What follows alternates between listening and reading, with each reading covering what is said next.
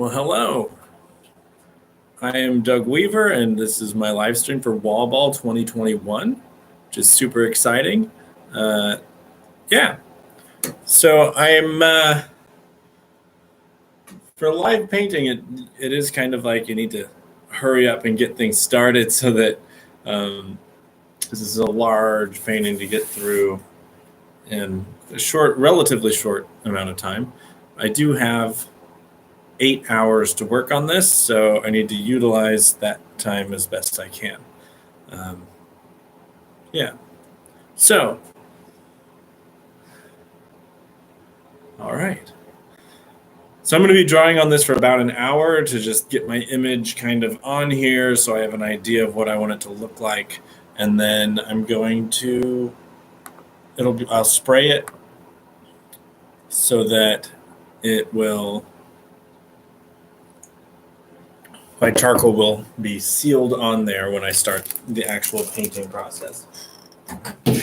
So what I have here, this is some vine charcoal. It's very soft. And I'm just going to come in. This is the first time I've done wall ball sitting down, which is interesting. It's a little different. I'm going to starting out going to draw with charcoal, and I'm just kind of doing my best, figuring out where I want things to go. Yeah, I think this is going to come a little bit more up. So I am doing my painting based on somewhere in here, based on the game of chess. And I'm basing it on a specific chess game that was played in 1866 here in St. Louis. It was part of the World Chess Championships. And I think it was game 9 of the first World Chess Championship ever, which is pretty neat. I'm trying to remember, is this game 9 or game 7? No, this is game 7. I need to make sure I'm saying the right game. It's game 7 of the World Chess Championship. So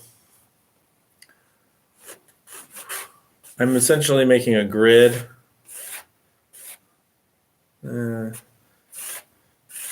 here because it is chessboard. So, it's going to be based on a grid.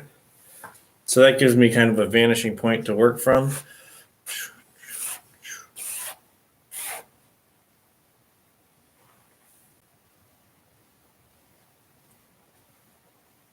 I want that first one to be thicker. I'm working in charcoal because it's super easy to work with. It's super easy to erase and come back into.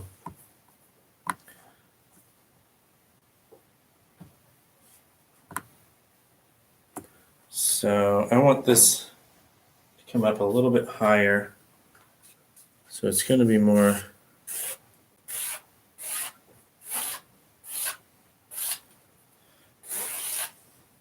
And I could come into this with I could bring a ruler up here and get all these lines perfectly straight.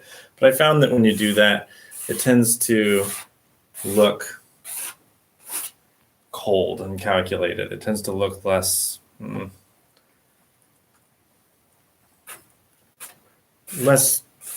drawn. You can tell when something isn't drawn. So these lines get closer together as they go back. That's just kind of how it goes. Let me go one more layer. Should be even closer together than that. And these are approaching a horizon that would be somewhere up here.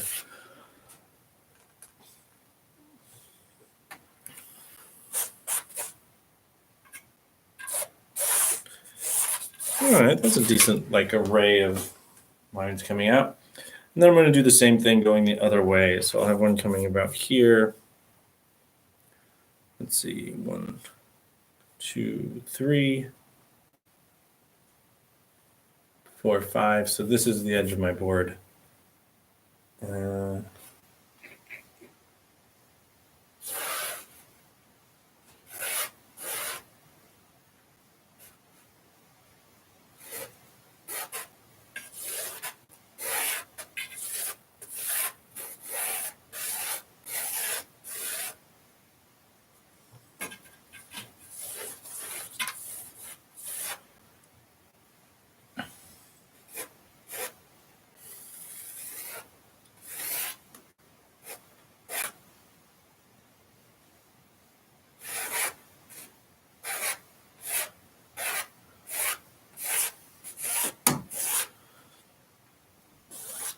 That's more or less right.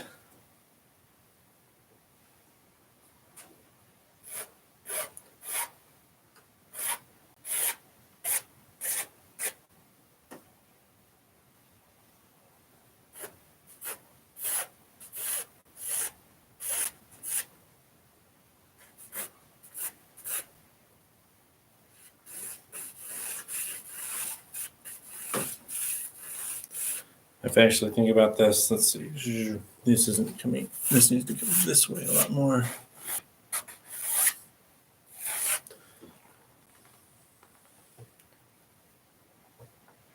So I have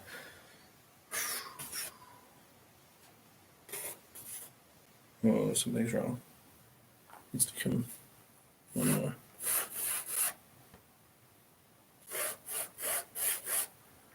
One, 2, 3, 4, 5. So that's my edge of my table. My board, I guess.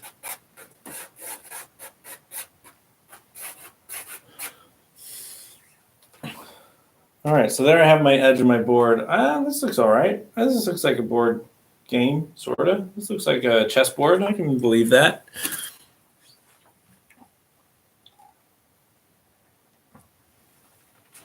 Okay, so this is technically where my board ends, but I'm wanting this to like,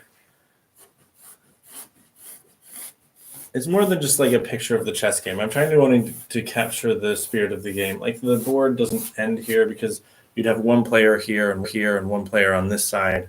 They are also part of the game, and I want to have them, I don't know, they're a part of it. In fact, like the whole game is happening in the brains of these people that are on either side. So that's where my board ends, but I am going to continue all these lines out.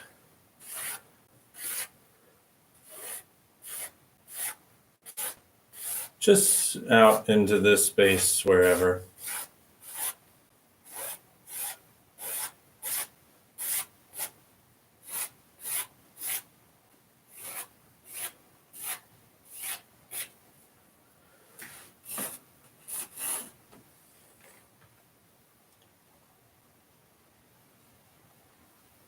I'm wondering if these lines need to come down a little more.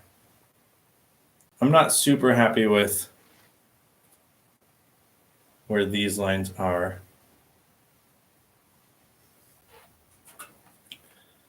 So I'm going to redo some of these lines going this way.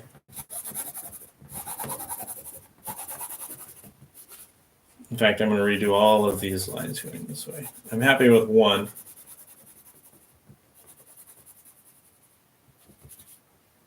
I just feel like this needs to angle up a little bit more. And I want it to come up more into this space here. Yeah. I want it to come down a little more, not that much. I'm going to make this my edge of the board.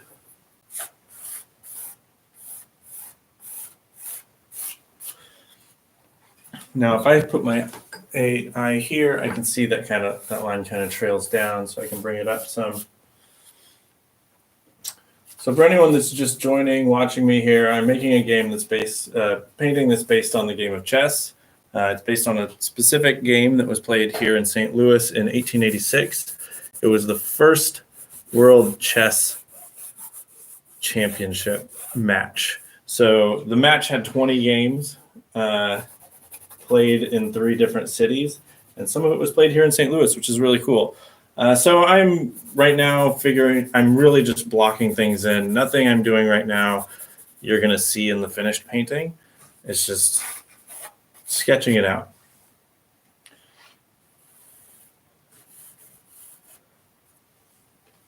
I need these to be more or less straight, but I'm going to change a lot between now and the end of the painting.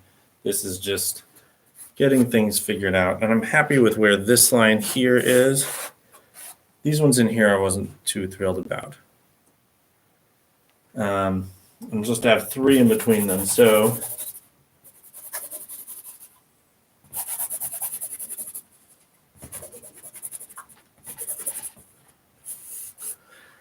I'm going to do something. I'm going to do this right because I teach perspective drawing, and my perspective drawing students, if any of them are watching this, they'll be mad if I don't do this. So I'm going to take and go halfway in the middle of this line so I can split this up evenly in a way that makes sense.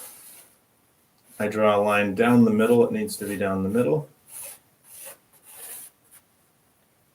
And then if I draw a line from this corner to this corner,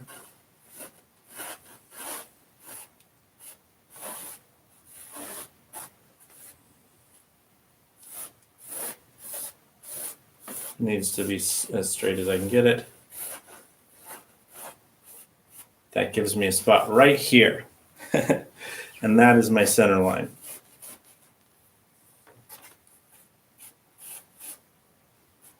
Going this way. And then I can do the same thing again. Well, I'll go ahead and do the same thing over here.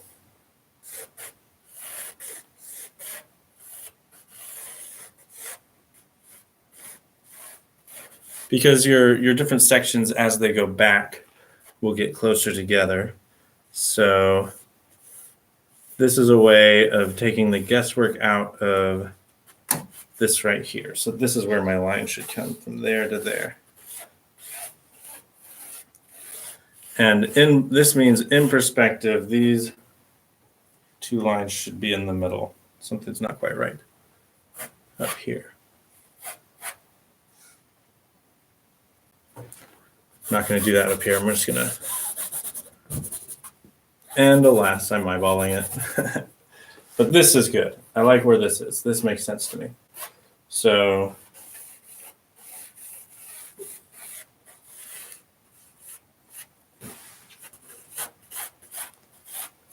I think that looks good.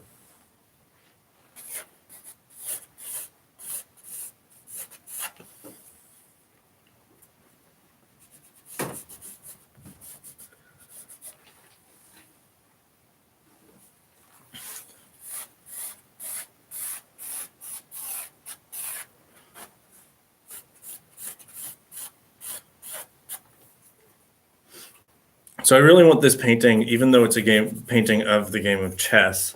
Chess tends to be fairly analytical. People associate it with math and let's see. Hold on just a second.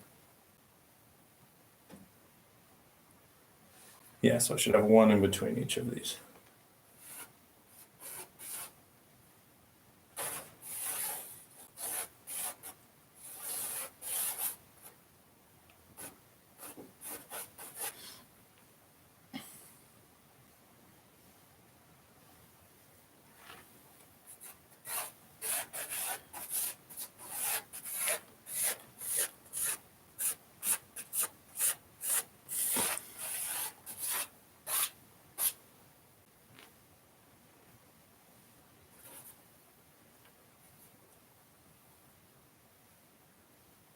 I'm going to put this one. Yeah, that's about right.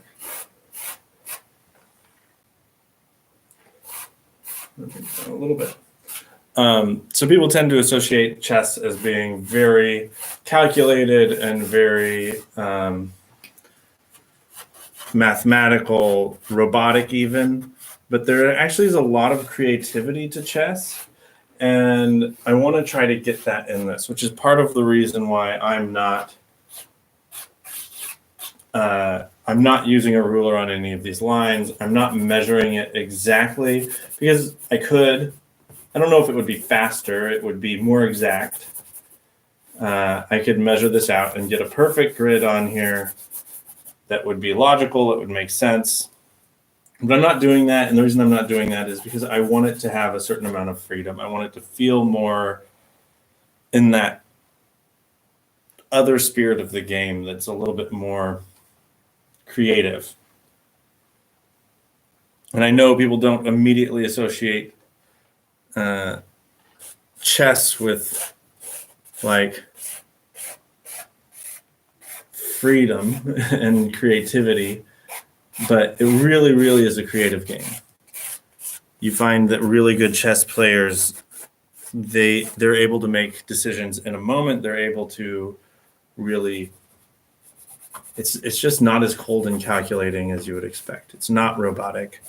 And even in this tournament this match that I'm basing this painting on, when you look at how the game was played, the match was 20 games. And the person that in the first 5 games, I want to make sure I say their names right. Let me, I think it's Zukertort and Steinitz, but I'm going to double check.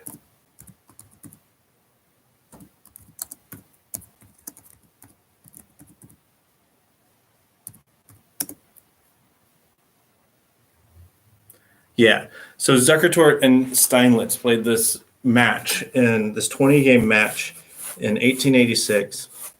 And of the first 5 games, Zukertort won 4 out of 5. So, like, if they had just played the 5 games, it would have been like, oh, clearly Zukertort is the better chess player. But as the tournament went on, as the match went on, Steinitz started to win more and more, to the point that Steinitz ended up winning the tournament 15 games to 5 games.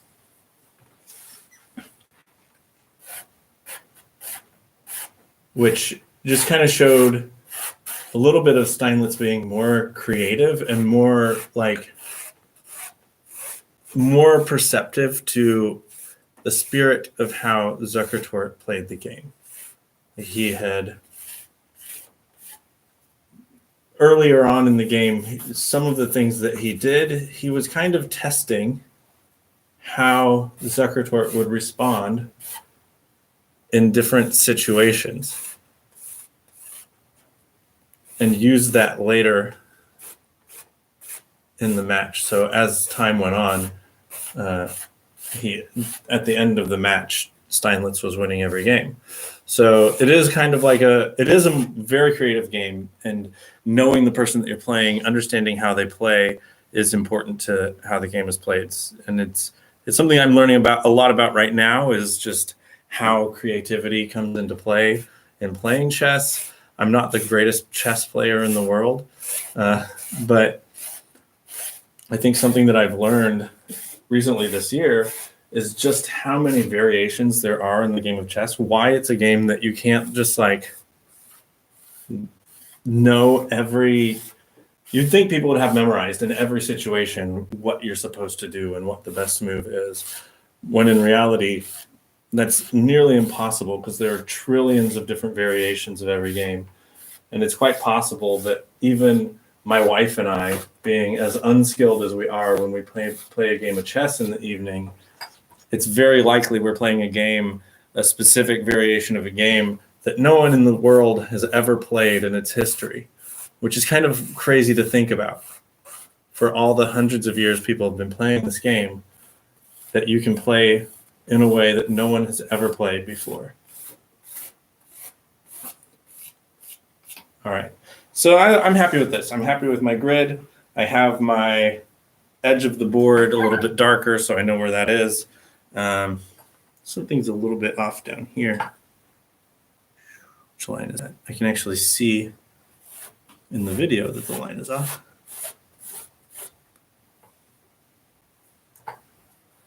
Oh, it's going this way. This is the line that's off.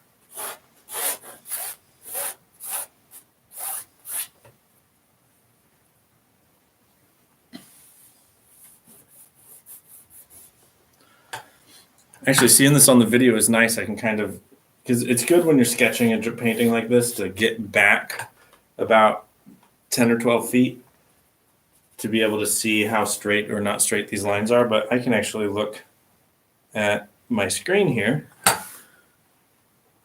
and it can show me.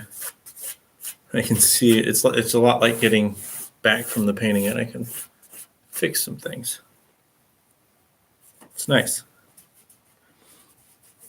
For anyone that is watching, if you have any questions, if you want to chat with me, I can see anything that you say. If you feel like chatting, I can see your comments if you comment on the video in YouTube. If you have any questions about what I'm painting or my painting process, what I'm doing, feel free to do that. All right, I'm going to start in the back with my king here.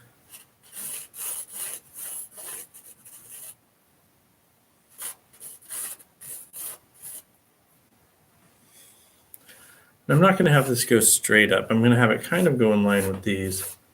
So this is my center line. And I'm going to make it a little bit taller than it probably should be. I'm going to have it come to about here. Because I'm not sure exactly how I'm going to handle this top section yet.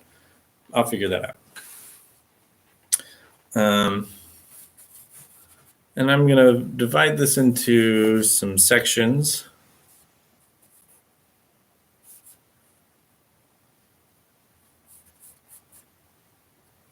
All right. And those will give me, so I have the center line here, and then I have these individual sections of the board that I can use to get this more or less symmetrical.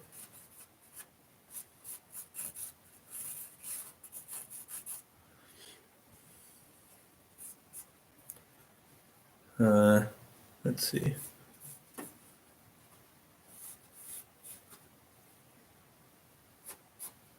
I'm just going to put these out. I can add detail to it in a little bit. That's too far out. That's better.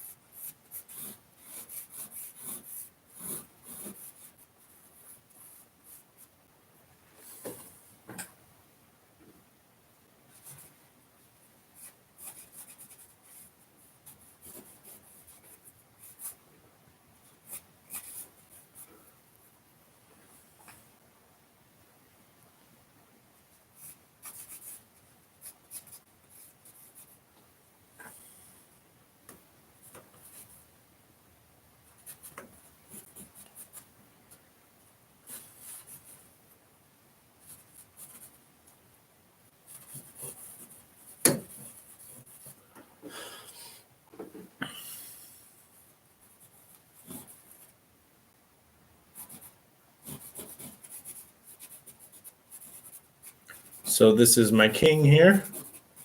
This is the white king.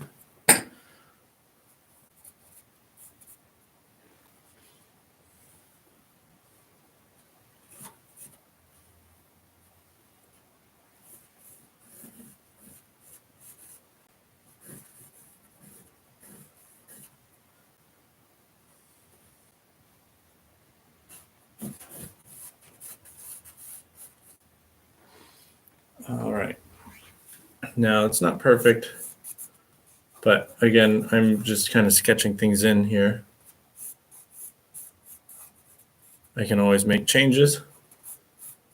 That's the beautiful thing about the charcoal that I'm using. It erases so easily that if I don't like something, if I don't like the way something is shaped,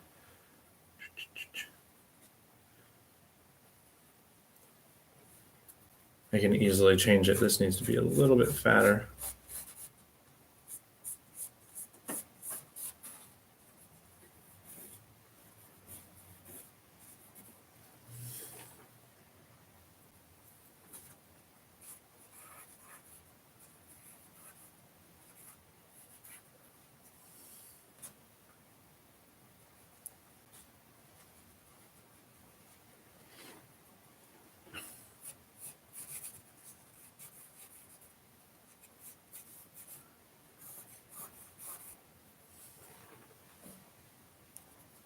All right, I think this actually looks okay. I'm okay with that. I should see the side of that a little bit. All right, cool. I'm gonna stick with that.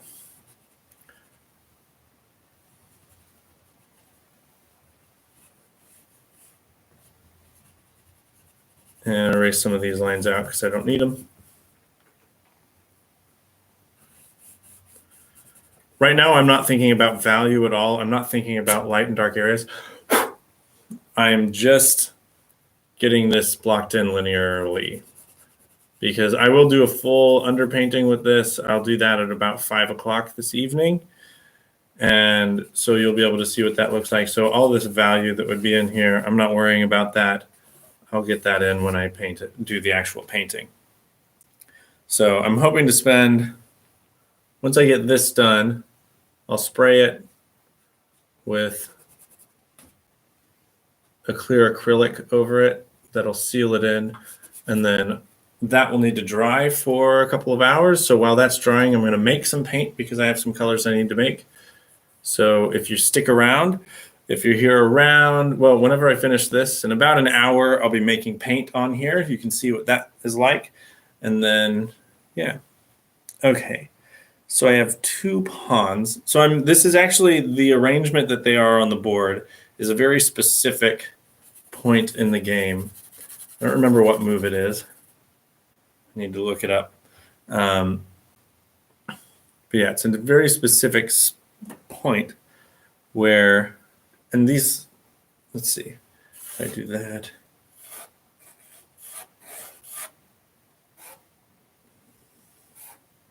Yeah, that's good. If I line these corners up, and they should line up, something's not quite lining up here, so this needs to come up some.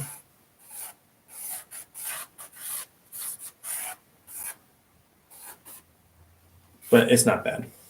But those should make an array this way. It looks pretty good.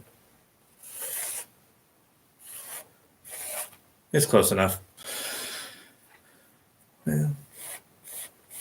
I always say I'm not going to try it. I'm not going to spend the time to make everything perfect. And then here I am. I always end up caring too much.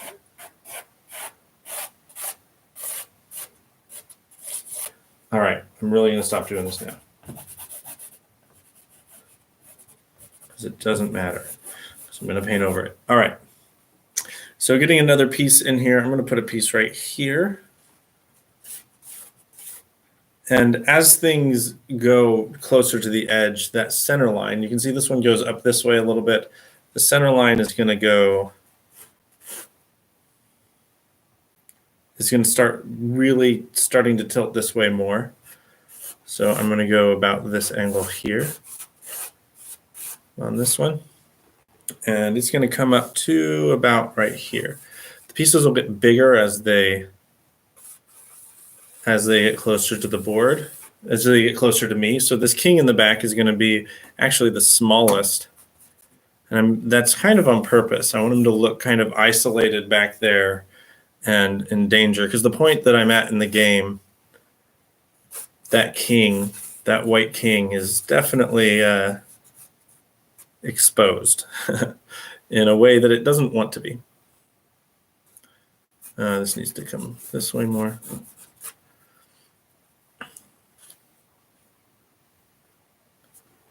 Let's see. Yeah, so about here.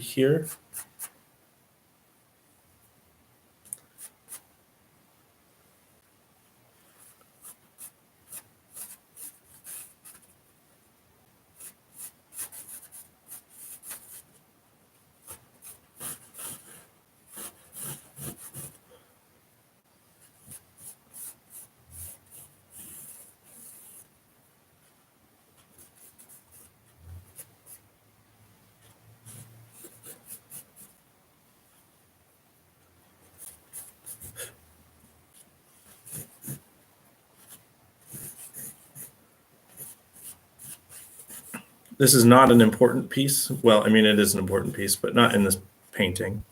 It's not really where the focus is. So my goal for it is for it to just kind of, it needs to be correct enough that you don't really think about it.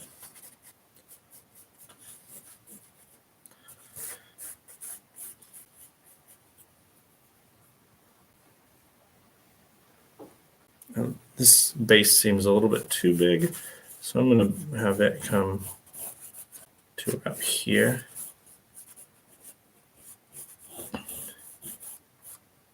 there's a very specific like philosophy to what a balanced chess piece looks like. And I want to make sure I'm doing these, the makers of Chessmen, justice in this.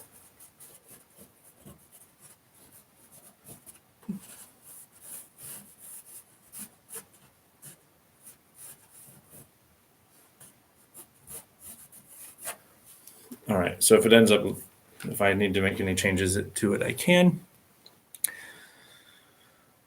And then I'm going to have a piece that comes right here and comes to this.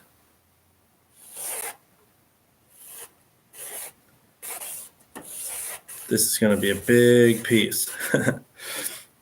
So my piece that I have right here in the front is a bishop that is so I have a white king here. The black bishop is here. So the black bishop has the white king in check. There's also going to be a white queen here and a white pawn here, and the black queen is going to be over here. There's a piece, yeah, that's enough explanation of what's going on here. So the king is in check, and he's definitely in trouble with this queen being over here. And yeah. So this piece is going to be large.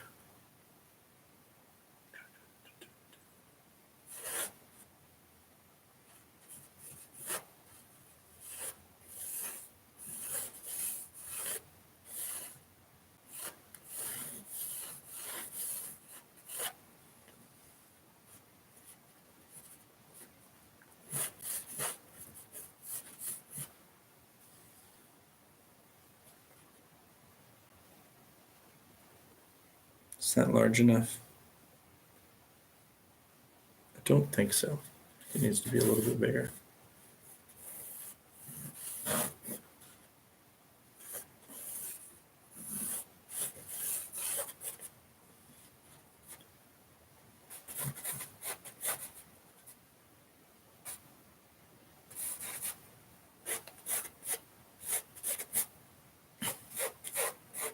So yeah, I'm going to have a real big, this bishop's going to be real big.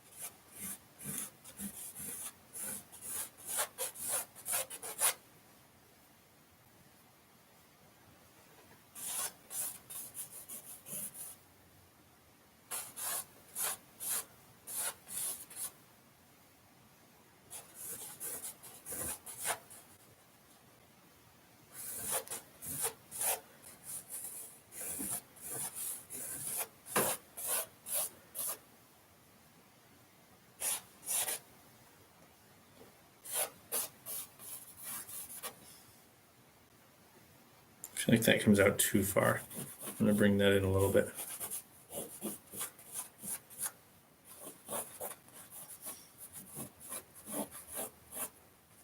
The base just got a little bit too big.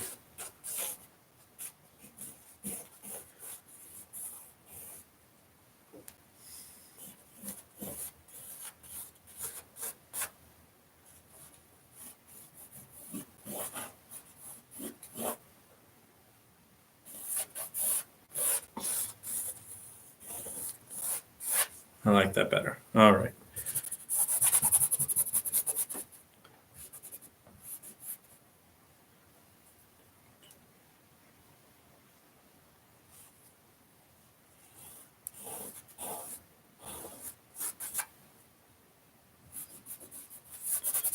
I'm going to redraw this here because it got a little bit muddled.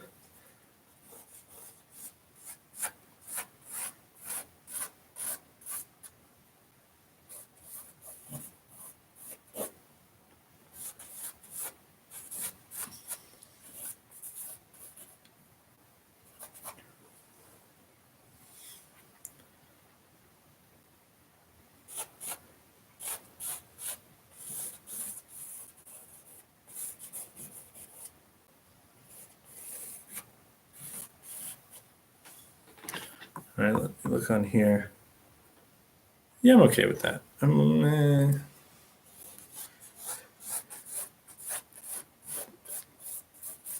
Something that happens in perspective drawing. This curve here is going to be a much shallower of a curve. As it comes down, it needs to bow down a lot more because it's farther away from you. So that angle becomes greater down there. This looks okay.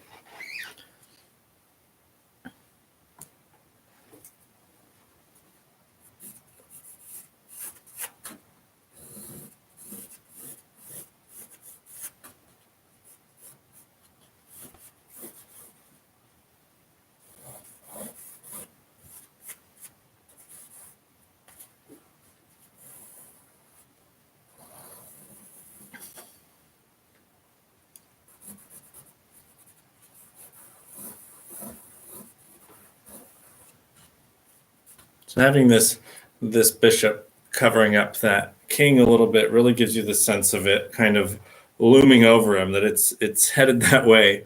That king is definitely not safe. I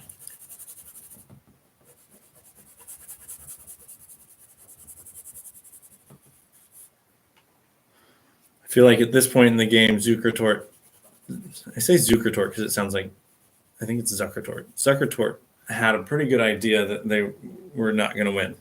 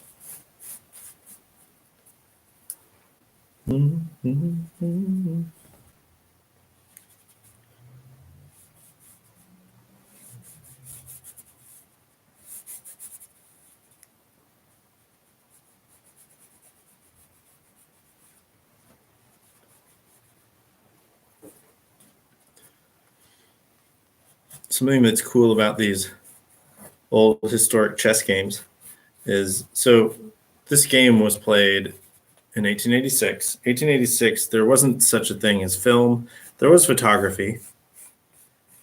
But for major competitive events, sporting events, anything like that, there's no video of anything that exists. So if we're talking about a game of soccer or something like that, couldn't really see a video of what that was or what exactly was done, what moves were made. What's cool about historic chess games is that they're all very well recorded, that you can go on Wikipedia and find this game, and you can see every single move. That looks too sad.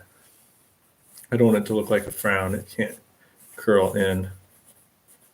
There we go.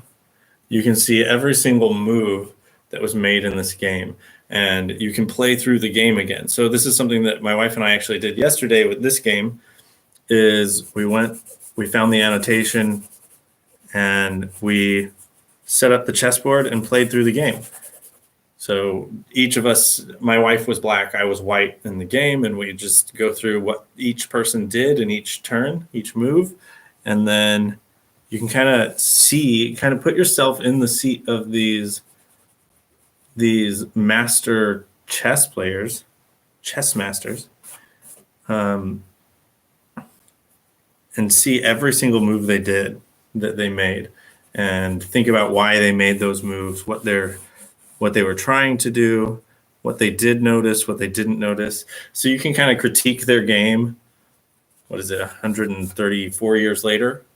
And I think that's really cool because for things that old, generally we can't have such an exact record of a tournament, of a match. But chess is really well recorded.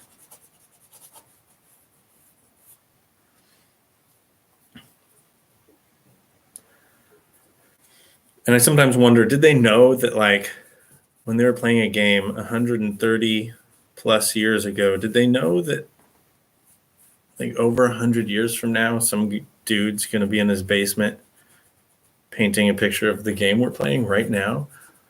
I like to think that they did, actually, because they had a good idea that what they were doing was historic for the game.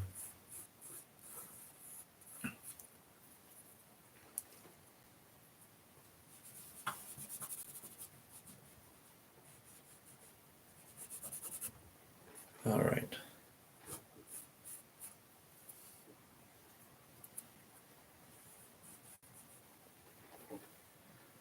And I have another pawn here. And a little bit closer.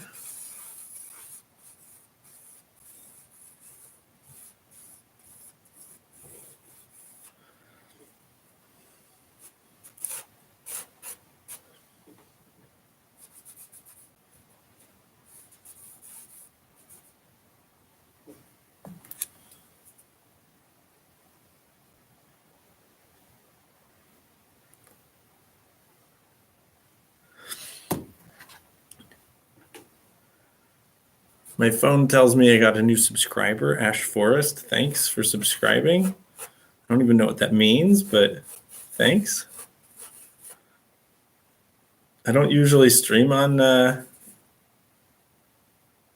YouTube. I usually stream on Twitch. So what this does in here, I don't really care. I'm not going to spend time on it. That looks fine for that pawn. It's just there.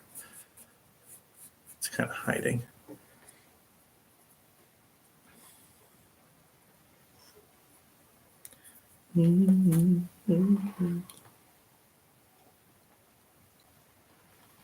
All right, now I need a queen. So this queen is going to be, there's a queen right here.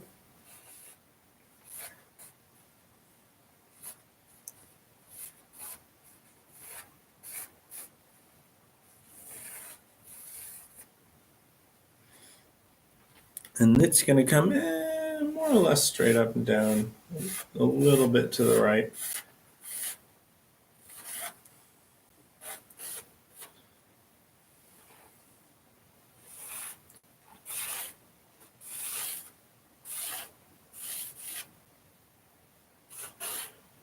I think that's how tall I want it to be.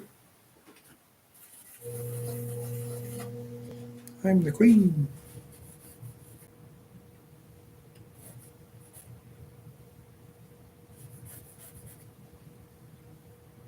Maybe a little more.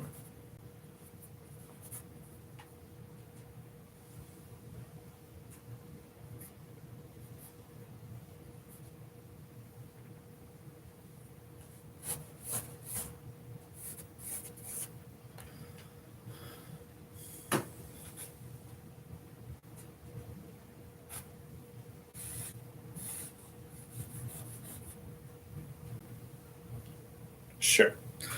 That looks fine to me.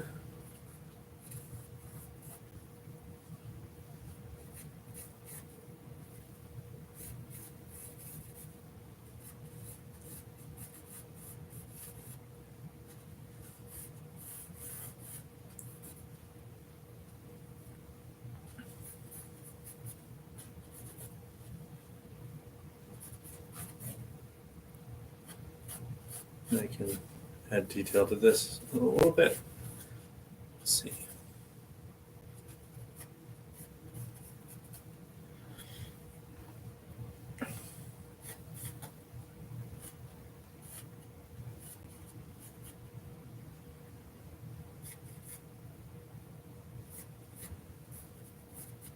Maybe this needs to come out a little bit more.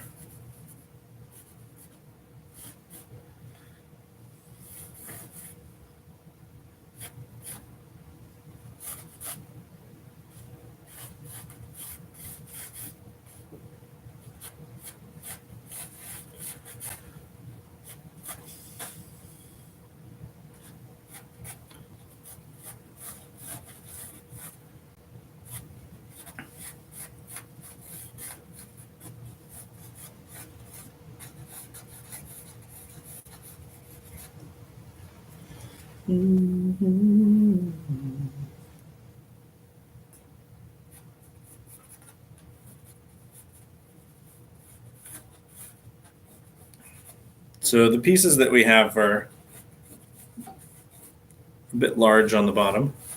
You'll notice that they have these fairly large bases, which I'm not totally happy with the base of this one. I'm probably going to change it here in a minute, but I'm going to move on and come back to it.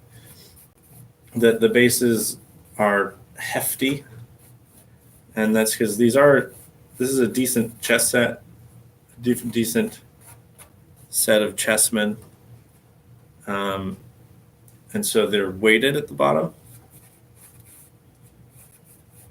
They have weights inside the pieces, which what that does is it makes it so that the pieces don't fall over very easily. They're kind of like weebles. If you push them over, they kind of pop back up. Makes it much nicer to play with. Because we have another set that is not weighted, and it's not as nice to play with. The pieces fall down, and because they tend to be a little bit top heavy, and you just slightly bump them and they fall over. So if you're going to be playing a lot of chess, you should get a weighted chessman. It's worth it. Or magnetic. We have another set that's magnetic, a travel set that folds up, and it's really nice to play with as well. We actually have it in our bed if we're like, it's late, we want to lay down, but then like, yeah, let's play a game of chess.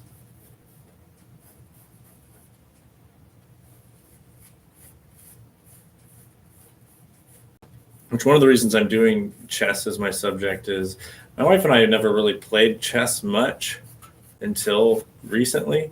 I feel like a lot of people got more into chess because of Queen's Gambit, and we're one of those couples. But we did start playing chess, and we're like, man, we really like this. And so the last year, we play chess almost every day because we're at home all the time, and we've started. There's some days that we're both home, and on those days, we've started having for lunch at lunchtime. My wife and I will both take a break from our work and play a game of chess. And my son, he's 4, he's also started playing chess. And he loves it, so I play with him almost every day as well. So it's really become kind of part of our family routine. And it's kind of like during the pandemic, I feel like we all need new hobbies, and this has been one for us. It's been really helpful. Bring this out more.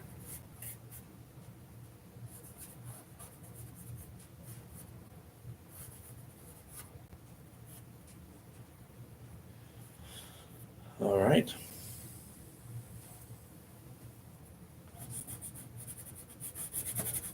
I'm the queen.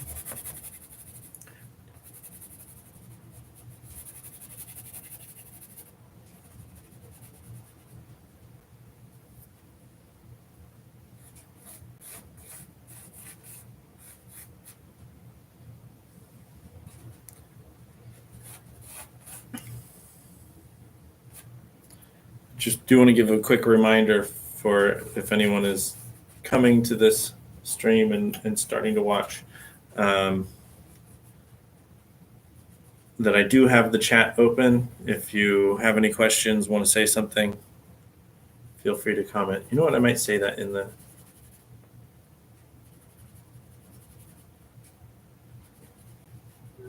comments.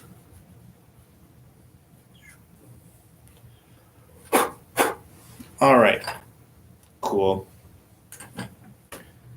Her queenship.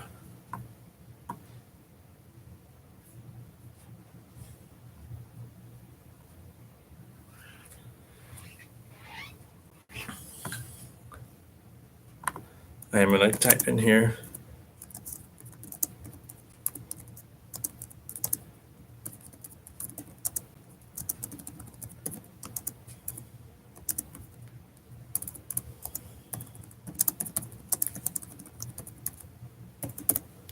There we go.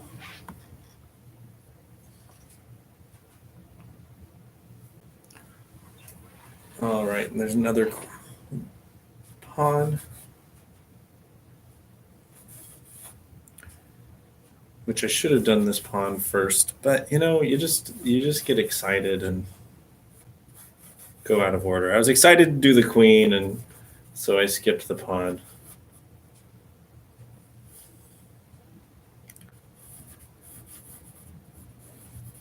That's okay.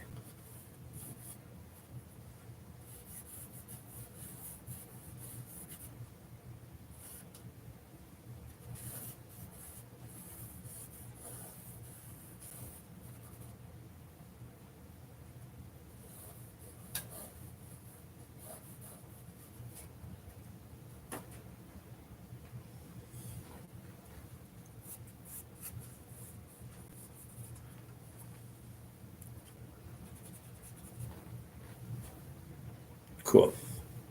I have two more pieces that I got to get in here. So I'm going to have a queen here. This is the black queen. So I have a black bishop and the black queen are the only two pieces that I'm going to have, the only two black pieces I'm going to have in this. But if you followed the actual game, the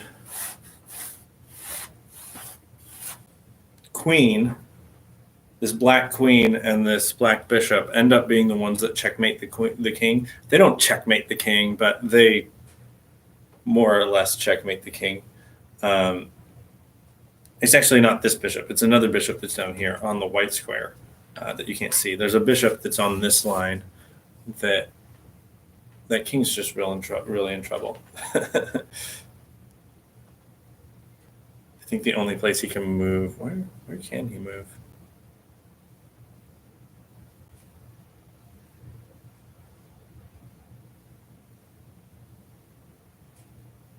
Oh, right, he can move the queen over. Anyway, he's not checkmated yet, but it's a bit inevitable at this point. I do want this queen's head to be a little bit higher than this queen's head, just for the sake of showing who is more powerful in this game, who is winning, who is, more important. I'm going to make it go up a little bit more than it should, actually.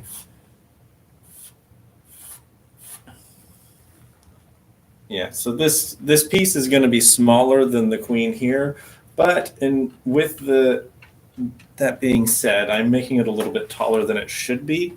So visually it will look taller, but it won't actually be.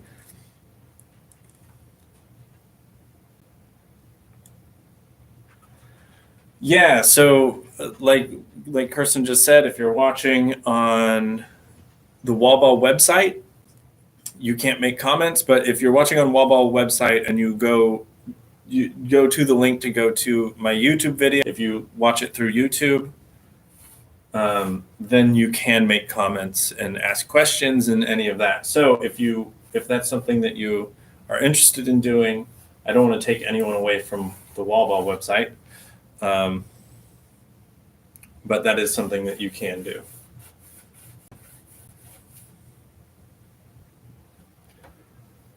All right.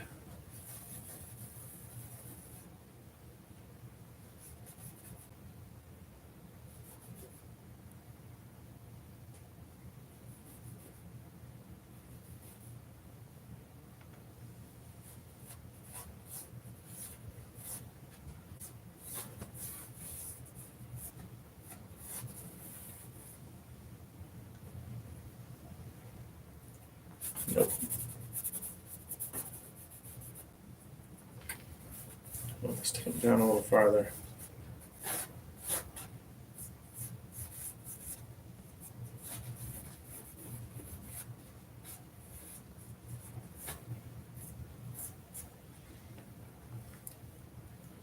Thanks, Ash. I'm glad you like how it's going. Um, I hope you check in throughout the evening, and because I will be, once I get these last two pieces drawn in, I will be taking a break from this and then finishing it. I'm going to start again around 5 to 5:30ish, maybe 5. I want to give myself plenty of time to actually paint it.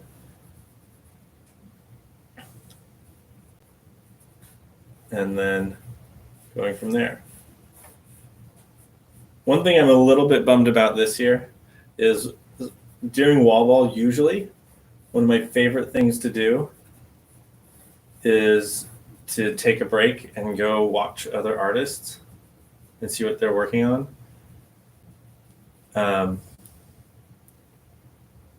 But this year's different. That's not really how it works this year. I made a grave mistake. It's too small. Do this again. Okay. Because this. Okay, there we go. I like that better.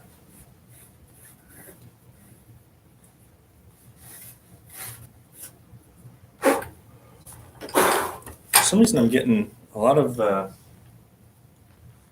erasing residue, which I don't usually get. It's got a bad eraser.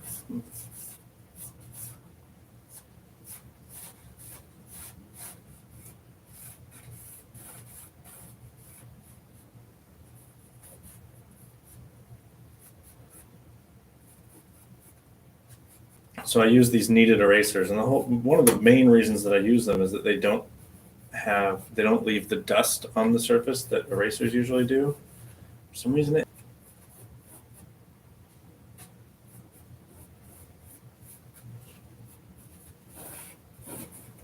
it's also an.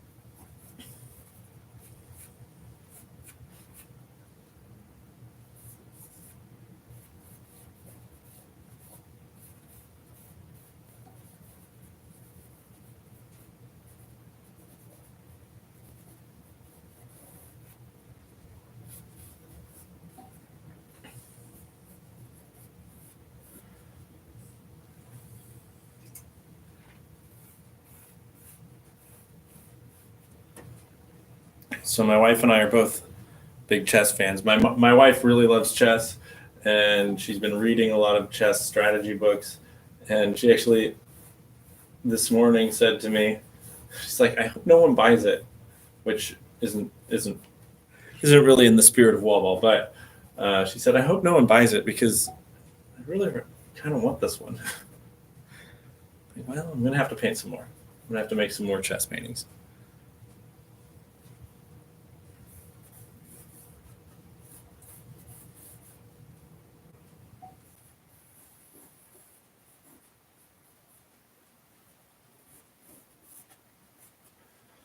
All right. I need these to look somewhat uniform, the two queens. This one looks a little skinny.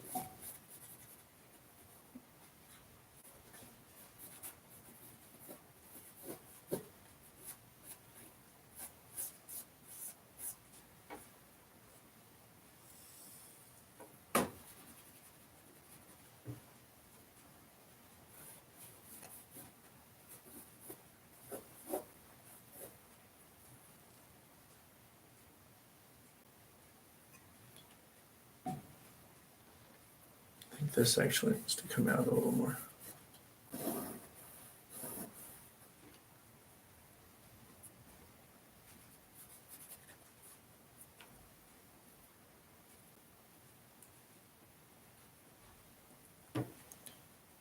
All right, cool.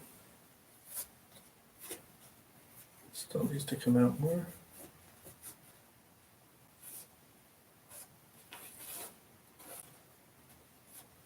I think this whole side needs to come out more.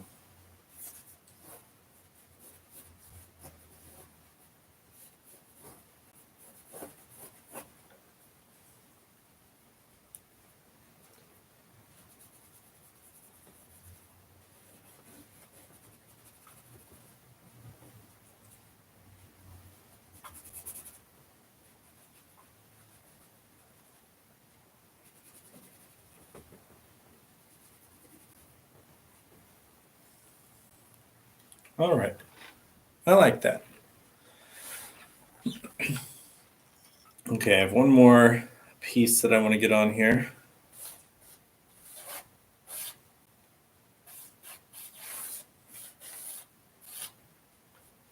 I'm going to get rid of this line. I don't think I need it.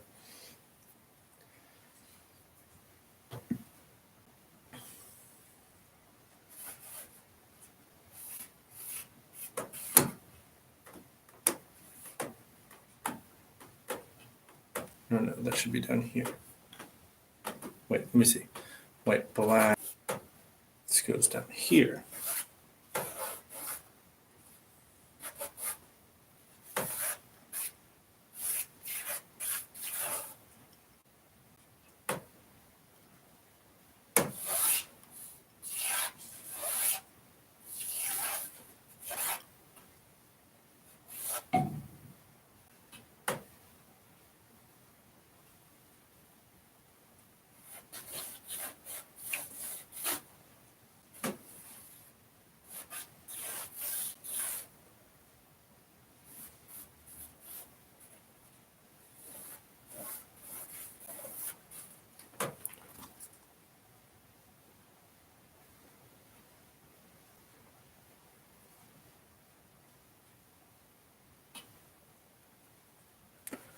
All right, I just got an email from Wallball. I'm just going to check that out real quick.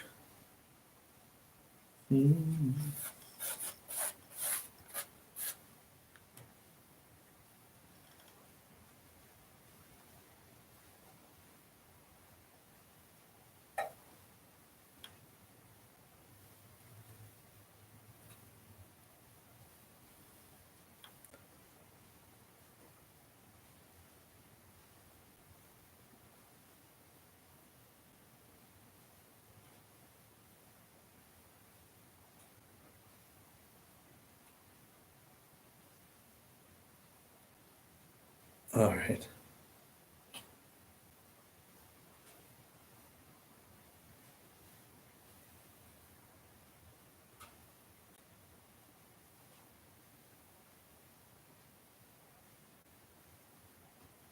Sorry.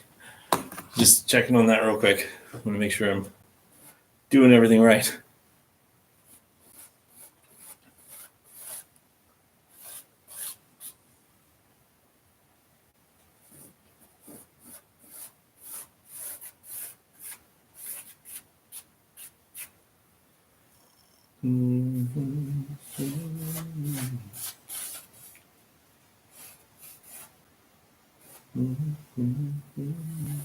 This piece looks huge. It's just real close.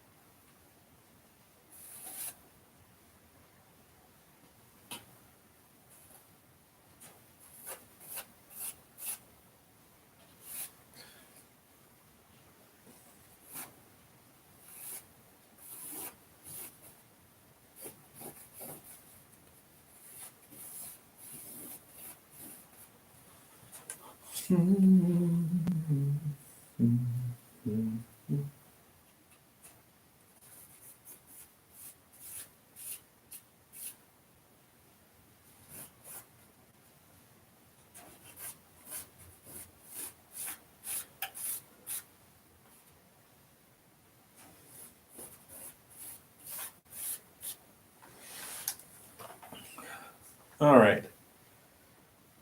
Trying to decide if I want to get this. There should be one more piece in here. I'm going to go ahead and put it in. I can always take it back out. It's also a bishop.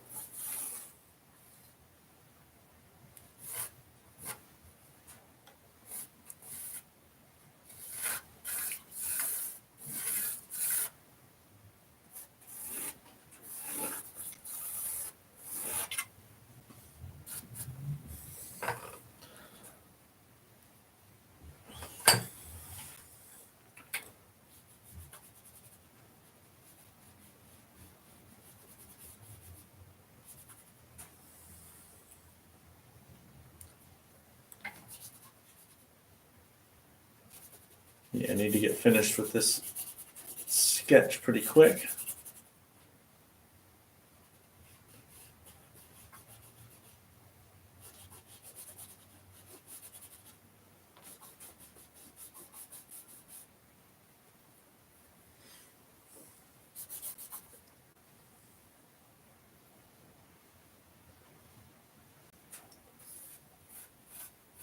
I want that to come in more.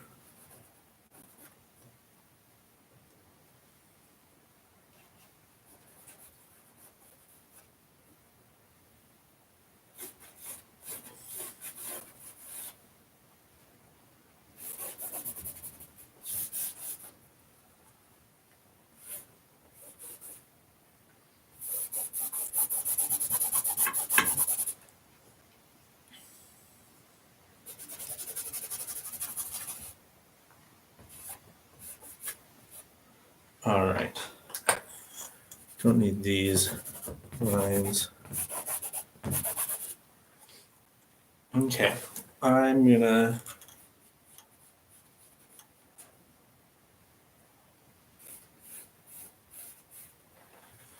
check on the screen here what this looks like.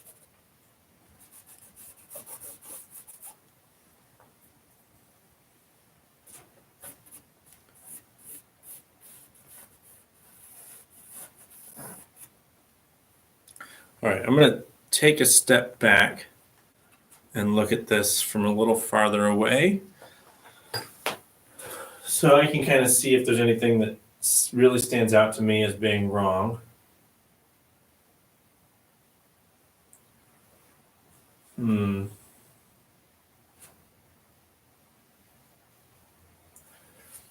I still feel like there's something not quite the same about these two.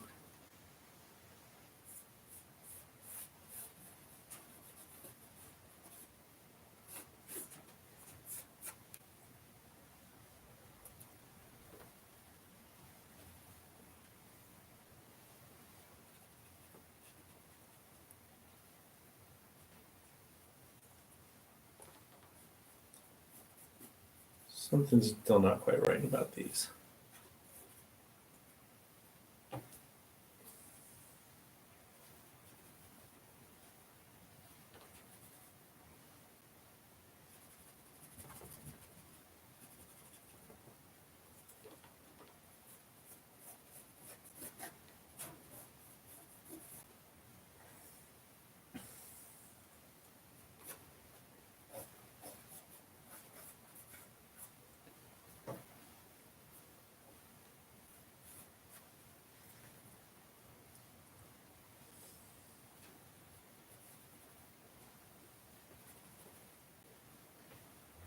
Okay, cool. I think this makes a lot of sense. I can live with this. This down here I still don't love. So let me step back again, see what I don't like about it. I think it's because it's coming up at the wrong angle. This over here needs to actually come out more.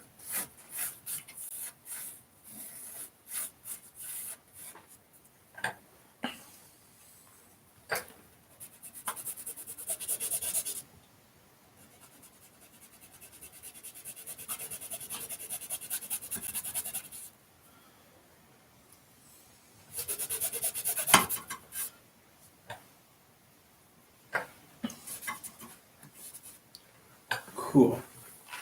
Now, this needs to be sprayed. Not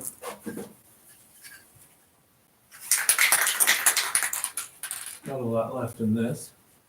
Should have another one.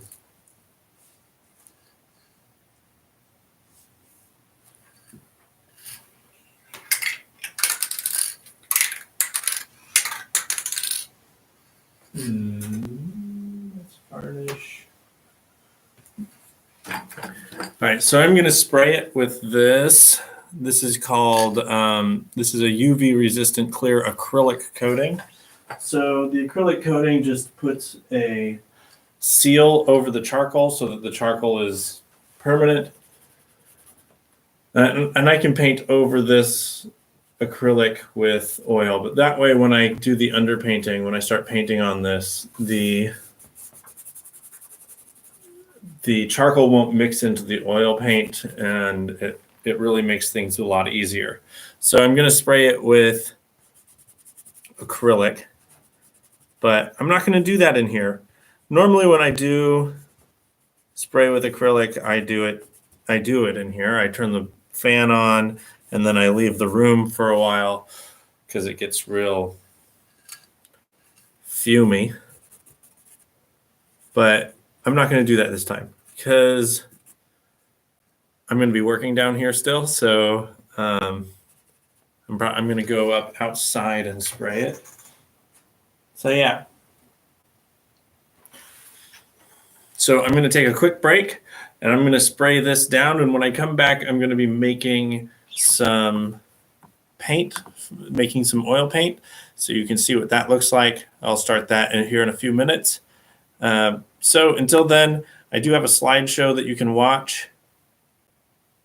And yeah, so you have something to look at while I'm spraying this. I'll be back in a little bit.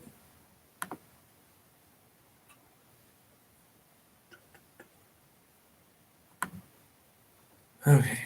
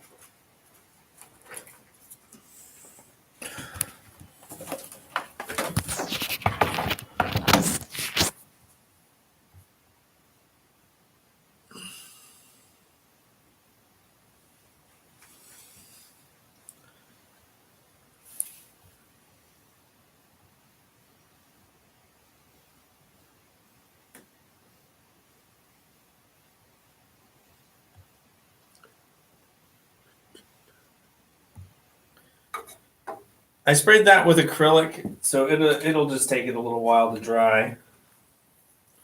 In the meantime, I'm going to make some paints. I have 3 glass plates here that I work on. I need some cloth.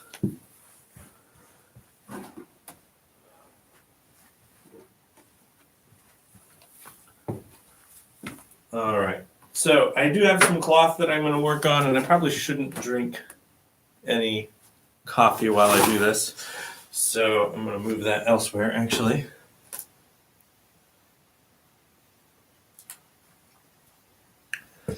And whenever you're making paint, you should wear a respirator. Yeah. You should wear something because you're dealing with powders that are getting in the air. It's good to wear gloves too. I don't have any gloves right now, so I'm not going to. But yeah, it can be a little bit messy, so I always take my ring off for this. I'm trying to think of what colors that I need that I'm running a little low on. I make all of my own paints.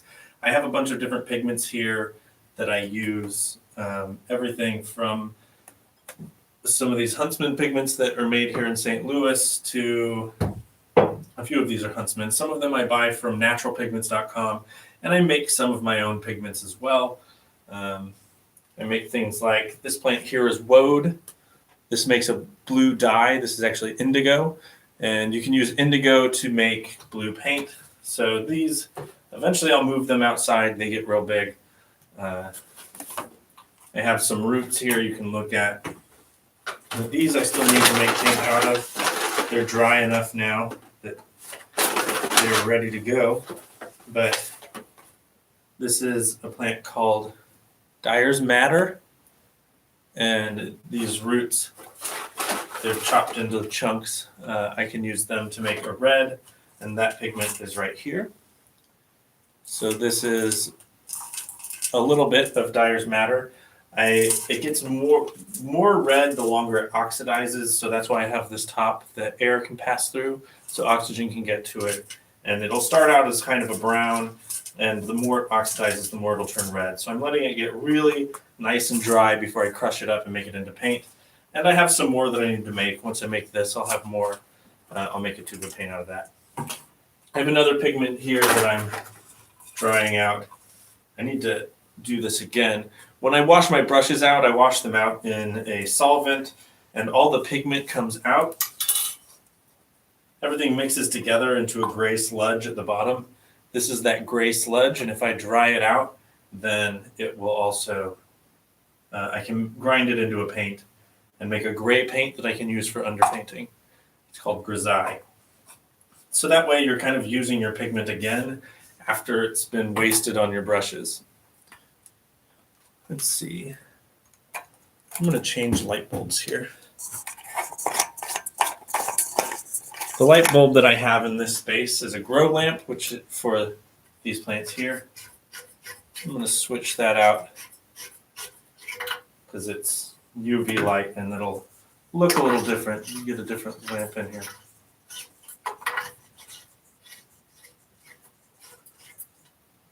There we go. That's better for the color for this. All right, so I have my glass plate. I have a molar. This is a glass molar, and it's a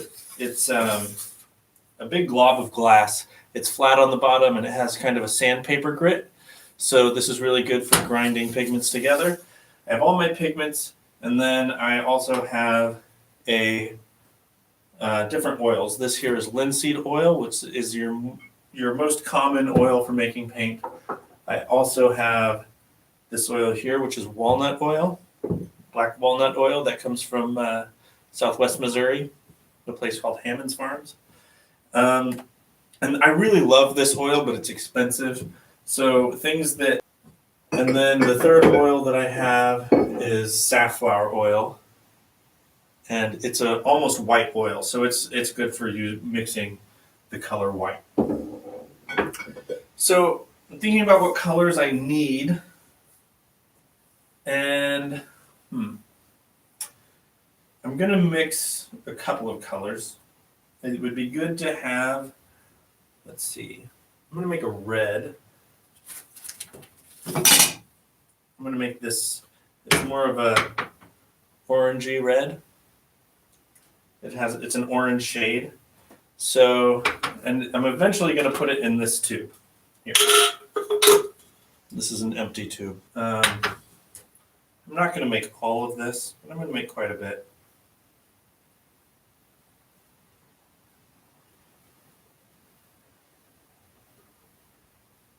I want to keep some that I can use for egg tempera or whatever else. But this won't be enough to fill this tube, not even close. It looks like a lot, it's not very much. All right.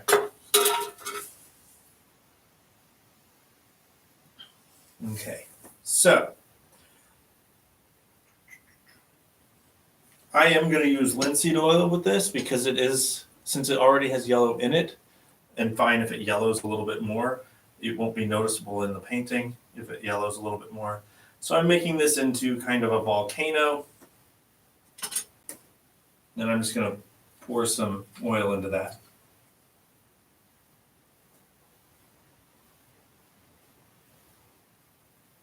Yeah, stick with that, see how it goes.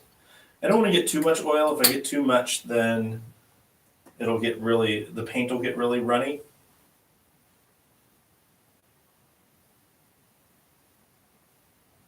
And some paints mix together much easier than others. Some pigments will reject oil, and then the oil just like, it just won't mix together. This seems like it doesn't. It absorbs the oil pretty well.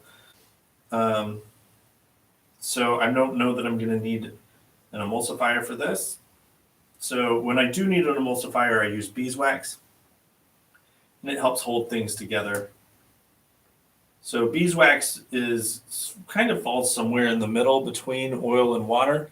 And so beeswax will bond with the pigment, and it'll also bond with the oil. And so it kind of just holds everything together. It's an emulsifier. It's in the middle. But this I don't think is going to need it. So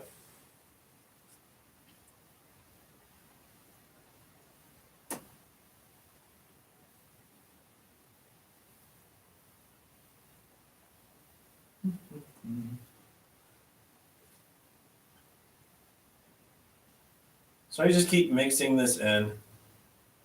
It's getting a little bit thicker. It's still not thick by any means. So it's kind of like working with bread. If you're a baker and you make bread dough, you know that if you add too much water to your dough or too much oil to your dough, that it gets thin, it gets runny and sticky. And so then you have to add flour. But if you have too much flour, you just have to add a little bit of water. And if you get so it's kind of the same. If I get too much oil, it kind of sucks. So I can't actually add pigment to it.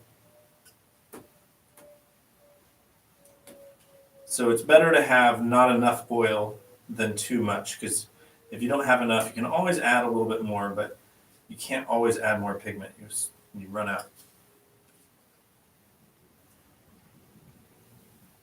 It's amazing how simple this is. My linseed oil comes from a farm near Chicago. I get everything as local as I can.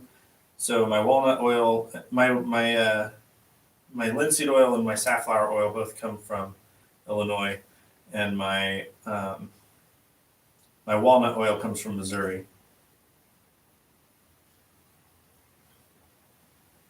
But the walnut oil most people use it for cooking, so it's like $100 a gallon.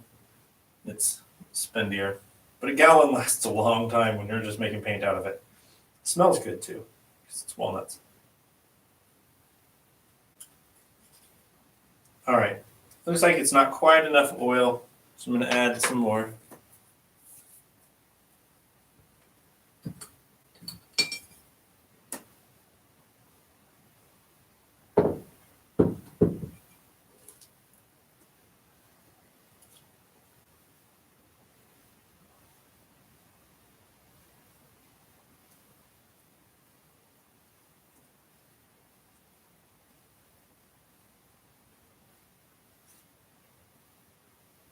It's getting there. It just occurred to me that I might have turned my... Oh no, my microphone array is on. No, it's not. It just occurred to me that you guys couldn't hear me while I was doing all of this. I apologize. So I am making paint. I make all of my own paints. Right now I'm making the color red. So all this is red pigment mixed with linseed oil, is the oil that I'm using. It's a... Linseed oil is the same thing as flaxseed oil. So it's actually they're less toxic. The pigments can be toxic, but the oil itself is not. It's painting mediums that tend to be toxic. If you're using turpentine or like mineral spirits, those are toxic. So there is this stigma against oil paints being toxic. There's a lot of media now that you can mix them with that is non-toxic. They're the safest paints in the world. The paints themselves. And even the oil paint pigments that traditionally were used that were toxic are getting harder and harder to find. So like flake white, you can't just go to the art supply store and find flake white most of the time anymore. You get imitation flake white, it's not the same thing. Flake white has lead in it, so places just stop carrying it. That doesn't mean you can't buy it. It's just a little harder. And I don't use flake white personally. I might start using it again. My son comes in my studio a lot, and so having toxic pigments is, especially since I'm working with dry pigments, I don't want to have toxic stuff in here for him to be breathing. But you couldn't hear it earlier. You couldn't hear me say it earlier. When you're doing this, you should always wear a mask, wear a respirator or something on your face so that you're not breathing in the pigment. Which we're all wearing masks most of the time anyway now, so it needs it. But I've had this particular paint get really thick and hard to get out of the tube in the past. And it really soaks the oil up, so I'm not too worried about it separating. Some pigments separate more than others. So like ultramarine blue tends to reject the oil, while this does not. This soaks it up.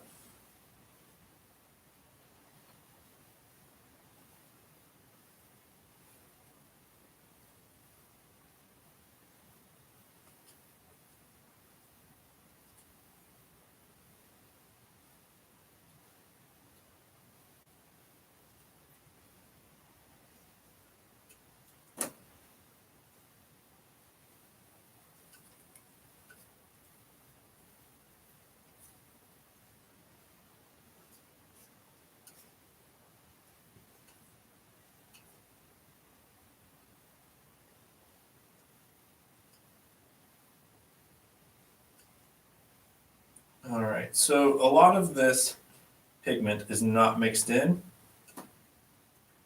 That's okay. There's still quite a bit of dry pigment here. That's all right. I'm not going to worry about it. I'm just going to start grinding this. Because as I grind it, it'll get thinner and more of this pigment will mix in. And I can always add more oil. I can't take oil away. So I'm going to go ahead and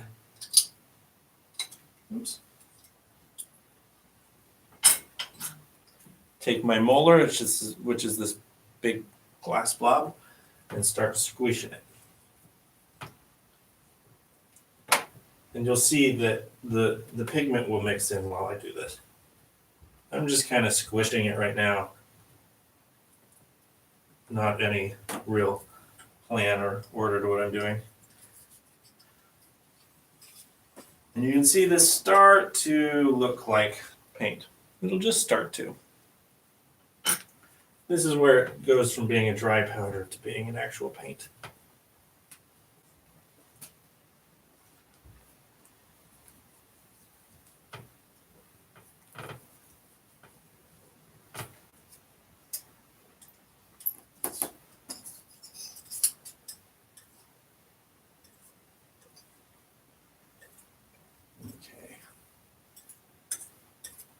there so it kind of squishes into the middle.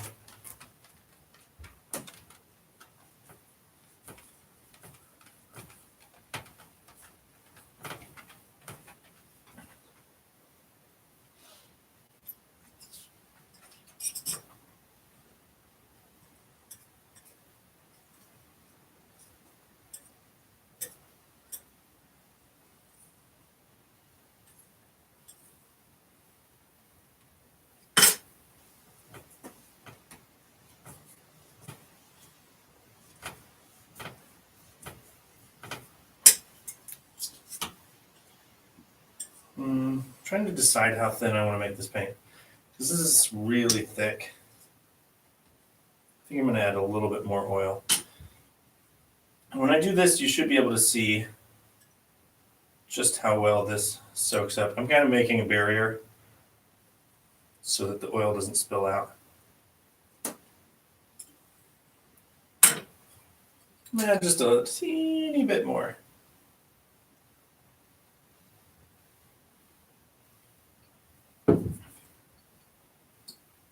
And here I should be able to see how well, I don't know if you can see, how well that oil soaks in. It's not spilling out. It's not being rejected. It's just really mixing in there. Not every paint does that. It's really nice when it does.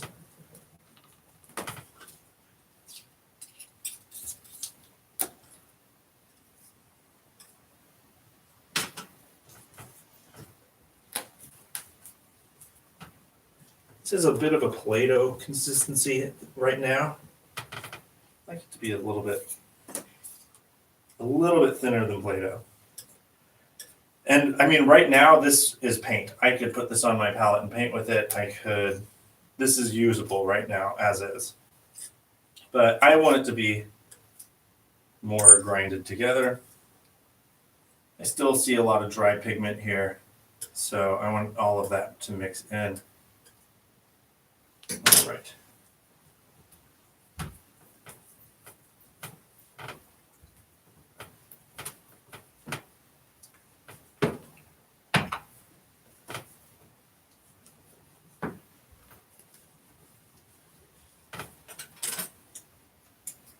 Okay, I want to get this really well mixed, so I'm going to divide it into sections.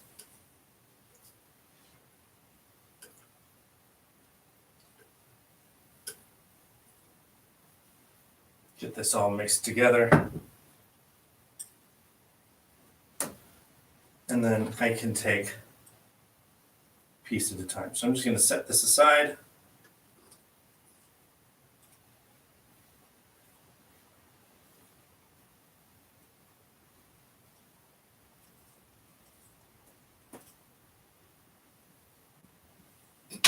And grind this bit here. It's a little bit more of a manageable amount.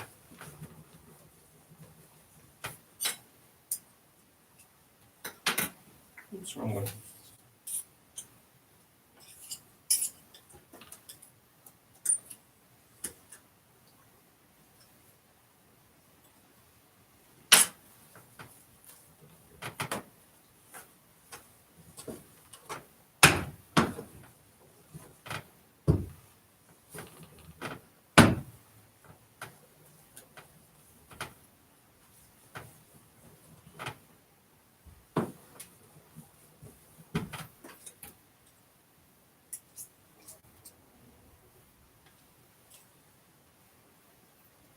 I'm just already knowing that this is going to get stuck in the tube. You know what? I'm just going to add more oil still. I know it's more than it probably needs, but there's nothing worse than wasting paint because it gets stuck in the tube. And this one can get so thick that I have to like stand on it to get it to squish out. So yeah, I'm just going to overdo it with the oil.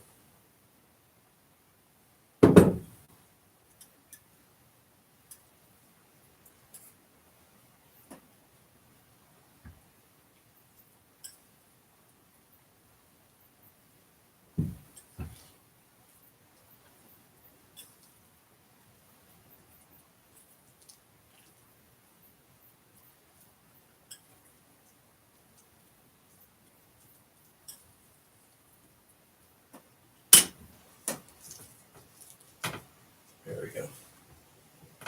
It's starting to be a little.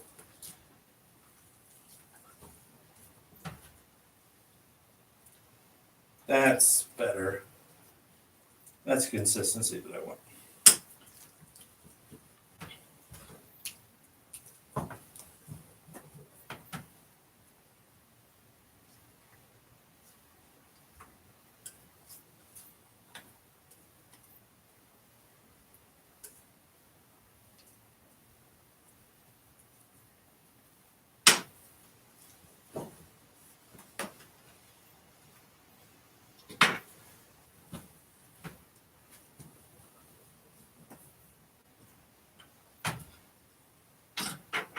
All right.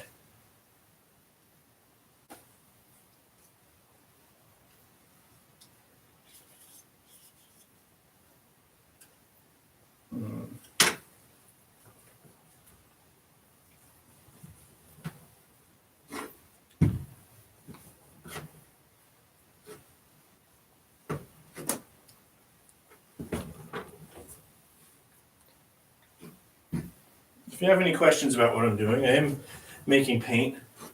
If you have any questions about making paint, I've been making my own paint for a long time. I started making paint in 2011, something like that, 2012, 13, somewhere in there.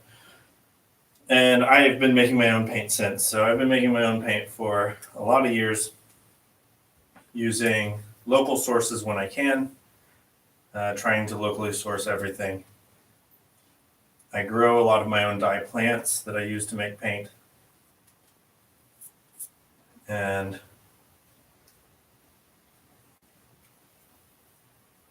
see, I like this. You can see how it gets a little bit more, it's fairly solid.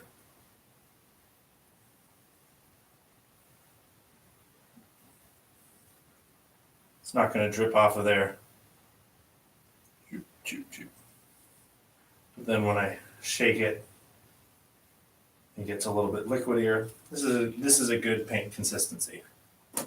I like this. I'm going to grind it a little bit more.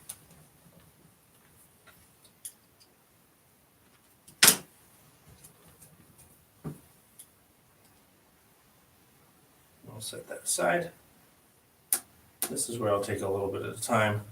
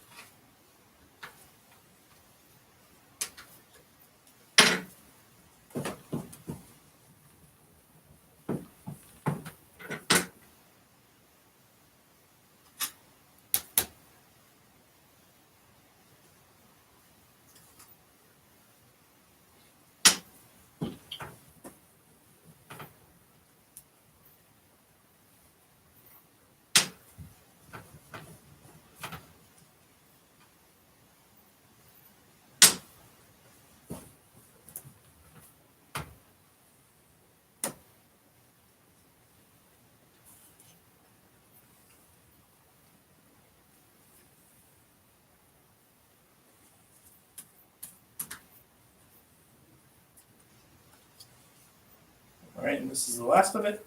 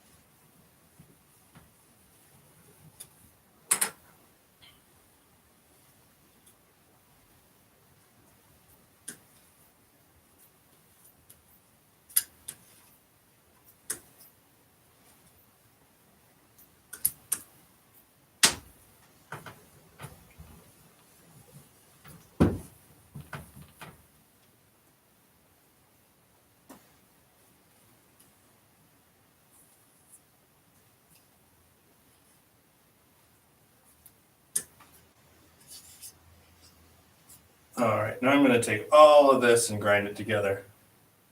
Make sure that that oil is evenly distributed.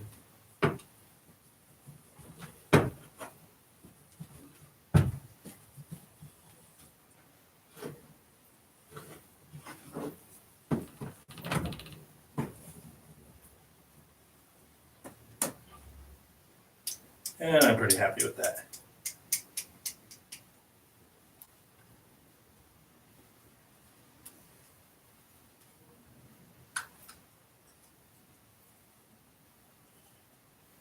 Hey, look, we made oil paint. Get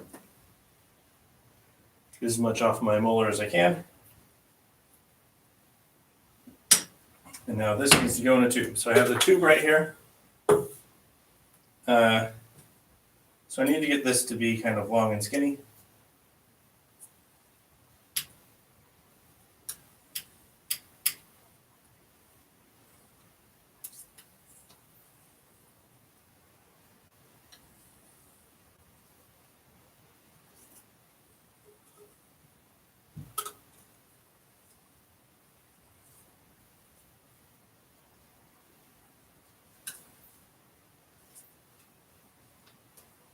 And take it in sections. That's not skinny enough.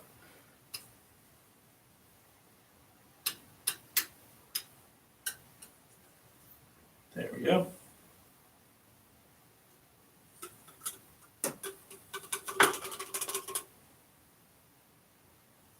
All right, now let's see if I can get this in there as well.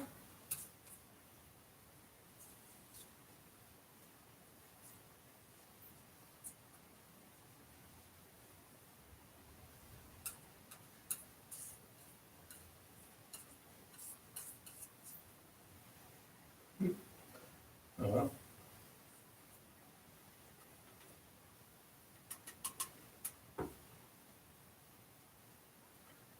And this is the last of it.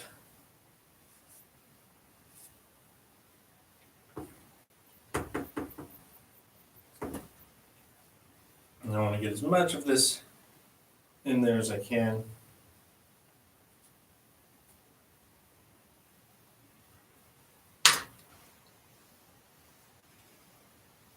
Anything that I can't get to stay in there, I'll just put directly on my palette. Paint with it today. This will go on my palette. So this is the paint I'll use today. I'm just going to set that here.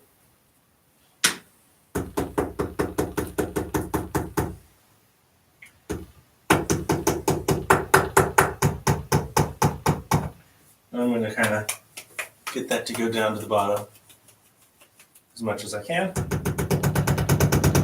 And when I'm done with this tube, I'll probably make, I'm going to make, I can't paint again until about 520 because my charcoal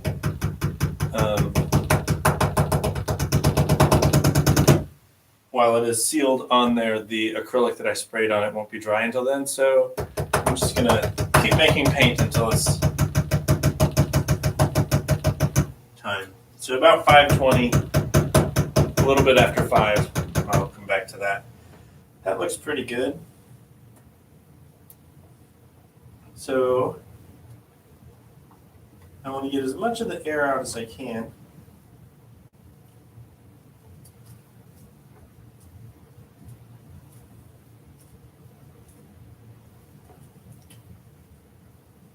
So there's my tube. You can see this only is making about a half a tube.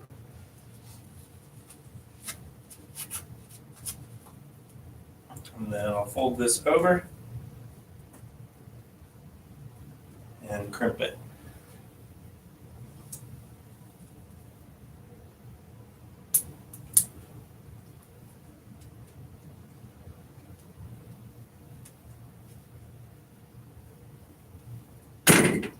Fold it again.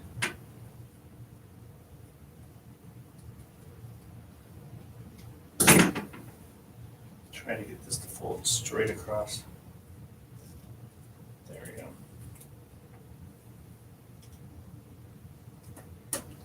I don't want to squeeze this too tight because it'll puncture the tube. And if you puncture the tube, then air gets in there, and oil paint dries by oxidizing. So if it gets oxygen in there, the paint will turn hard. And then you've wasted your paint. So I also need to make sure I get all of the oxygen out. So there's my red paint. But I'm going to tap this down. And it's coming up. I got it too tight. Go back down. Tap that paint down. There we go. There it goes. My goal for what I'm doing right now is to get all of the air to come to the top. And when the air comes to the top, I can squeeze it out. And to get out any air bubbles that are in there.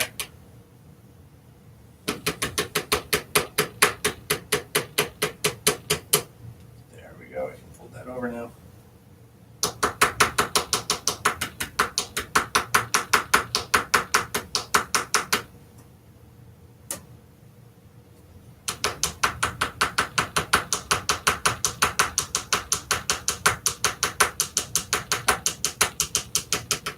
Now, ideally, I would stick this on something that vibrates, and you can vibrate the air out. You can generally feel if there's still air in the tube. There's still a little bit.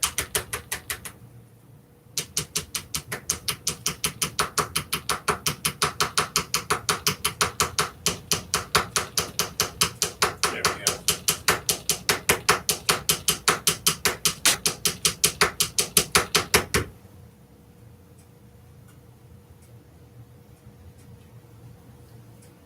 That's pretty good. I'm happy with that.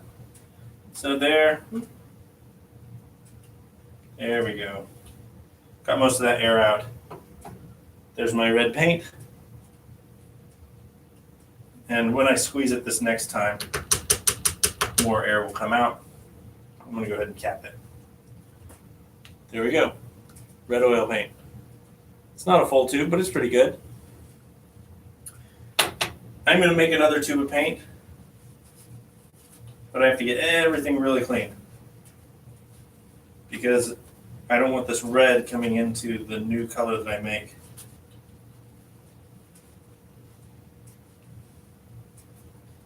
I think the next color I'm going to make is Prussian blue, and I'm using this old rainbow dry color pigment that I got for free, which is great.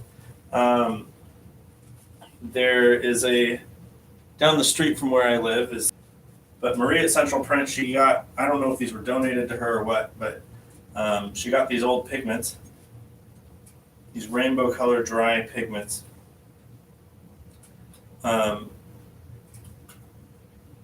really cool, but they're kind of vintage. She's like, I don't really know what I would do with these, so she gave them to me to play with. So I'm going to make it, and I've made one of these colors, the green color, this one. I made medium green, and I really love that paint, so I'm going to make another one. I'm going to go with Prussian blue today, because I don't have Prussian blue, so it makes sense to make that one. But I don't want red in my Prussian blue. In my studio, I only use these blue shop cloth for everything because they don't have lint. They're made for working on cars and stuff, but when you're wiping things down on a car, you don't want to get like cloth lint in your motor or anything like that. So they're good for the shop cloth. But I also don't want lint. I don't want to have little fuzzies in my paint. So use them as well. But I wipe that down as much as I can, but then even so, I come into it with one of these disinfectant wipes.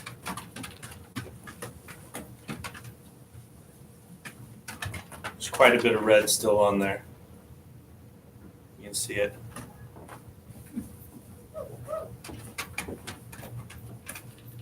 If you're watching on Wallball and you have any questions about what I'm doing, feel free to follow the link to my YouTube. If you go to my YouTube channel, you can ask questions in the comments. If you're watching this on my YouTube, well, then I can encourage you to go to the Wallball website. I'm one of close to 10 artists that are live streaming today and making art in St. Louis. So, and the paintings that we're making are being auctioned off live while we're painting them. It's a real cool thing. So head over there and check it out.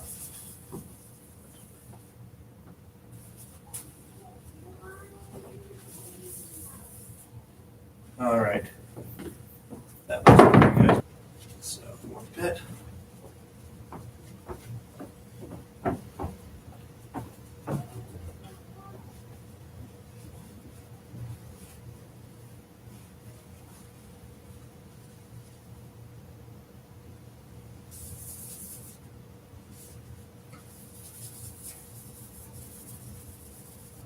All right, that looks good. So I'm starting this process over. So if you weren't here at the beginning last time, I do make all of my own paints. And so this is my paint making surface. I make paints out of local sources when I can. This here is one of them. This is woad. It's a plant, and it might get a little sad right now because I took away its UV light. But this is indigo. So I can make blue paint out of this. It's actually very similar to the paint I'm going to make right now. I also make paint out of Dyer's Madder, which I have some of that right here. This is some Dyer's Madder pigment that I made. I grew this. This came from a root that I grew in the Old North Community Garden and then turned it into a red pigment. It's like a deep red. So yeah, I do a lot making my own pigments. I work on a glass surface. Glass is really hard. It's harder than steel. Some pigments, the pigment itself is hard, and you have to be working on a surface that's harder than the pigment. If I worked on like a marble surface, then I'd be grinding it, and while I grind it, the marble from the surface would leach. It would grind off into the paint. So that's what I don't want. And I have 3 oils that I use. This oil is linseed oil. You can see it's fairly yellow. I use it for things that are for reds that are a little bit more yellow, yellows, and greens that are a little bit more yellow. Anything that from the orange to green area, I use linseed oil because of how much it yellows. Walnut oil is my favorite oil. This is walnut oil. You can see it's a little bit yellow, so I use it for greens that lean more, well, I use it for blues and reds that lean more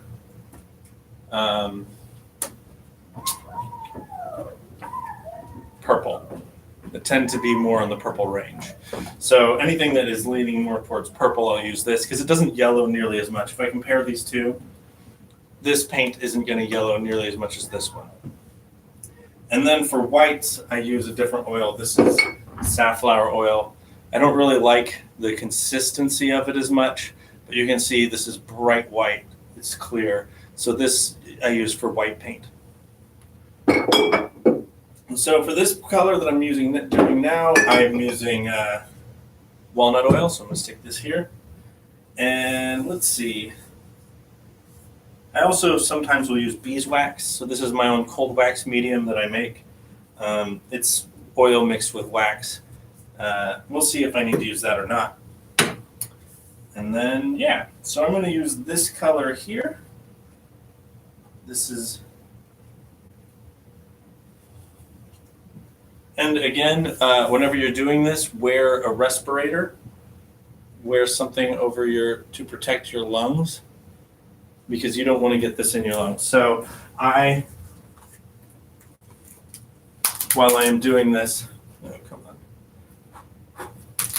The filter on my respirator is a little messed up. I'm wearing this so that I'm not getting this in my lungs and I'm not getting it in my eyes, especially with a pigment like this one. I don't even know exactly where it came from or what it is. So yeah. I think I look really cool in this. For that last paint, I didn't wear it, but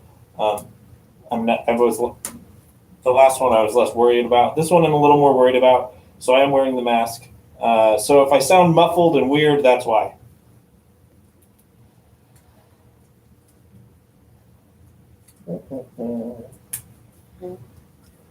All right, so I hope you can still hear me all right. I'm going to try to talk loud even though I'm wearing this mask. Yeah. So eventually all of these are going to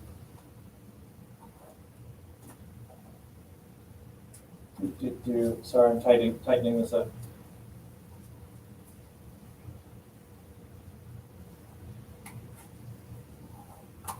There we go. So eventually this is going to go into a tube like this. I want one that's a little better. That one looks pretty good. So this is going to go into this tube. Ooh, that's a nice color. I'm really excited for this because I really have no idea what I'm going to get with these because, like I said, they were given to me by a friend.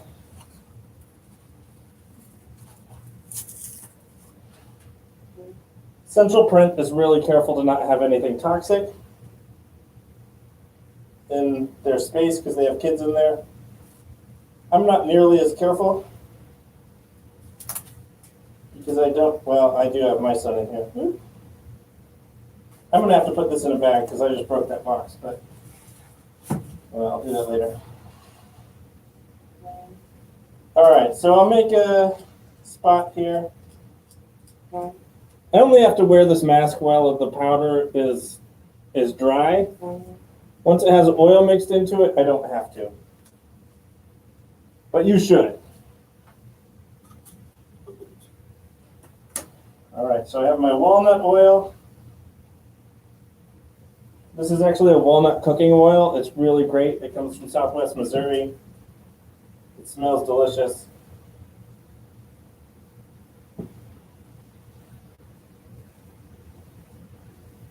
And I can already see that this doesn't mix in nearly as well as the red paint. It wants to reject it, so I'm going to need an emulsifier.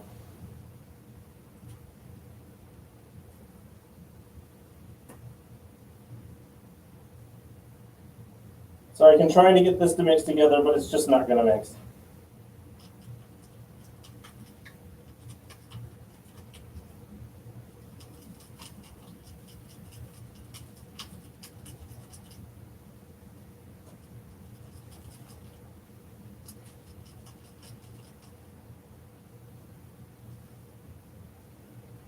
Try not to let this leak out the sides because it'll just spill out and it's really a mess.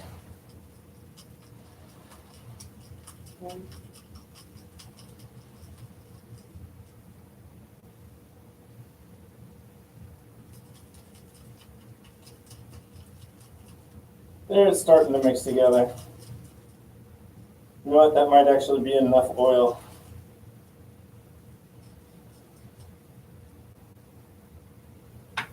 And I'm going to take some of my cold wax medium. I'm using a clean knife so that I don't get pigment in my wax medium, because that's bad. Okay.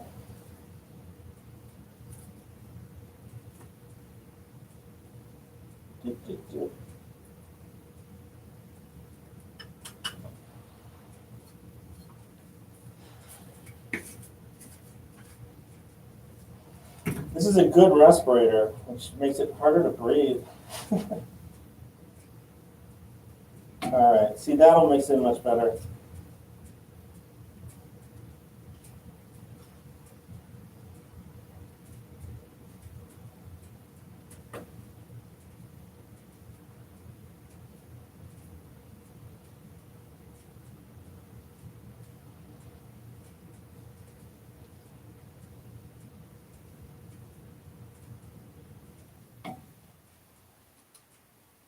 This one's going to be problematic. I didn't know what to expect with this paint. Turns out it's a tough one.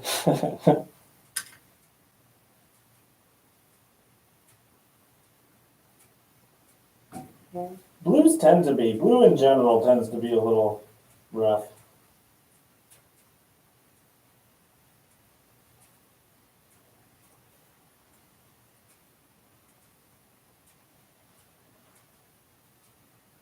There's a name for it. It's like oleophobic, I think.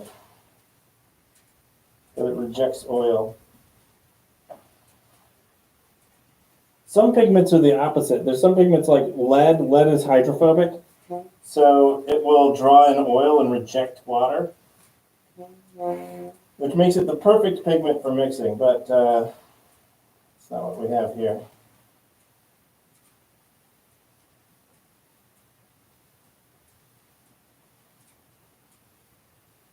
Beautiful color. It's like velvet.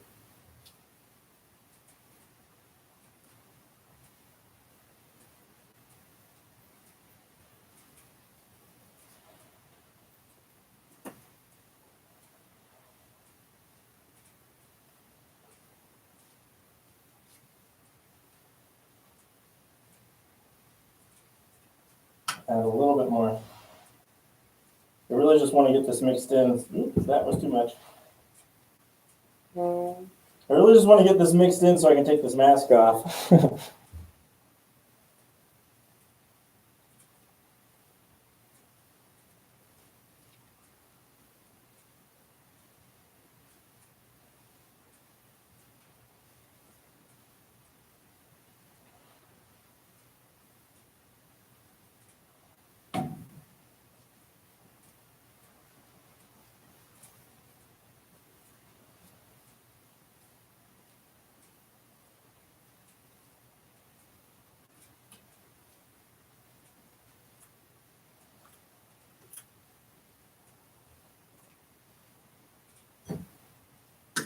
All right, I'm going to come in with this and start grinding.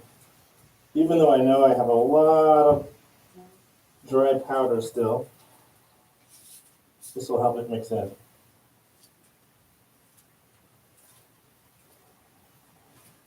There's certain paints that I tend to avoid for demonstrations. This in the future will be one of them.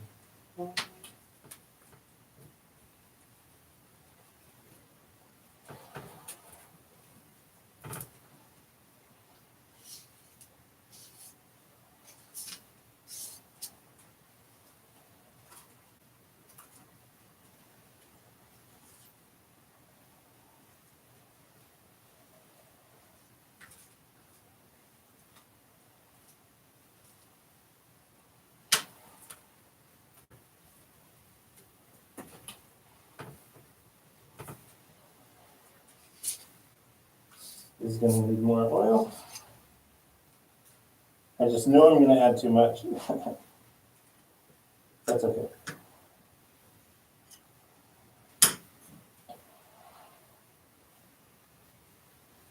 And more and more.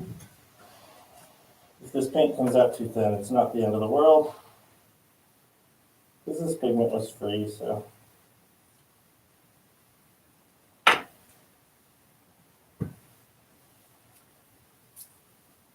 There we go. It's starting to look, it looks like kind of like tar. I can't smell it because of the mask, but I know what it probably smells like. Very metallic.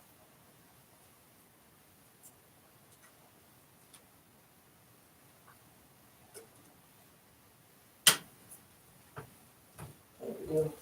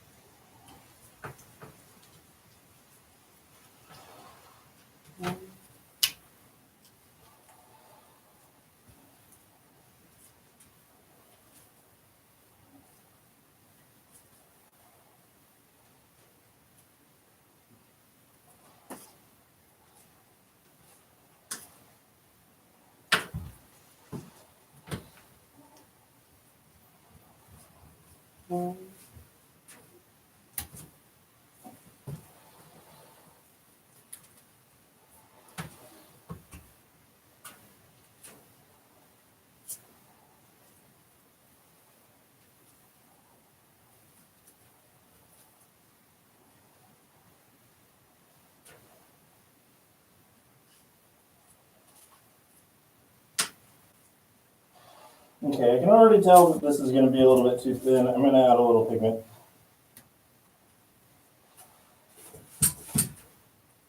Like baking bread.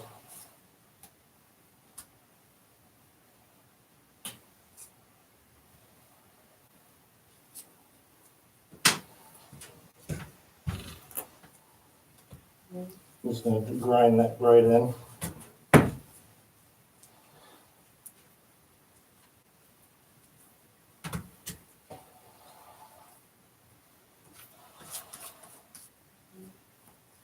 It's a little bit thicker. A little bit more.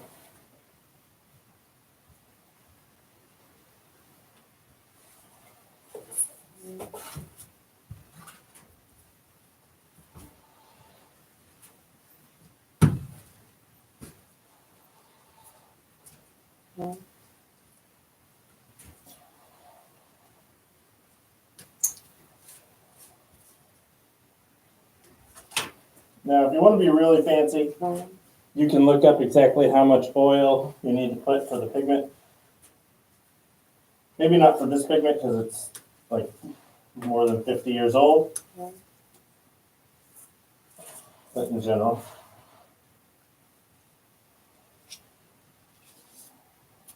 All right. Yeah, that's better.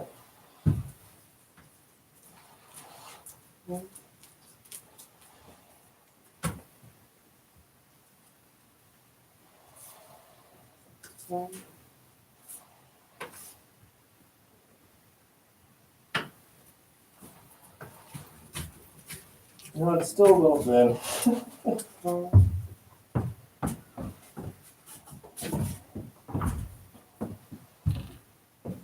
This is why it's important to not put too much oil. It's really hard to come back from.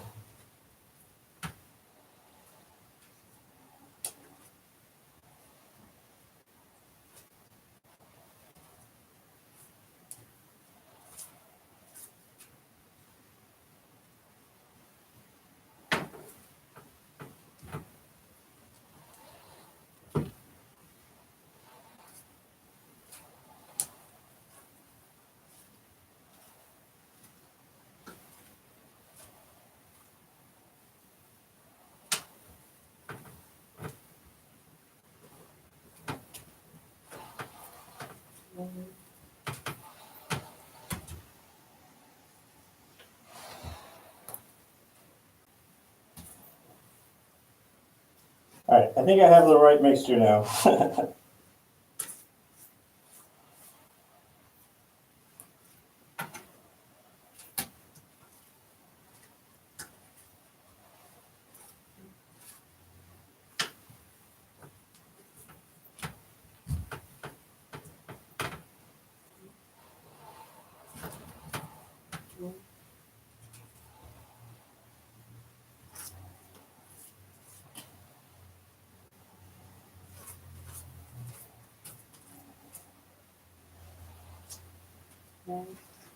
I'm trying to get any of this dry powder that I can find and get it in here.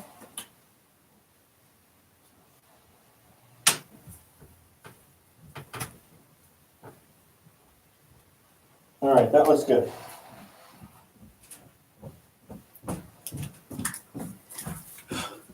So for anyone that just joined me since I started this, I want to remind everyone that its powder is all mixed in, so I don't have anything in the air. Once it's mixed into the oil, the risk is pretty low. Yeah, but always take care of your lungs. You don't, especially if you don't exactly know what's in a pigment, which for this I don't, because this is an old pigment. I could probably look it up. This is the Murray Williams brand, so I mean, it's such an old box of pigment, I don't know. Really, it's Prussian blue. I can look up Prussian blue and how it's made chemically.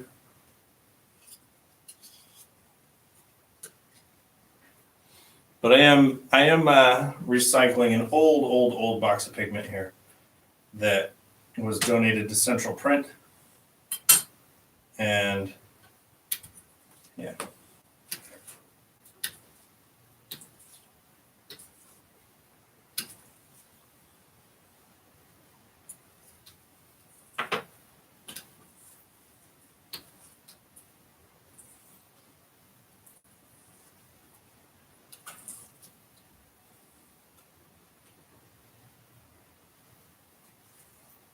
Take this and put it here.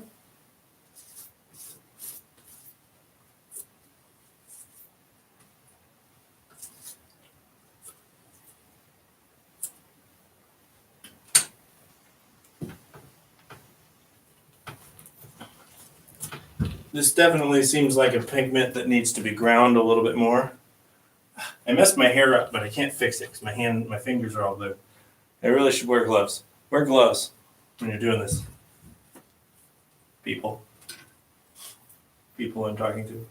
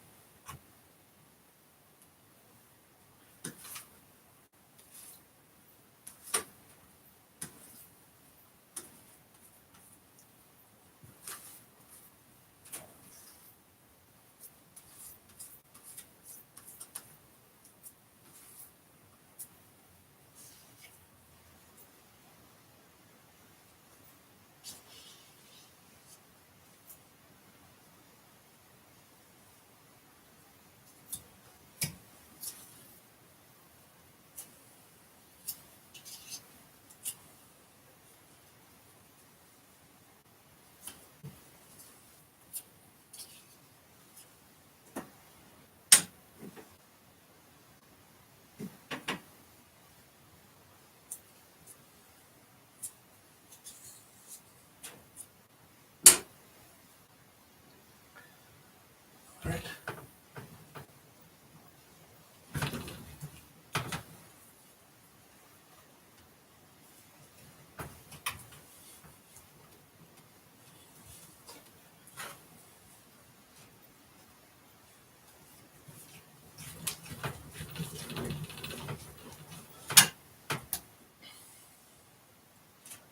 So the longer you grind the paint, the thinner it'll get, the more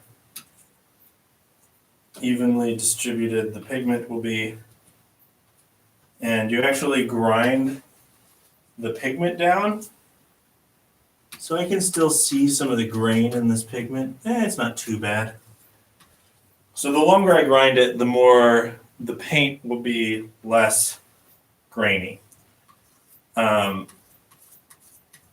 But then there's some pigments that, I mean, if you want, you can leave it a little bit bigger pigment particle size. There's a line of paints, I think it's Gamblin, that has like the 18 something line. They have a line of paints that's a larger pigment size that is supposed to be based on the pre-industrial artists' oil paints available for sale until the Industrial Revolution. So until the mid 1800s, this is what artists did. Acrylics didn't exist. Oil paints were pretty much it. I mean, people were using, you could still paint with egg tempera, but pretty much everybody by that point was using oil paints, mostly lead-based oil paints that were ground by hand. And when things are ground by hand, you just don't get the same tiny particle size that you do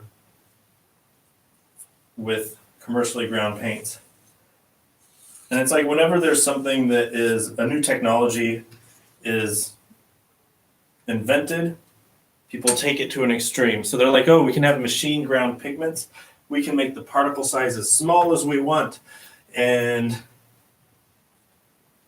I think sometimes you find that sometimes you see older paintings that the large particle size is kind of nice. That it has a different look and feel to it. It's almost like not something that you perceive exactly. You can tell there's something different. The quality of the paint has some difference to it. You can't quite put your finger on it. A lot of time that's the difference. A hand ground paint versus a machine ground paint.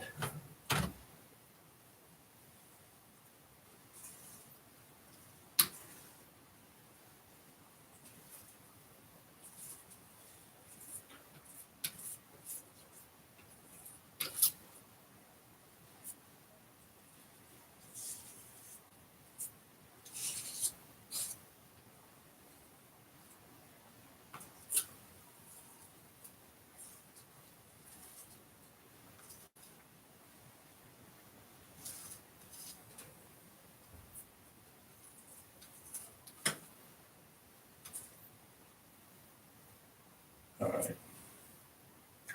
Now, since these were all ground separately, I want to grind them together.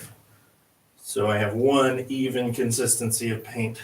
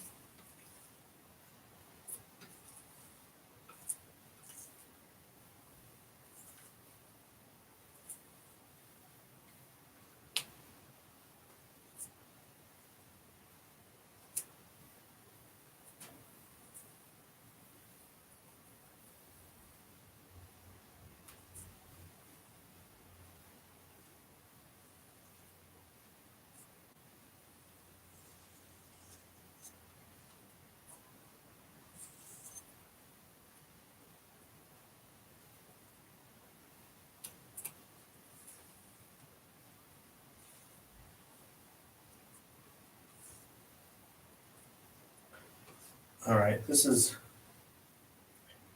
quite a bit of paint actually, because I ended up adding more pigment than I originally intended.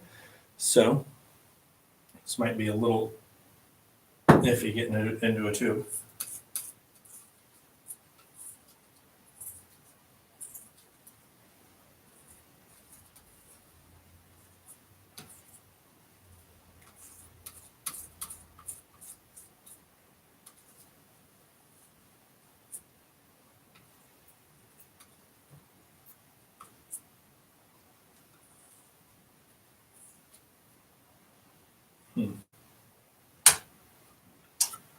I'm going to do half of this.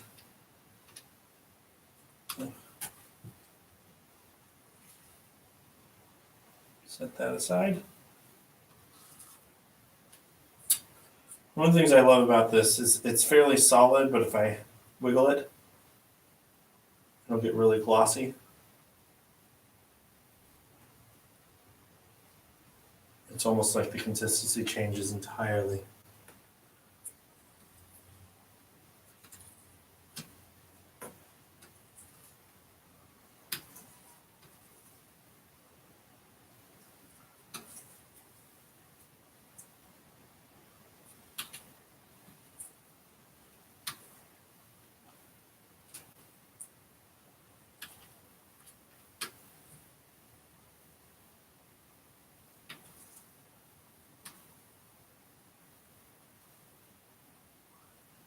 Sometimes you can get it to elongate. Nope.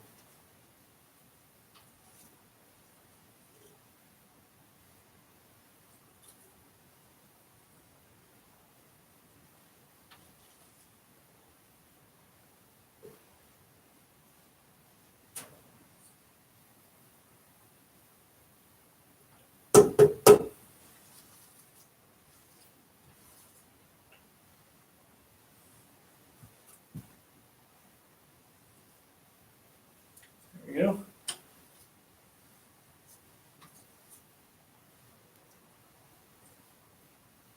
Not quite as clean as the last two.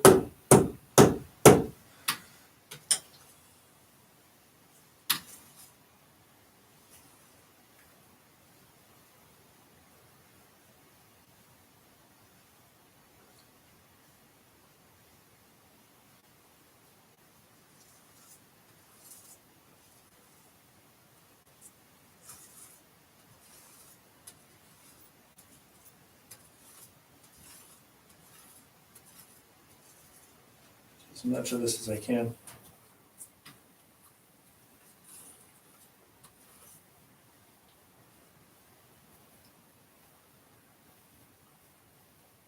Looks like that's as much as I'm going to be able to get. So this I will put directly on my palette along with the red. So right here I have two colors to go directly on my palette. Oh,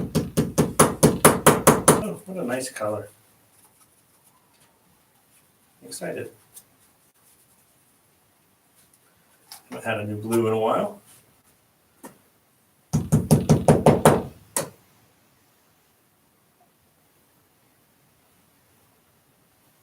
So again, trying to get as much of the air out as I can, but then I want to squeeze the paint down.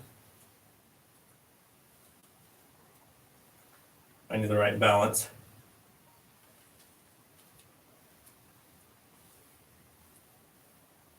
All right, that's good. Fold this over. You can see the blue on there. It's very pretty. I'm going to use a lot of this today. I'm excited.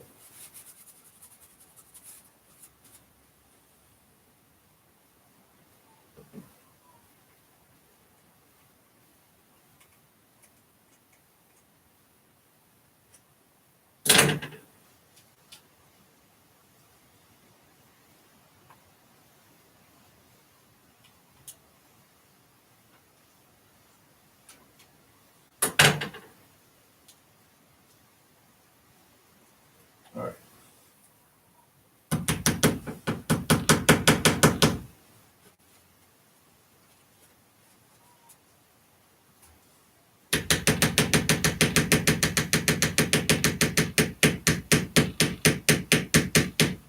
Okay. Let's see what I got going on in here. This pigment had a little bit of sawdust base.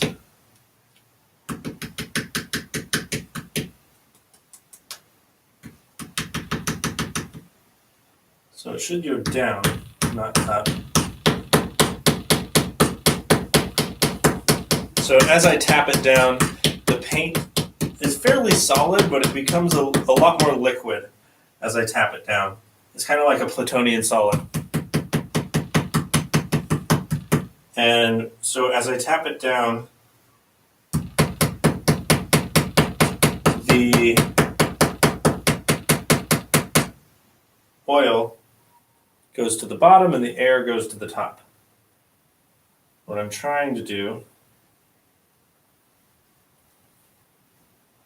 is get the air out. So that tapped down about that much so I can fold it over one more time.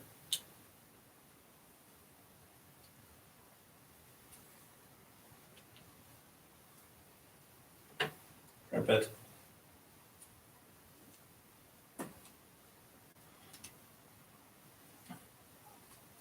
I always angle my pliers into this and not into this side, because the last thing I want is for my pliers to puncture it. It can be really a big problem later. See if I can get this to go down some more. There it goes.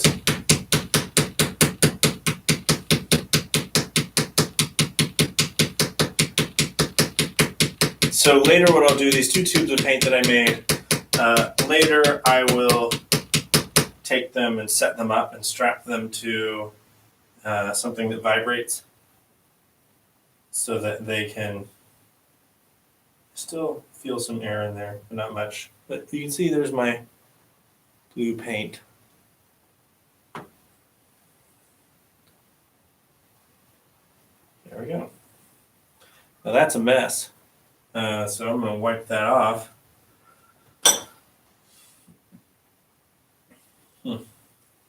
Lots of cleaning to do.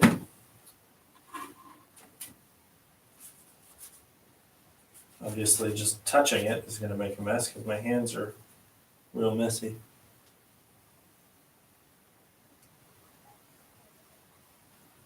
So this live stream is going to be going all day. Did I puncture it? I don't think so. Oh well, I can fix it. This live stream is going to be going all day. So if you have any questions later or questions now about paint making and what that's like, feel free to hop into the comments on YouTube, say hello, ask your questions. Happy to answer anything. And wash my hands here in a minute.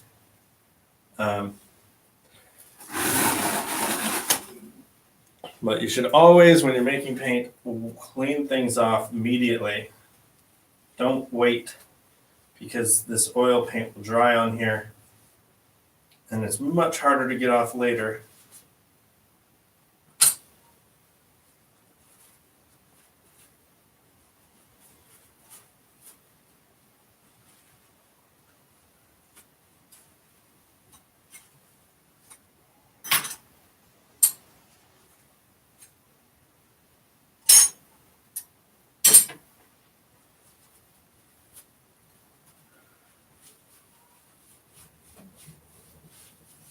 And this pigment happens to stick to the glass a lot more.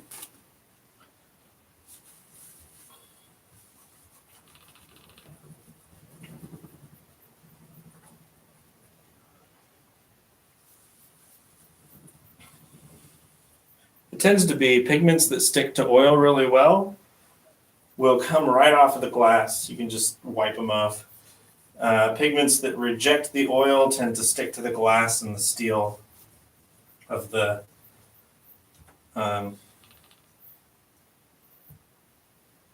palette knives,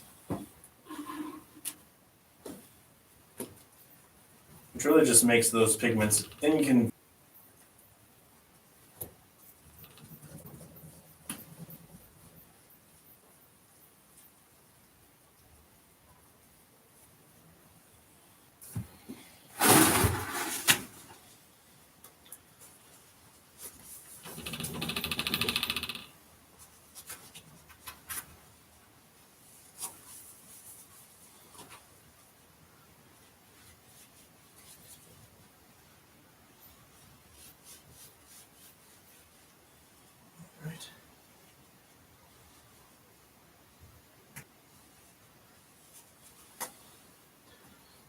Now, this is a nice molar.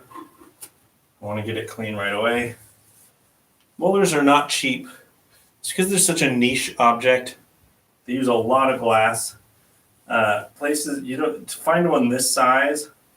It's hard to find one that is manufactured this size. So to get a molar this big, usually it's going to be hand blown. And that just makes it cost more. So I love my molar. It is one of my favorite tools. So I want to make sure I get this oil paint off as quick as I can. Because otherwise the oil paint will get stuck in the sandpaper grit of it. And that's not good.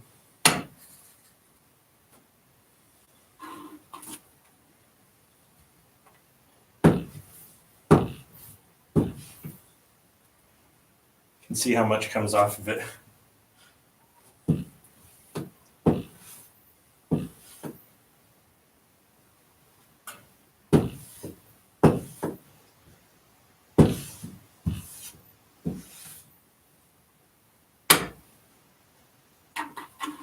Do that one more time.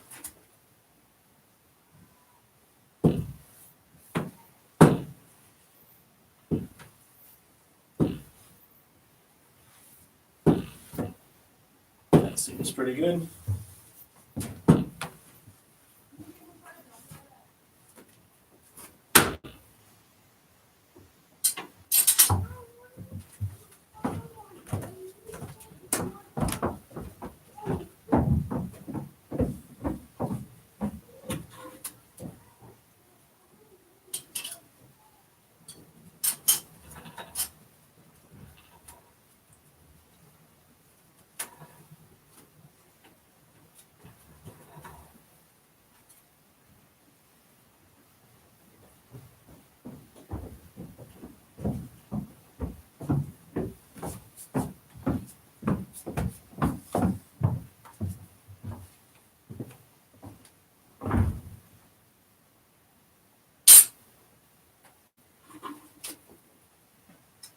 You can see the handle is almost entirely blue now. I knew this was going to make a mess, but the red didn't make that mess. The red was nice and clean.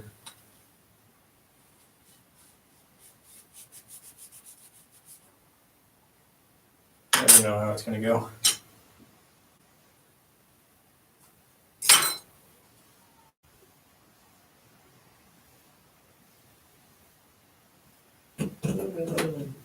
Yeah, that I'm going to have to take out and clean. All right, I think this is clean enough. I'll clean everything thoroughly tomorrow. Yeah, all right. So I've made 2 tubes of paint. I'm not going to touch them because of my hands, but I made Prussian blue and this is medium red. And I'll use those today when I paint my picture. So I'm going to start painting. I'll come back to my painting at about 5 o'clock. And right now it is 4:45 about. So I'm going to take a quick break, get my hands cleaned up, see if I got paint anywhere else that I need to take care of, and then I'll be back at 5. So, yeah.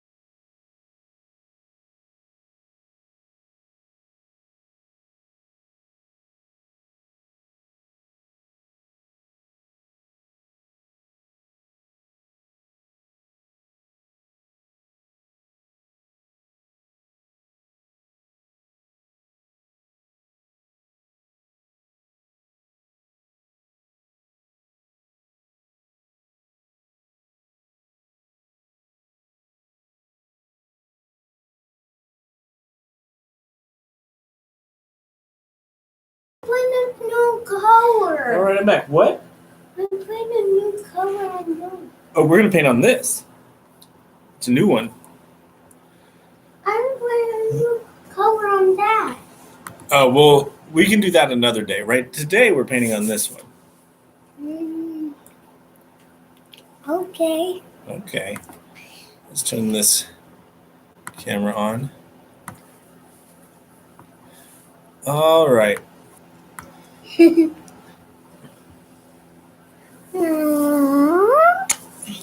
All right, bud.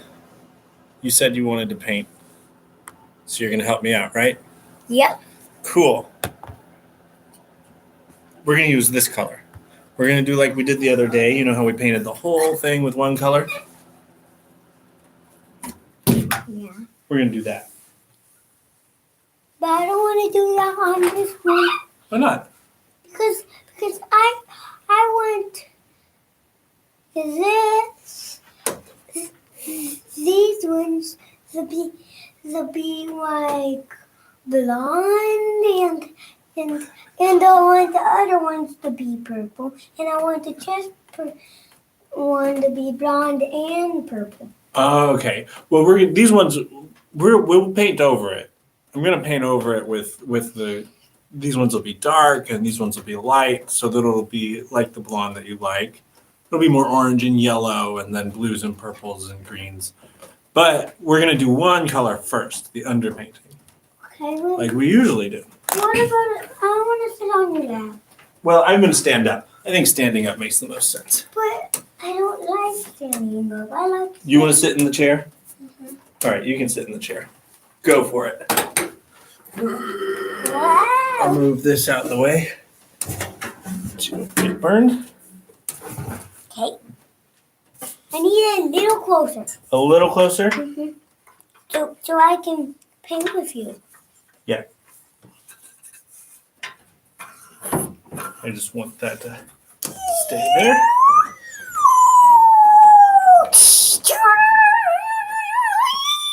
Oh, wow. Hey, I have free hands. So we're using lots of purple. You like purple, right? I have free hands. You have 3 hands? Yeah, on That's this, amazing. on this screen, I have free hands. Here, let's turn this, let's change cameras here. Aha! Aha! Woohoo! There we go. Is that better, bud? Yeah, that's better. All right, so we're using purple paint and liquid. And I do have my studio assistant with me here today. What's your name?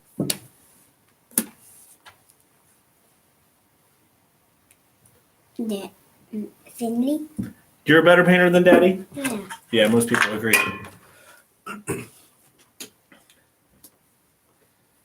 So he likes to come and hang out with me. And some things he can do with me. Let's see. What's a good brush for you to use? Do you want a big brush? Yes, I want a big brush. Let's give you this brush. How's this brush? Yeah, that's very big. That's Wait, I let want. me get some paint on it for you. So we're using liquid. And needs a little more liquid. Needs a lot more liquid. A lot of liquid. Yeah, that's good. Go for it. Why did you even do that? Oh, I was just testing to see what it looked like because this isn't really a palette, it's just a piece of wood.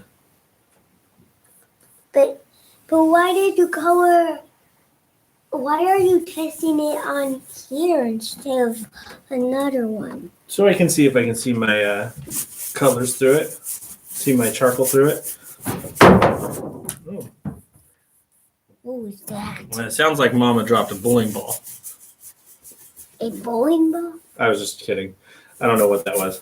Something loud. Okay.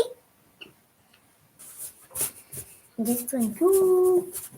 Yeah, you're doing great, bud. Yeah, this one too. So what we're doing right now is an underpainting. Normally I do my underpaintings in like a brown or gray, but we're doing it in purple today. I want to really up the value on this painting because don't push too hard, bud. Okay. You just do. Today is not a hard brush day. No, it's not a hard brush day. We're going to be real gentle. I'm going to remove this so you don't get it all over yourself. So this is an underpainting. That's the first stage of painting that we do, that I can get the full range from dark to light before I add color in. And the reason I'm starting with purple is just because chess is generally seen as this black and white game without a lot of like, I don't know. It's the chessboard itself isn't super vibrant. It's usually black and Okay, white. I need more purple. Oh, okay. His favorite color. Oh, that brush is broken. You know what? To avoid that, I'm just not going to use it. Finley does love the color black. Oh man, that's a lot of purple there. It is a lot of purple. You're getting the whole sign purple. But Finley's chess set is, his chessmen are blue and red, right? Yeah. Yeah. So I plan on, this is my first time doing one of these chess paintings. I'd like to do more of them, but, and as I kind of develop this idea, I'd like to have more and more of More paint. the idea of the players being a part of the painting, their hands being a part of it. So I'm going to have the players in black and white and then the painting in color. The whole paint board purple. Yeah. The whole, it's a canvas, it's not a paint board. I do paint on wood a lot, but this is canvas.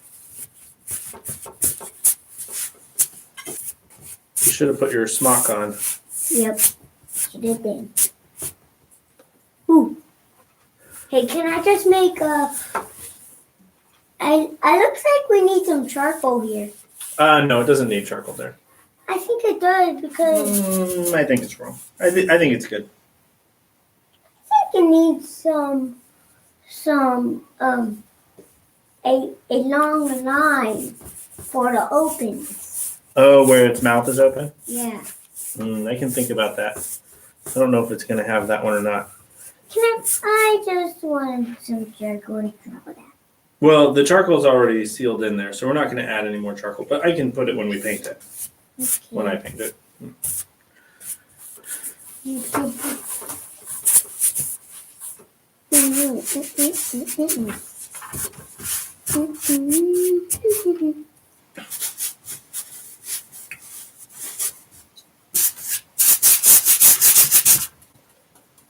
Did you know someone gave us this canvas? No. Yeah, Artmark gave us the canvas. Because we're painting this for a place that does art with kids. Called Artscope. Okay, can you have me some more paint? Hand you some more paint? Yeah. Sure. Okay.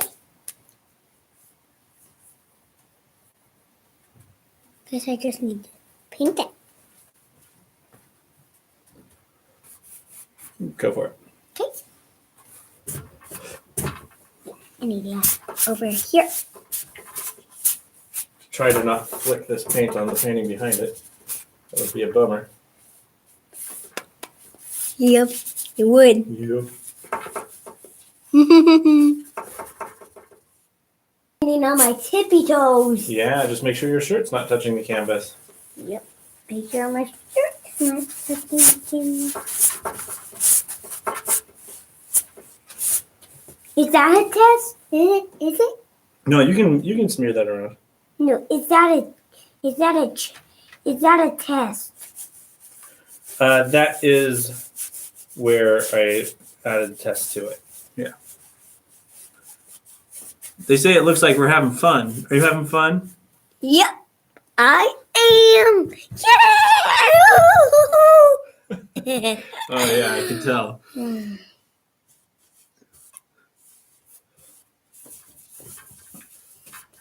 Finley loves to come down here and paint with me. Yep, I do. You paint with me a lot, don't you? Mm-hmm. Especially when school gets canceled. Which has been really a lot this year. He actually has his own little art station up here. I don't know why I said up here. I'm in the basement. Down here. Do you have your own paint, Spud? I don't have any more paint on here. Okay. So can you have some more paint? Whoa! Ah! I'm gonna get this pretzel out of my teeth. Oh, okay. I guess I don't need to do that. Did you get paint in your teeth? I did not get paint in my teeth. No, when you were using that. Let's just not worry about it.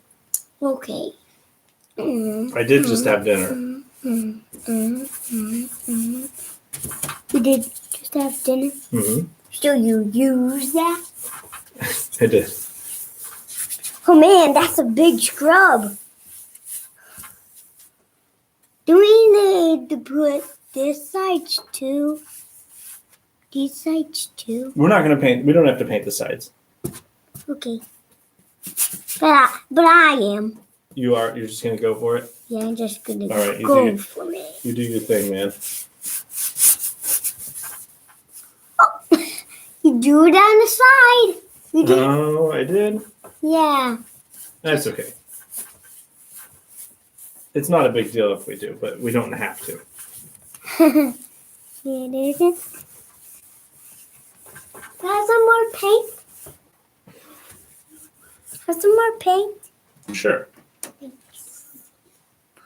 Oh man, we're almost painting the whole painting of this. Yeah, we almost are doing the whole thing, aren't we? There you go.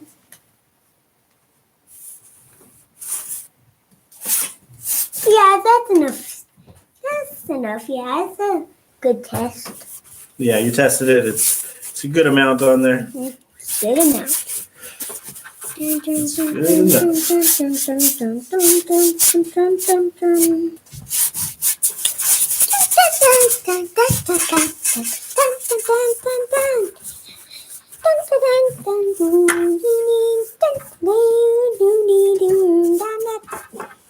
Am I a good singer, guys? I think you're a brilliant singer, Finley. Okay. All right, you're getting that last spot. Mhm. Try to get this even. It's kind of a light spot up here. Not that it matters, but Okay. I'm all done with my spot. I think I don't need any more. Okay. you think that looks good, bud? Yeah, I think that looks good. I'm just gonna even a few spots out. I am just gonna stop painting. You're done painting. I'm gonna stop painting. All right, are you gonna go back upstairs? No, I'm gonna find a way where to put this brush because it has paint on it. Oh yeah, you want to figure out where to put the brush? Yeah, because it has paint on it.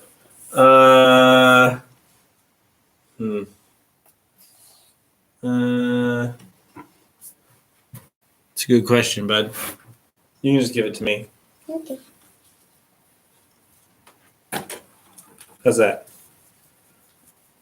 Yeah, that's good. On All right. the charger gets the paint up, so it can't touch the floor. Yeah, here in the studio, when we're done with something, we just throw it in the floor. And we worry about it later. I'll worry about it about like 11 at night. You'll be in Is bed. that your food right there? That is my food. Oh. You've got food upstairs. Those are just some snacks that I might need later because I'm going to be painting this for a long time. I really like those chips. You're eyeballing my snacks. Is that what's happening? Yeah, I really like those Well, graham crackers. I know that you have pretzels and hot dog on the table upstairs. I know, but I like those round. Those Ritz crackers? Yeah, those rich. Oh, I know you do.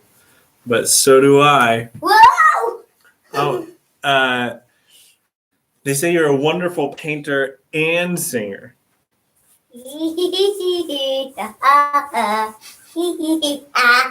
I think you're a... I love my fake laughs. My fake laughs are very funny laughs. Oh! All right, I need some shot cloth. Oh, oh man, I didn't mean to laugh. I meant to. I guess I didn't mean to laugh. All right, but Hmm. can I have a hug? Bruh, no, not with that problem. Go be at your dinner. I want to stay with you Well, until you go upstairs. oh, that's gonna be a long time, bud. I'm gonna be down here all night. Can you close the door when you go up? Do you want this? I don't need it. Okay. Yeah. Yeah. All right. Tell Mama to check you for paint. Tell Mama to check to see if you're covered in paint. Oh, and you can close the door. I got it. Love you, bud. So now I'm just coming in with the shop cloth and wiping some of this paint away. I'm going to start with this checkerboard because it's pretty obvious what should be light and what should be dark. Let's get serious. Is that even the word? It's not. The song is Let's Get Physical. I don't even know why I'm singing the wrong words. I always sing the wrong words. I'm terrible at lyrics. All right. So this is a wonderful thing about oil paints is that you have a long time to play with them after you paint with them. So I always do an underpainting, and I pretty much always start it this way. So an underpainting is just a full value painting that tells you where it's going to be light, where it's going to be dark, and canvas, and just staring at a white canvas and not knowing where to start. That it's much easier to just have this paint the whole thing one color and erase away highlights and go from there. And it helps me to just kind of jump in and not think too much about what I'm doing and just do it.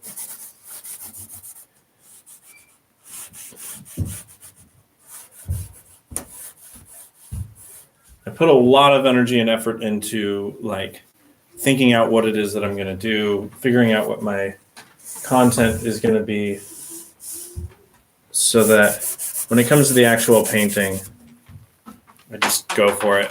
And then I sprayed it with acrylic, a clear acrylic spray to seal in the charcoal, and then painted over that with the whole thing with purple.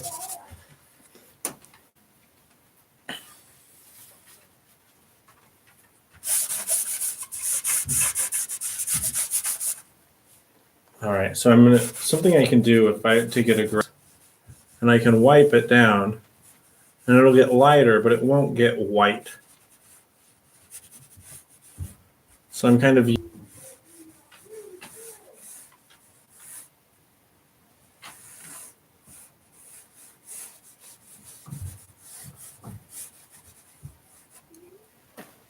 and then I can move to a different part of my cloth that's clean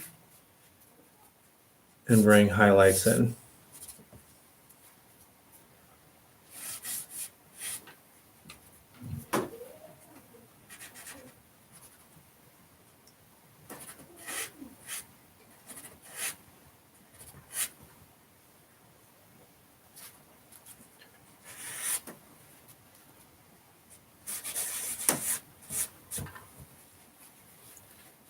And this really speeds up my process. Especially for live paintings. I do quite a lot of live painting, and I find it helpful to have the painting always be some degree of finished and try to develop the whole painting all at once instead of focusing on one area and then moving on to another area. And it depends on what the painting is. For this one, it's different than this painting that's behind me that I am doing like one area at a time because it's so much. Yeah, but I find in general it's helpful to just attack the whole thing at once and see how it goes and then readdress it. See how I feel about it at the next stage. Just taking the whole thing all at once. So again, I've made my cloth a little less good at erasing. I might change some of this down here. I'm not super thrilled with how it came out. It's okay.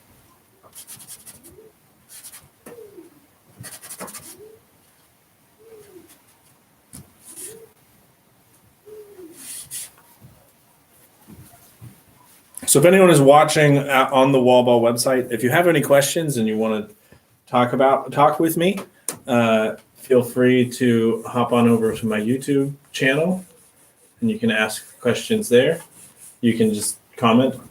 The website is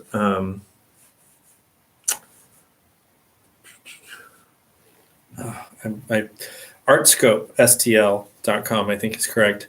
And there you can go to the Wallball link and see me and some other painters are all painting right now.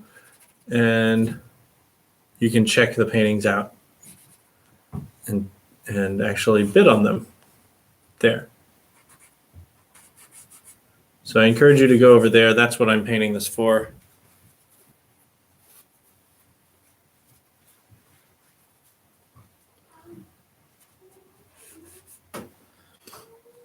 So this painting is, obviously it's based on chess, but it's actually based on a very specific chess game.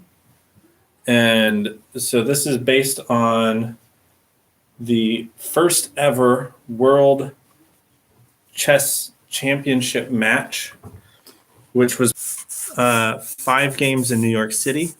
And then they came to St. Louis and played 4 games in St. Louis.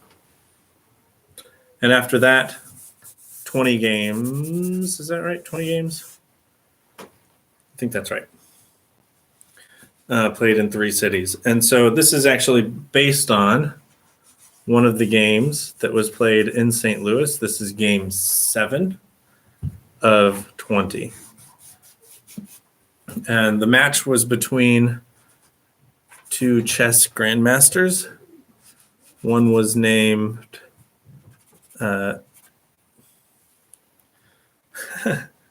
hi, Shiny Tentacruel. Different. Yeah. So the 2 people were named Steinlitz. Zukertort and Steinlitz, that's right. And so they played 20 games. Steinlitz ultimately won. He won 10-5. Zukertort won 5 games and Steinlitz won. Look it up. You can actually look up the games that they played. You can look up the exact moves that they made. And so my wife and I played through a few of the games. We got our own chess set out and look up the games, look up the moves that different people made, and then redo it. Played through it, seeing like at what point did the game change? At what point did Steinlitz won this game? At what point did he start to win? What was his strategy? Where did Zukertort go wrong? And so that's what this is based on. This is one point in that game, in that specific game.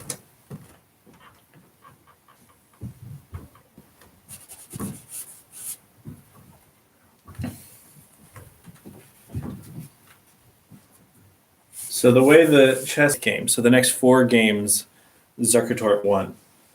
And those were all in New York. So after the first 5 games, Zukertort was ahead 4-1. And in the end, Zukertort only ended up winning 5 out of 20 games. So he won almost all of those games at the beginning of the match and very early on. Steinlitz kind of learned how Zukertort played and kind of adapted his own gameplay to be more effective and ended up winning all of the later games.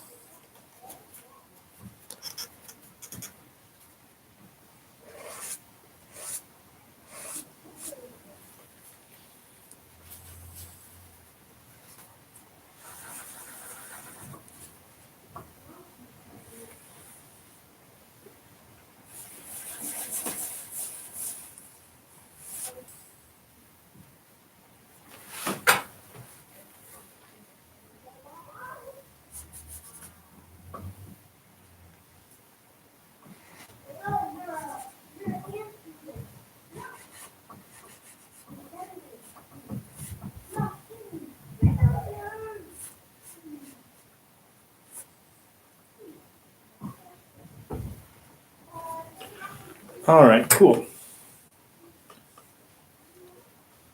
And I'm going to have this grid kind of extend on, even though the board ends.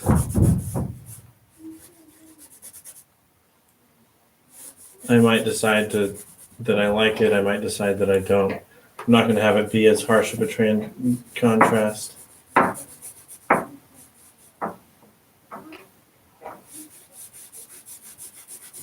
As it comes back.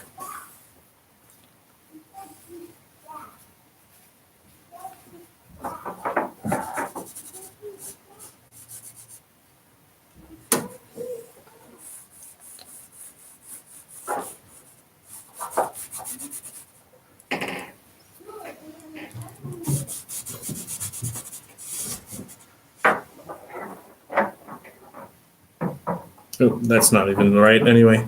Oops. Whatever. None of this really matters what I'm doing right back here. There we go.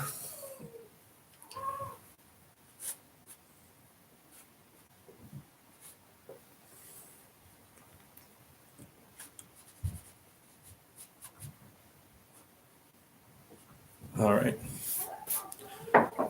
Cool. Now I'm going to come back in with my purple. Then I will bring out some shadows in this. So really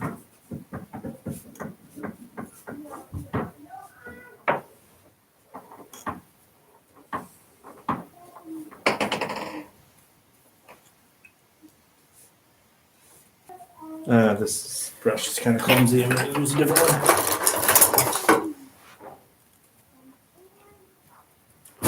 This is better.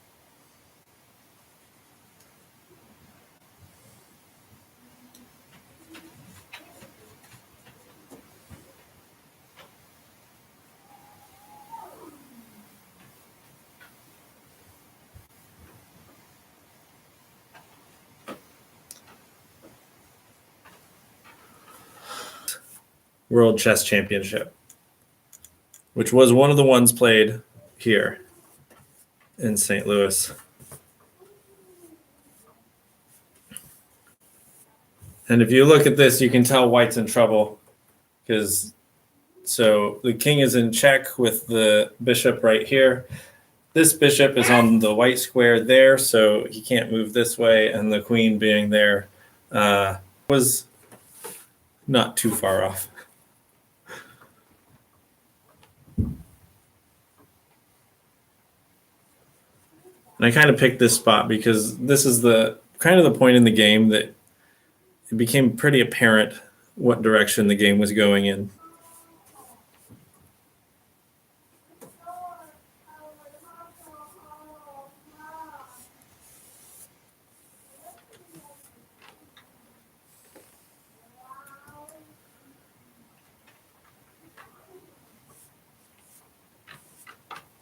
For those that don't know, because not everyone watching is from St. Louis, I feel like a lot of people in St. Louis know that the World Chess Hall of Fame is here. I think it's still up. They had a show of Keith Haring prints. But they have some really club here where we live in Old North. There's a chess club that meets every Wednesday evening. It's been a little less. It's been hard to participate recently, but they meet here in the neighborhood and we have a chess pocket park. So we have a little park down the street that all the tables have chessboards on them.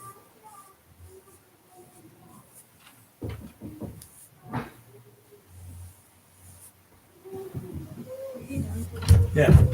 Streams like really cutting out, and it's doing the same thing for. Okay. I sent you a text to show you what it looks like. I'm told that my stream is cutting out a bit. I'm not sure. I've been doing it for a little while. I thought it was just me, but Not sure why. I don't really know why it would be doing that. I want you to come down here.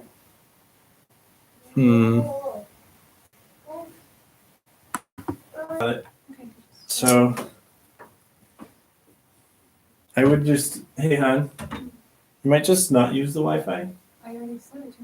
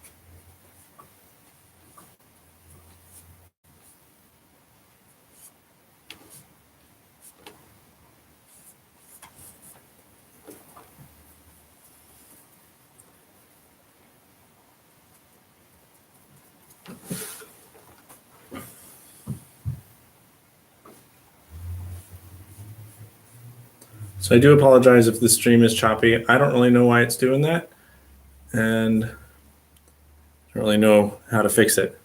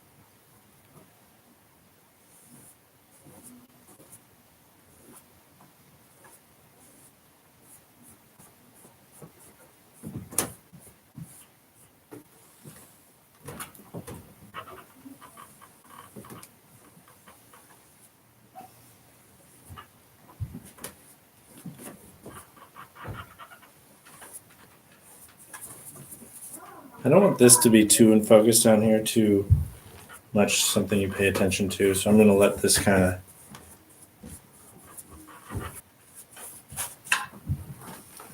I'm just going to.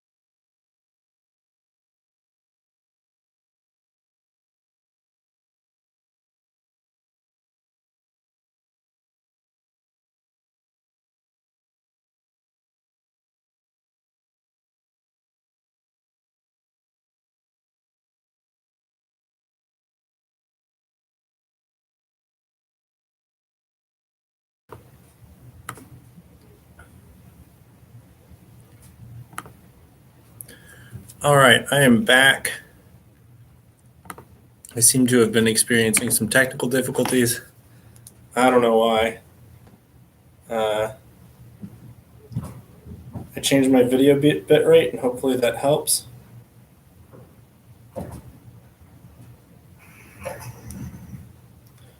It looks like it does. So I'm really sorry if the quality was bad and you couldn't really see what was going on. That was my fault. Well, the bit rate was not right for my virtual webcam. Whatever, doesn't matter. It's working now. So I'm really sorry that the quality got bad there for a minute.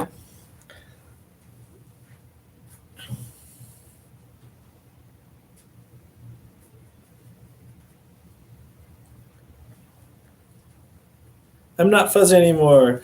Yeah, it seems that my OBS virtual cam bitrate was too high for YouTube. Or something like that. Who knows?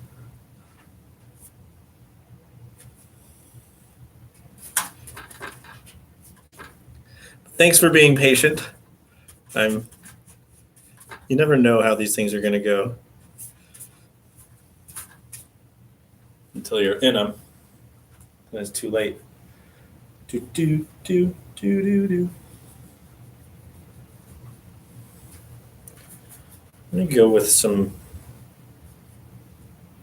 warmer for some of these.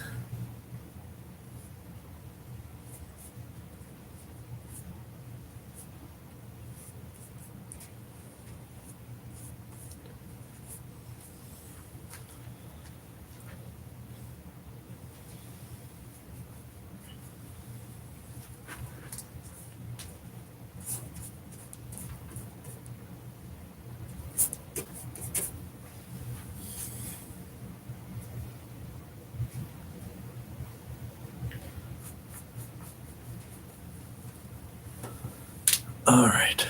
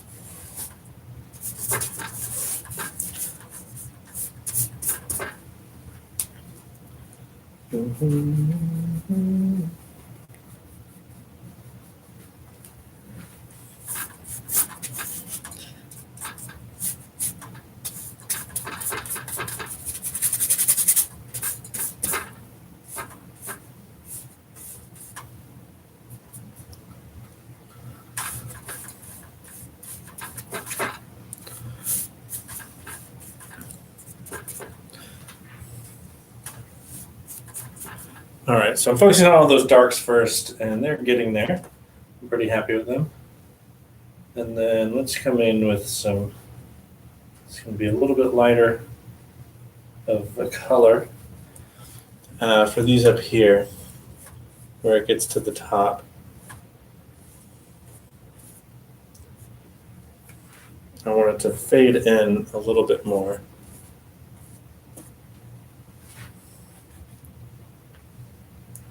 So I'm taking lots of green and then some of my background from up here. Ooh, I like this green color.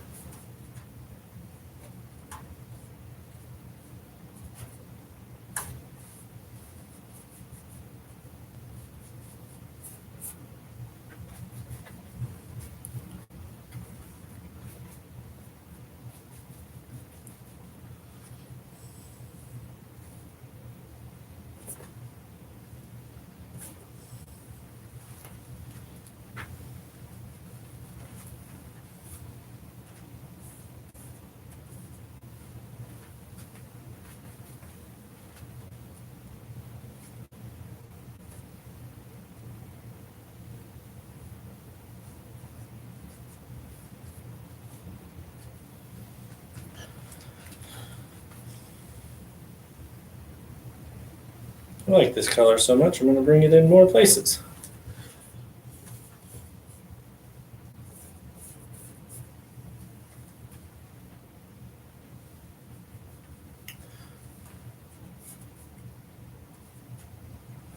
Next.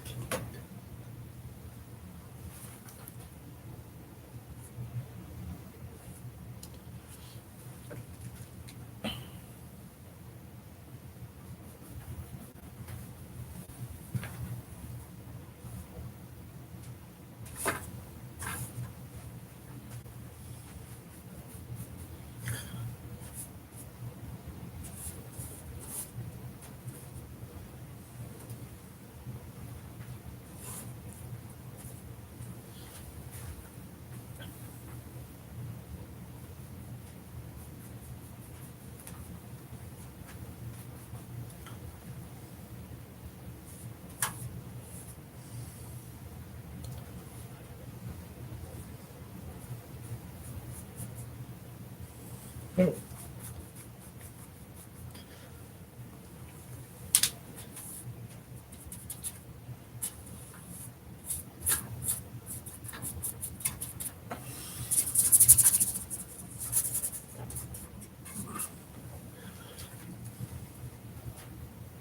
All right, now I'm going to go in to the warm side of things.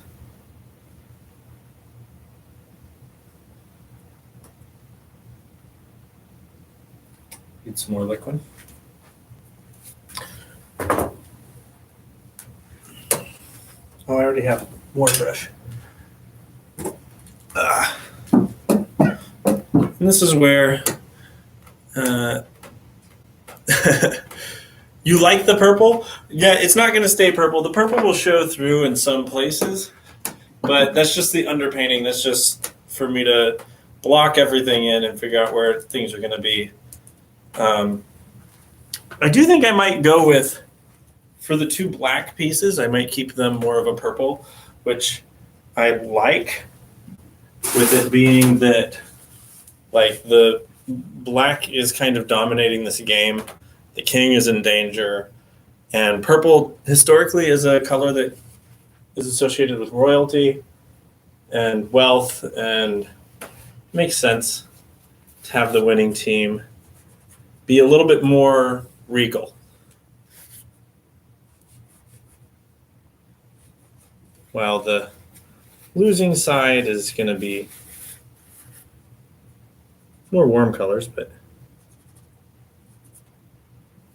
that was too much. I'll come back to that.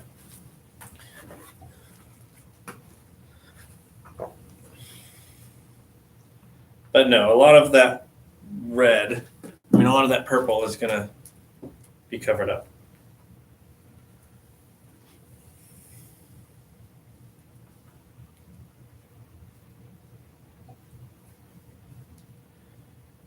But it's amazing how much an underpainting can make a difference, where if you don't do an underpainting, then anytime you miss a spot underneath the paint is white.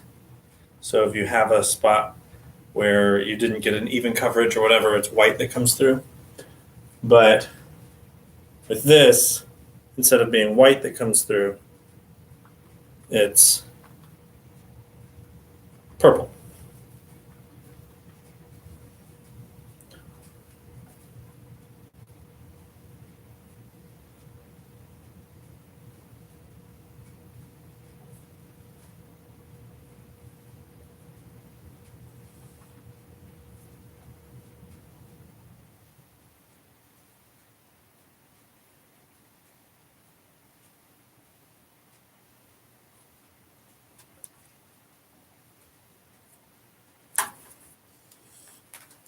Yeah, Kirsten's seen me paint enough things to know that whatever I cover the surface with, whatever color that is, it's not going to stick around.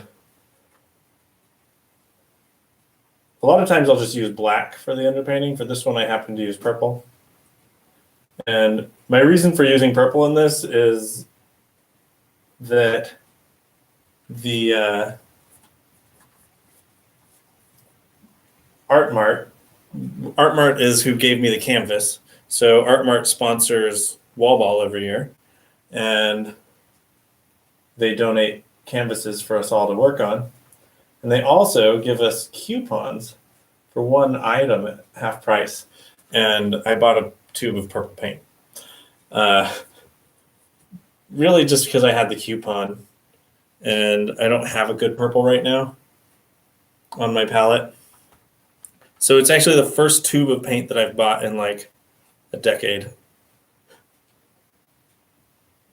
But I decided to use it for my underpainting.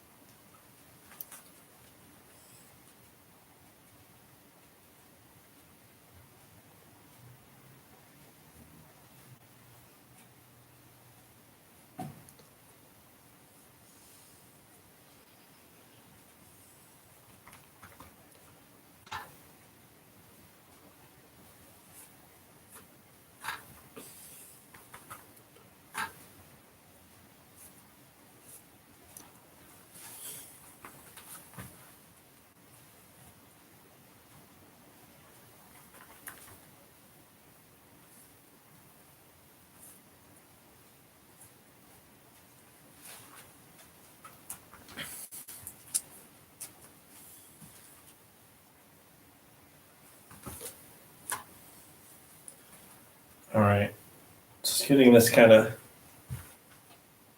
mixed in here.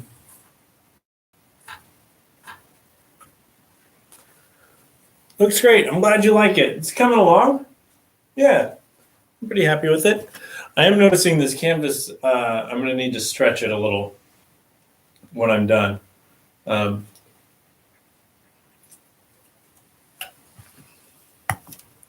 might have been a little bit harsh on it at the beginning.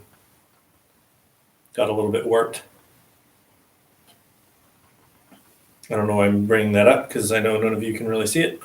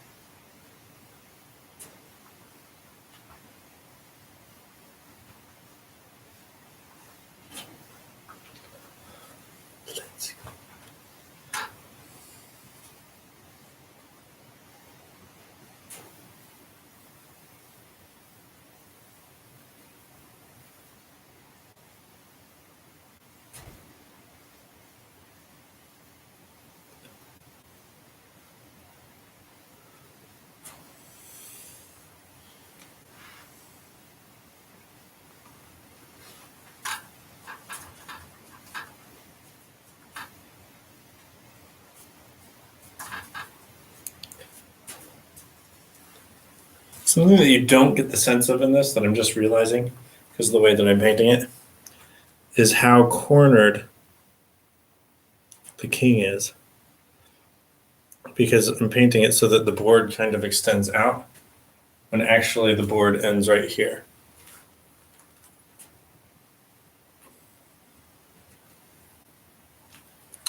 What color is the king going to be?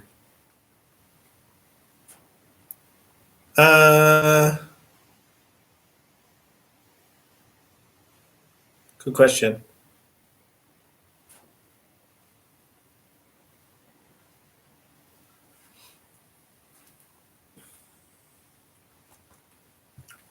A good color, I'm sure.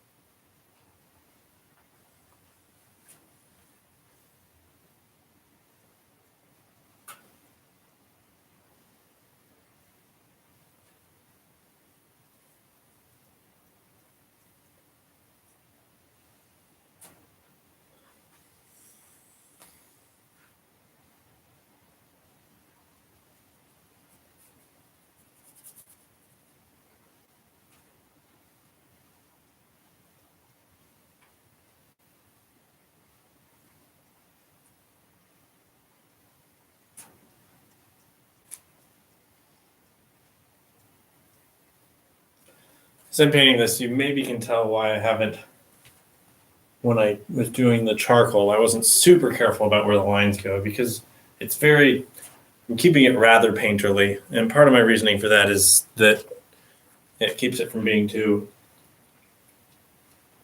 um, too, I don't know. Part of that is time constraints. Part of it's just how I paint.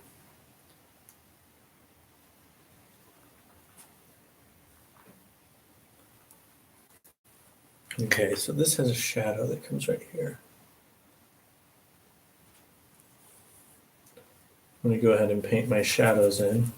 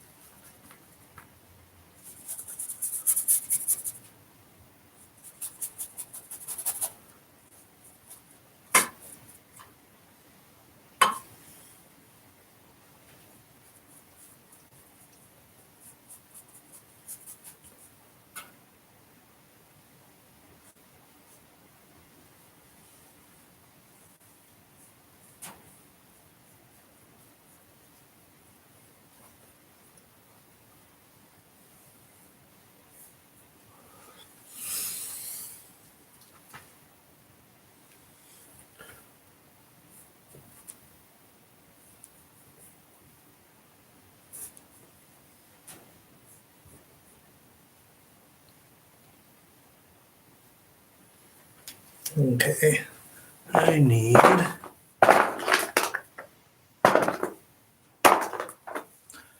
Is this the color I need?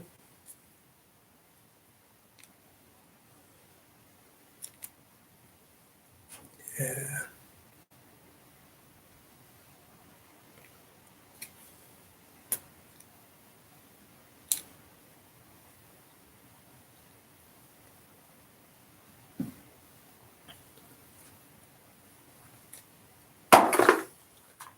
And then I'm also going to get this. This is the red that I made a bit ago, earlier today.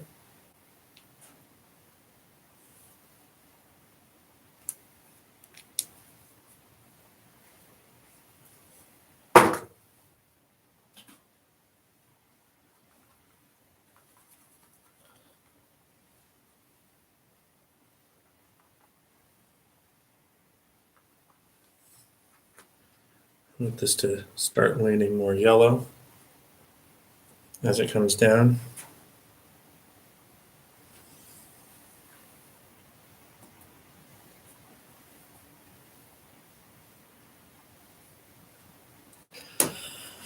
Probably brings the king out fairly yellow, actually, since this queen's going to be.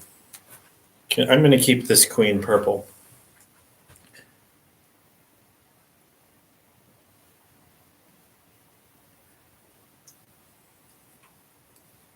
So if I want it to contrast with that queen, I'll keep it fairly yellow.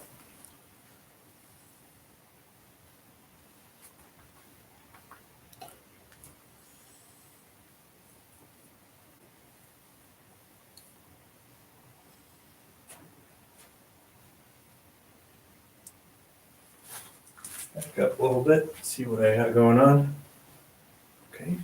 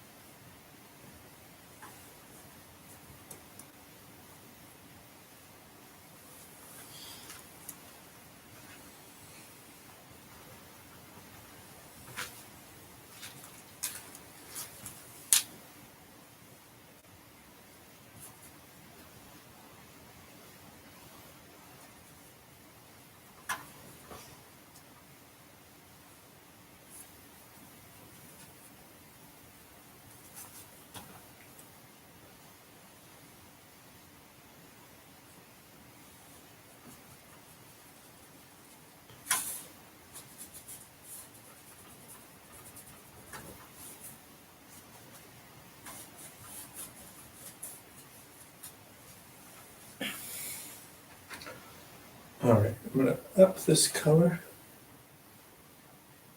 Make it a little lighter. You were hoping I'd say the king was going to be yellow. It needs, and it's going to be really, really light so that that king really pops out of the dark here. And this, I'm going to push some of it darker, but I do think I'm going to keep those the pieces mainly purple and yellow. So purple for black and yellow for white.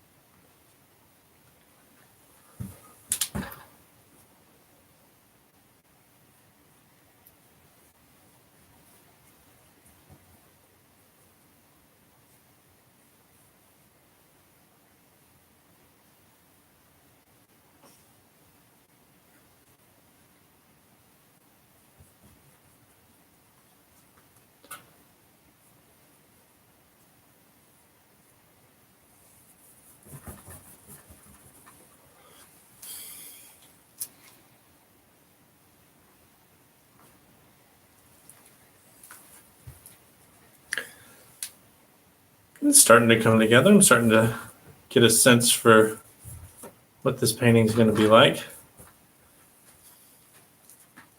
Yeah. You get back.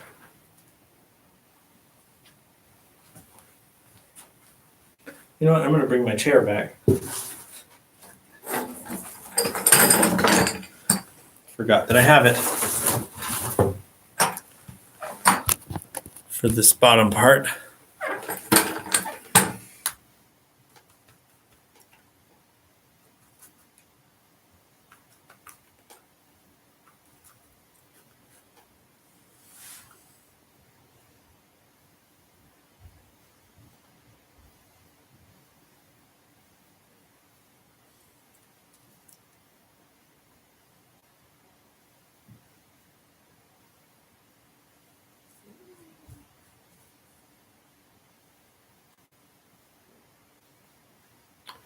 Thought I was going to be outside? Nope. I'm here in my studio.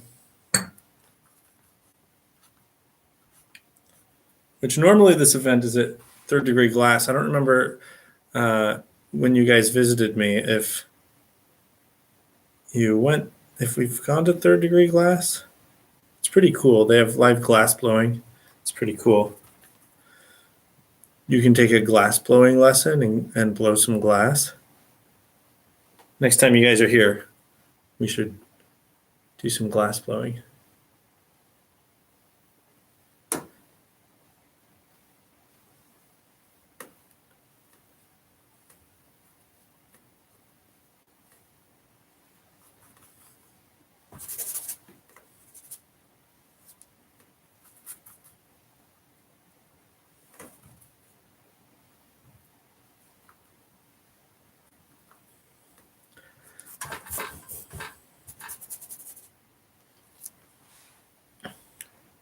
They're not going to stay purple. The two of them are going to stay purple. Black is going to stay purple. Purplish. It'll still have purple in it. Let's say that.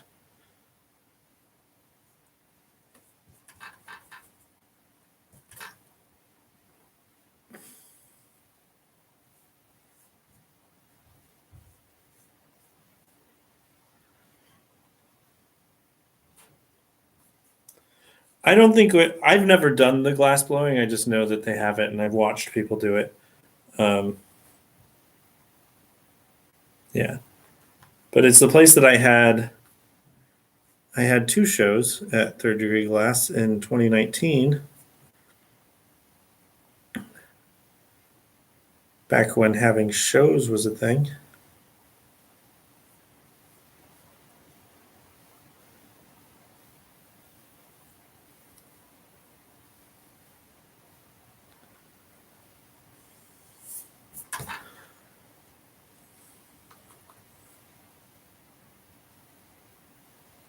No, I only had one show at Third Degree Glass. What am I saying? It was that summer that I had three shows. One of them was at Third Degree Glass. The other two were at the public library.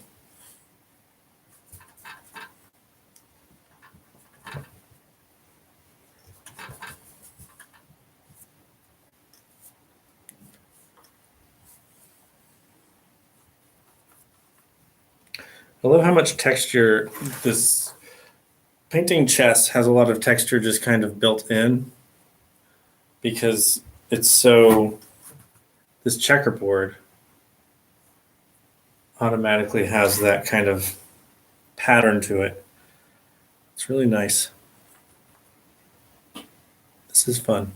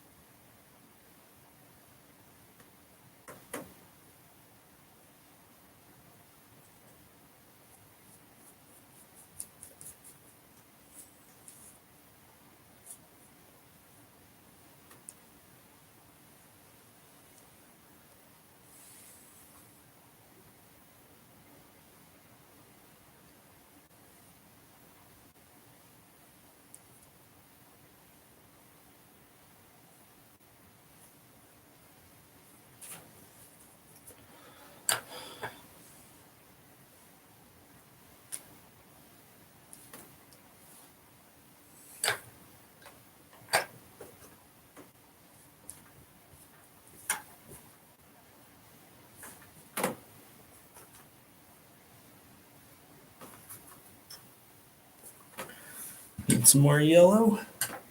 I need to make some more yellow. This tube's almost gone. Oh well.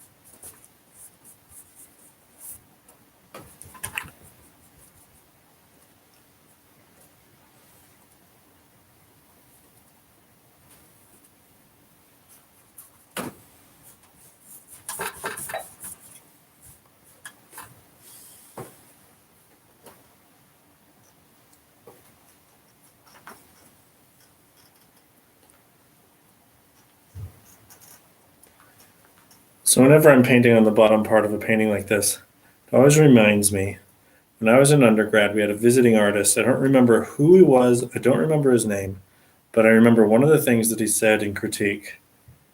I don't even know whose painting he was critiquing. Don't think it was mine. But he said you can always tell the maturity of an artist based on the bottom third of their paintings. Because in general, we start paintings from the top down. So a lot of younger artists, a lot of when you're learning, when you're getting your working methods figured out, it's always the bottom 1/3 that gets neglected because it's the last part of it that you paint.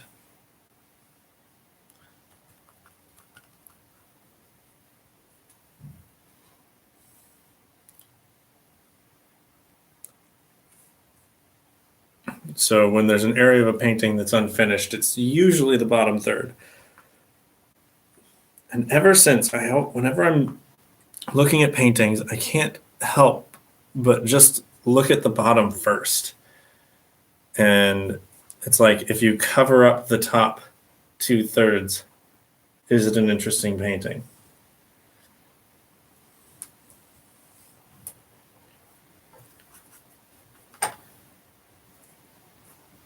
And if the answer is no, then you probably haven't spent enough time on that bottom portion. Means you probably got tired while you were painting and didn't quite get it finished.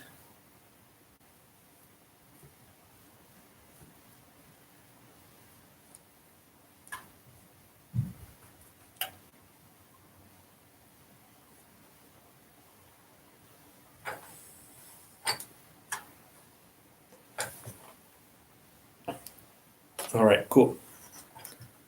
I like that. Okay. I'm going to paint the black pieces first and finish with the white pieces. I need a cleanish brush.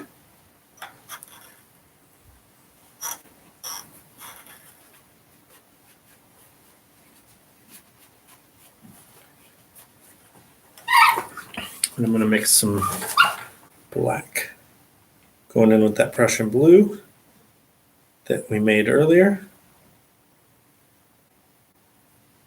The medium red we made earlier. And a little bit of this medium green.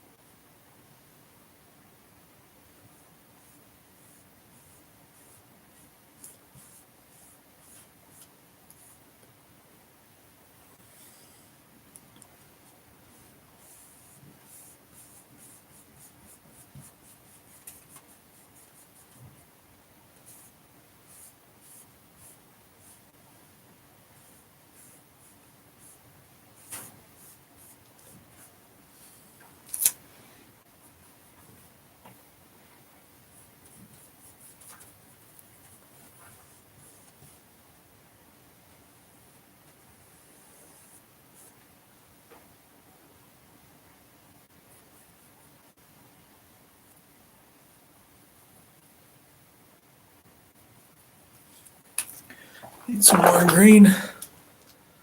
What does this look like on here?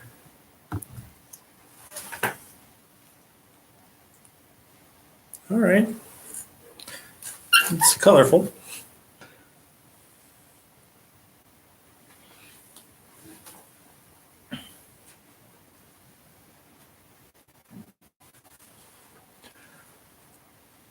That lid is not going to fit on there. It goes on here.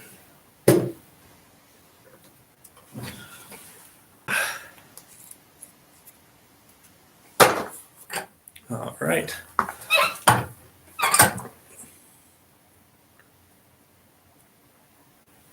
So if you're just tuning in now, I've been painting since about 2 this afternoon is when I started the stream. So once wall ball is over, if you want to go check out the whole painting, I'll probably make a time-lapse video of it, doing this from start to finish. So I did start this today at 2. At 2, I drew it all out in charcoal and then sprayed it with acrylic. And then I made some paint. So if you go back in this video far enough, you can watch me make paint.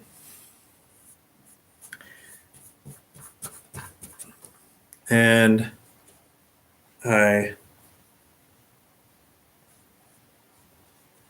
while the acrylic dried, I was making paint. And then I've finished it. I've started painting on it this evening. The underpainting I did in just purple. Right now I'm painting some shadows in.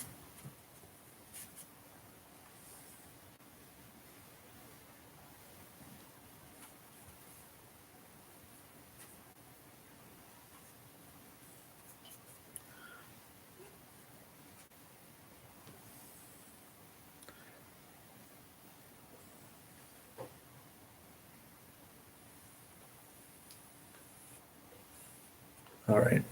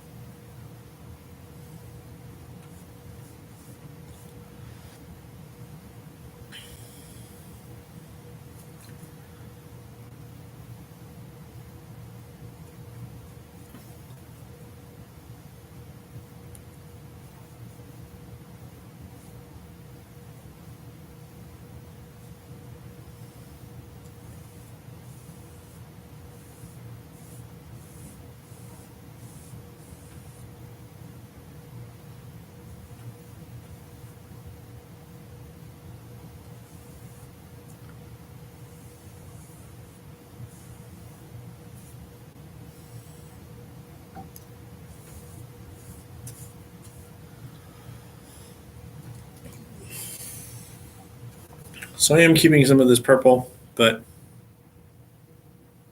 we'll see how much I keep. I don't know. See what it looks like and see if I like it.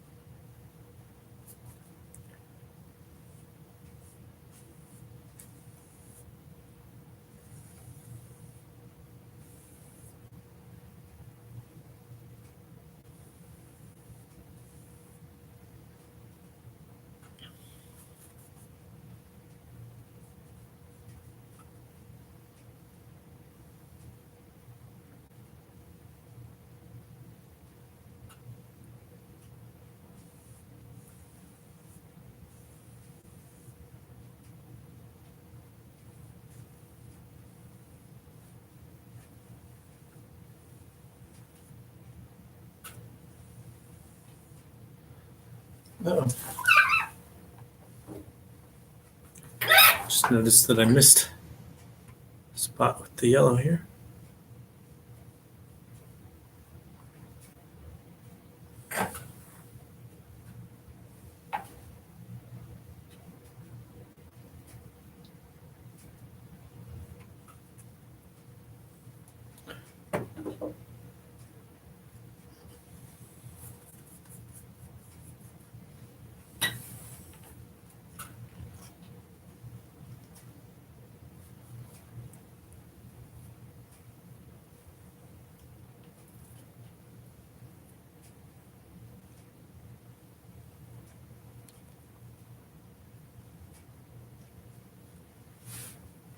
All right.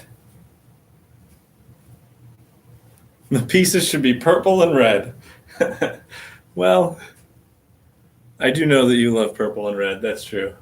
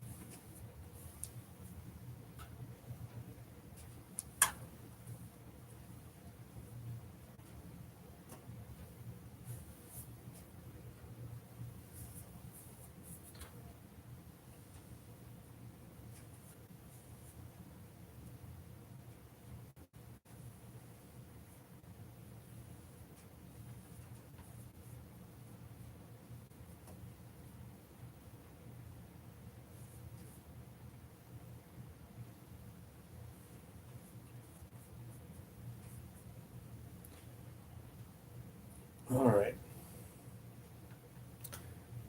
Now this one down here.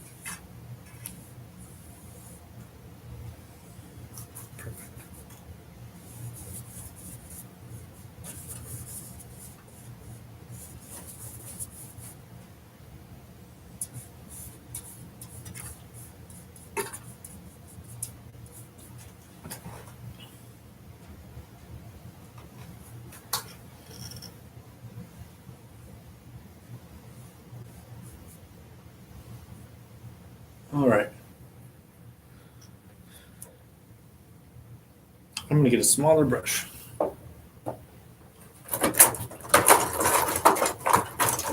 There we go. And I need purple.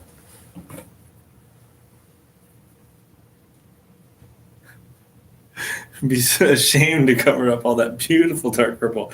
I know you like purple. It's fine.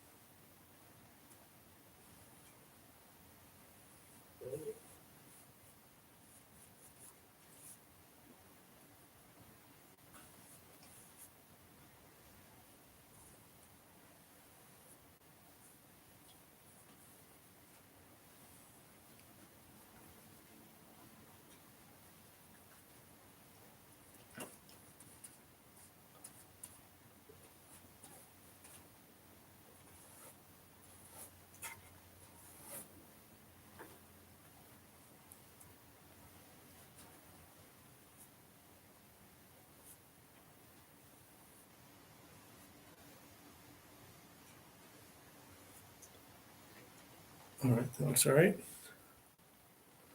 Now this one.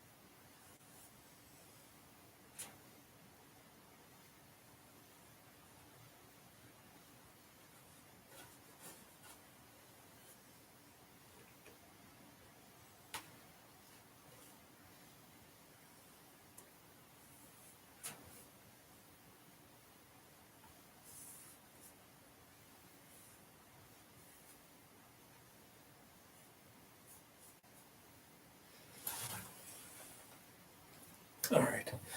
Now I need a lighter purple. Really light purple.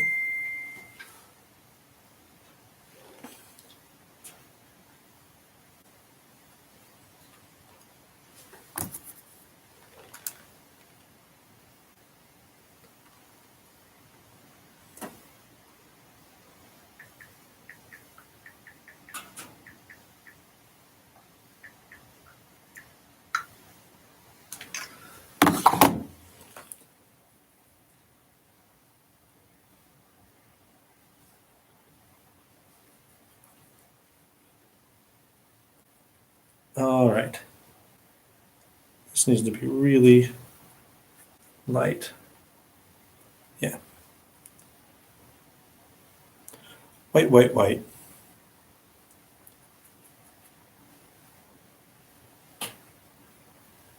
I don't have anywhere to put my hand. I need a stick.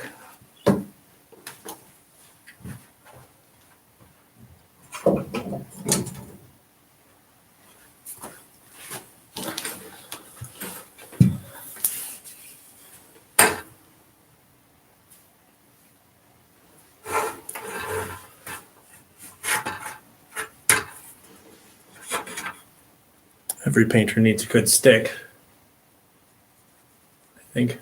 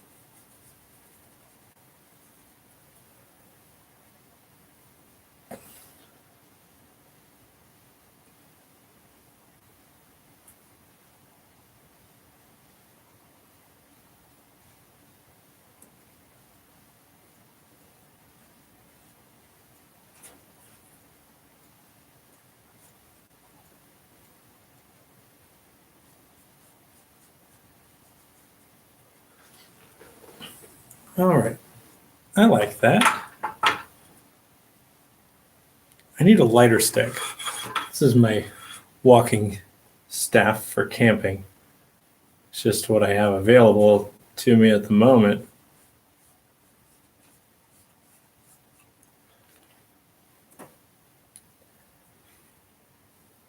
Normally these things would be made out of something a little lighter. This is solid Osage orange.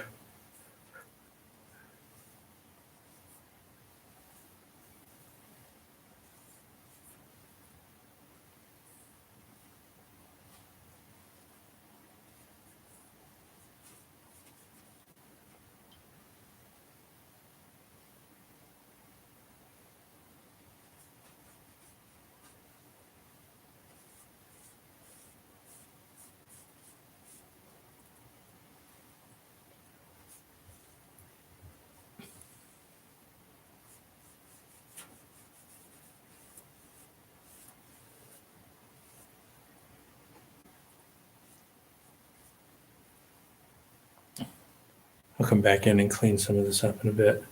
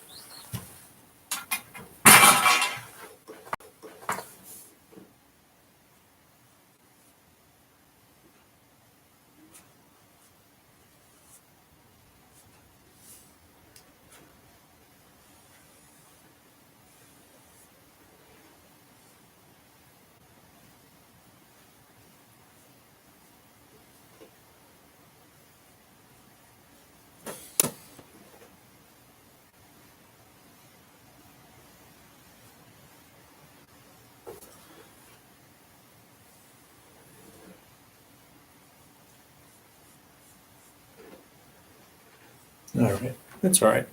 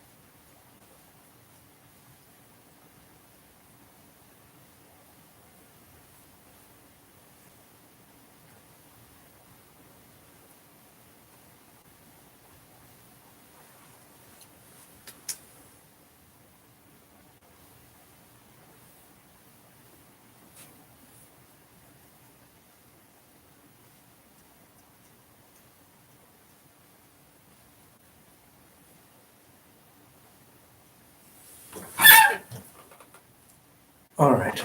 I think I like that.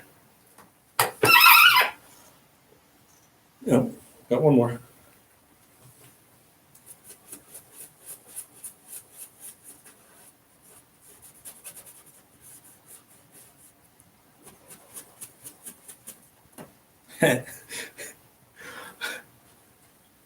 All right.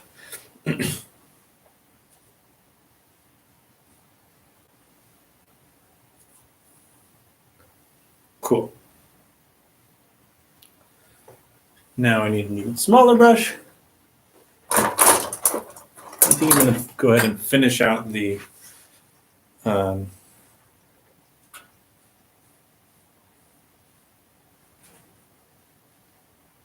the dark pieces and then move on to the light pieces.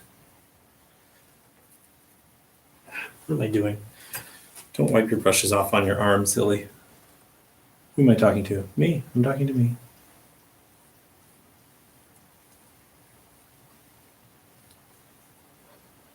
If anyone is out there watching, well, I guess 7 of you are watching, don't wipe your brushes off on your arm. There's a lot of colors that can leach through your skin, and depending on what the pigment is, it may or may not be good. Sometimes in the moment, it's hard to think, and you just go for it. And then you remember, wait a second, that's a bad idea. All right. I want just like purple, like a middle purple. I feel like a lot of this purple got lost. So I'm going to bring some of this purple color back in.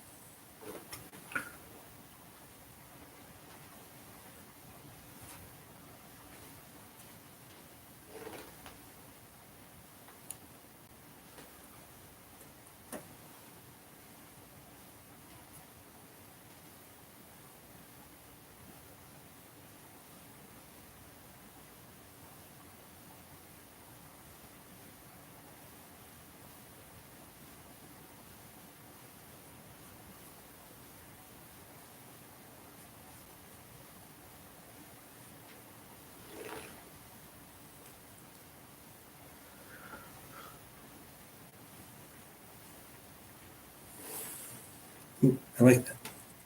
Ooh, I like that.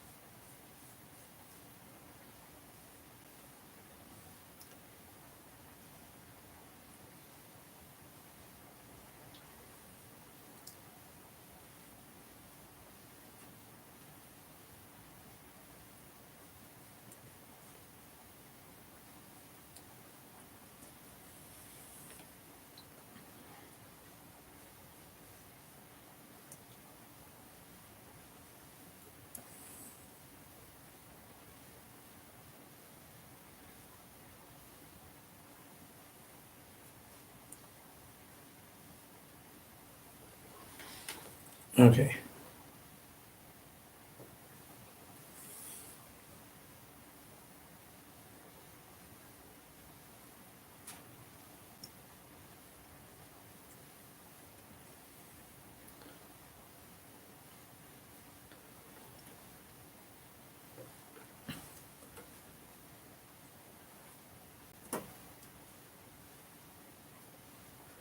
Cool.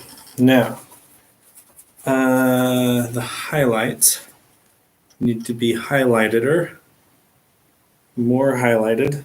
What was that? Is that better words? More highlighted. Sometimes to bring a highlight out really bright, you just, because I feel like these are really cold pieces. So I need to bring out some really warm highlights in them.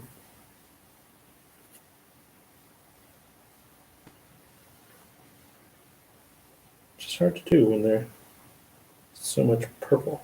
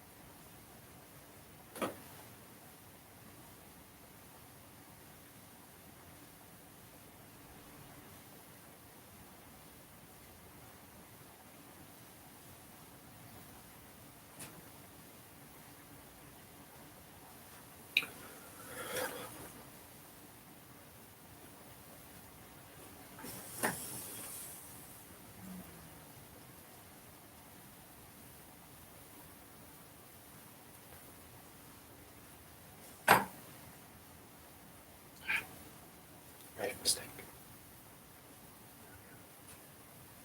Just to curve a little more. Let's try it up here. Don't like that, but I'll come back to it at the end.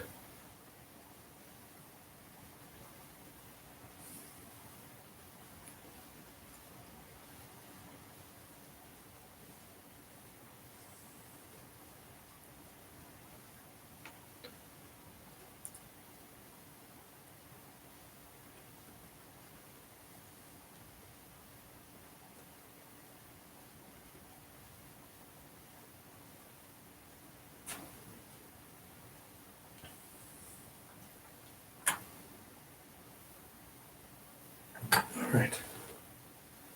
Do the same thing on these other ones.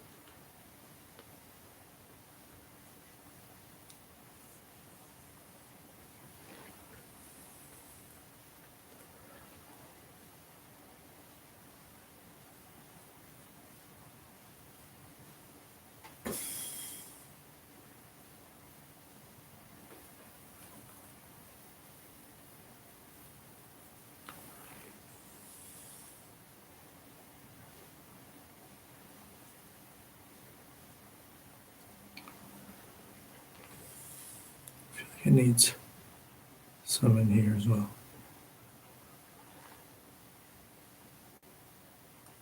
Sure. Cool. And lastly, but not leastly,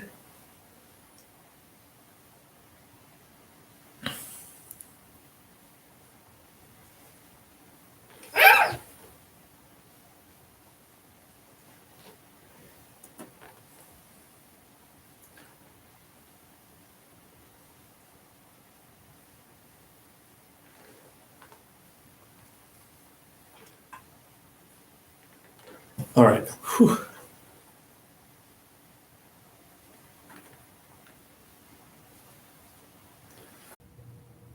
So I was thinking I might bring some green out in them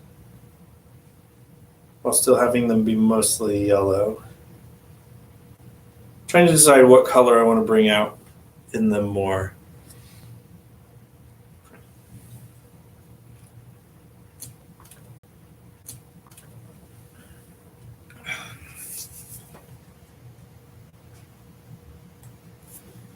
this size. I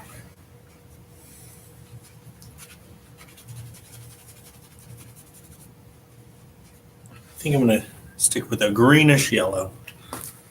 Is a greenish yellow a good color?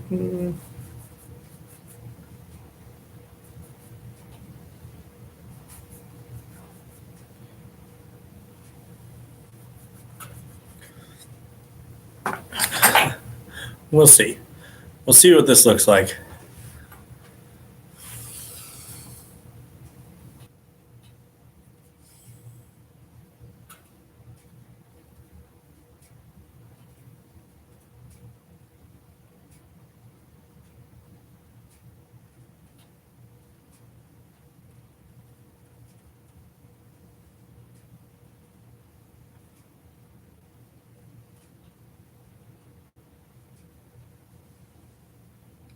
I'm going to come over this green with bright yellow, so don't let the green alarm you too much.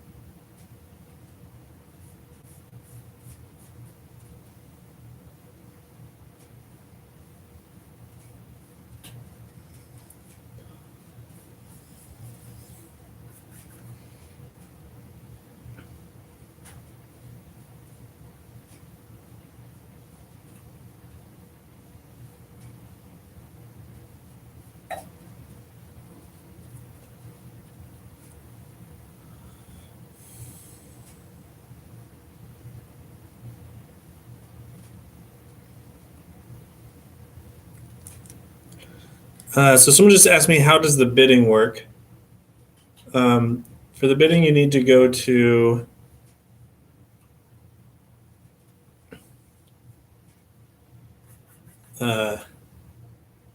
it's a silent auction. So this, if you're just watching from YouTube, this is a silent auction.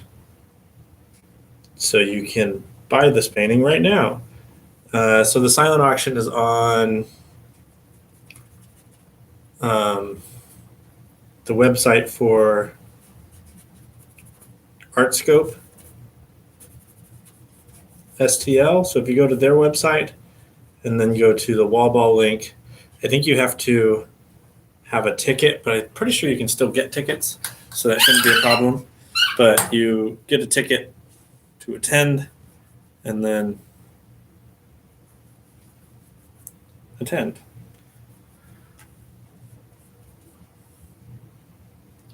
And you should be able to bid on there. I don't know exactly how it works because I don't know. Hopefully from there you can figure it out. Hopefully.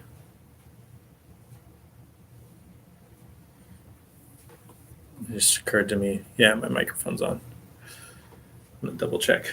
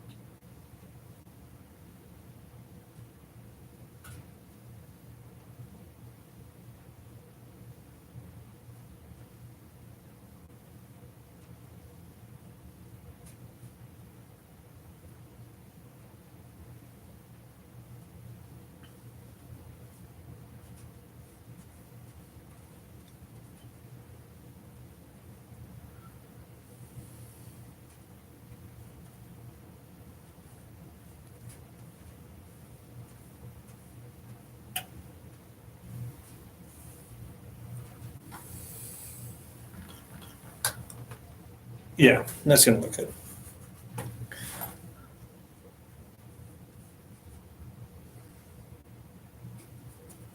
I think.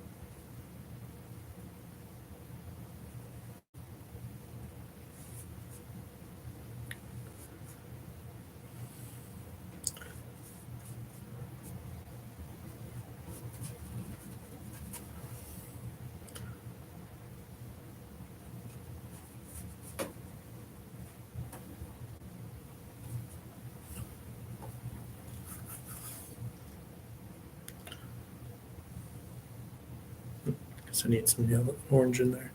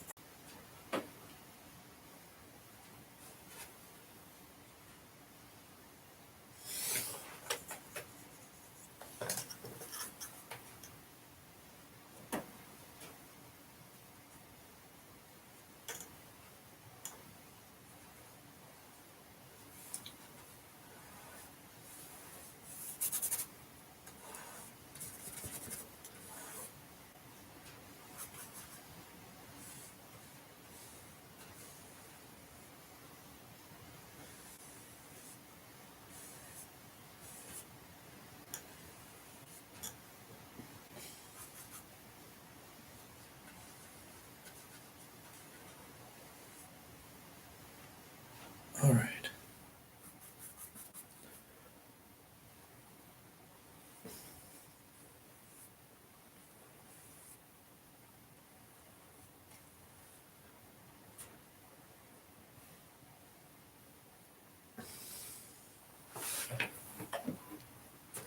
And this one.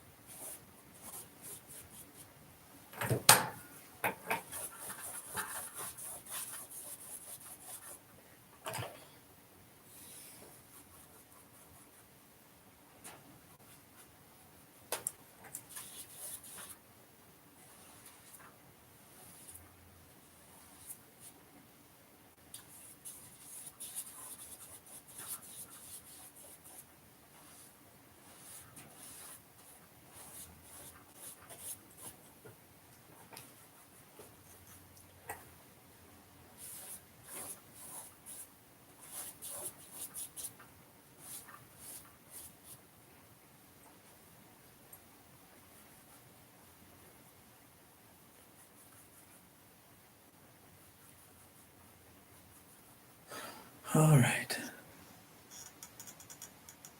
You see your beautiful purple going away? It's not going away. All that dark purple, it's still there. There's still purple. Don't worry. I didn't get rid of all of it. I just got rid of some of it.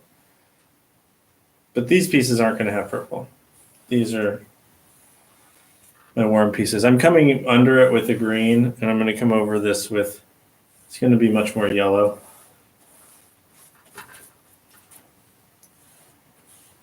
Just, I felt like the painting was missing green in general.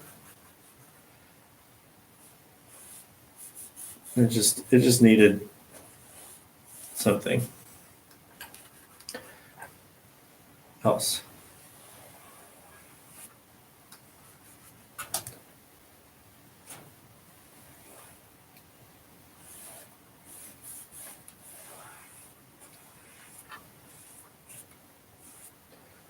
All right.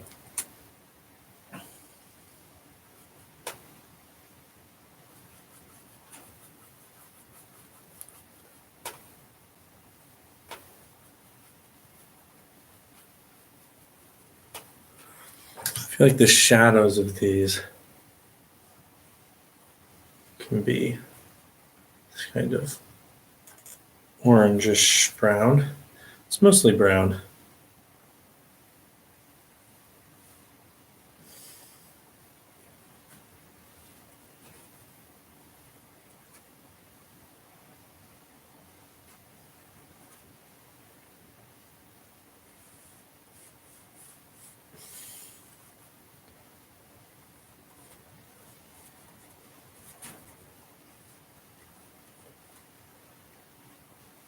Yeah, that's good.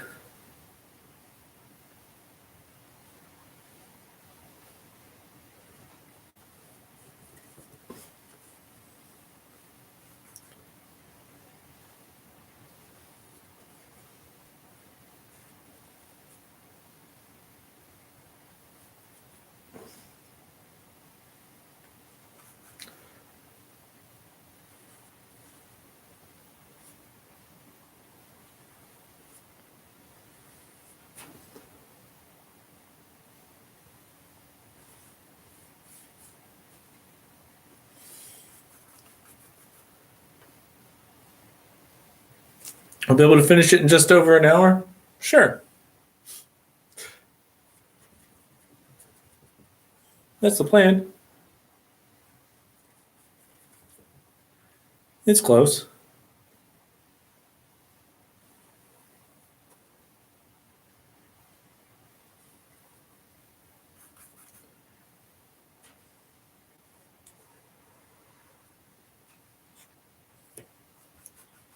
I do need some of these shadows to be darker.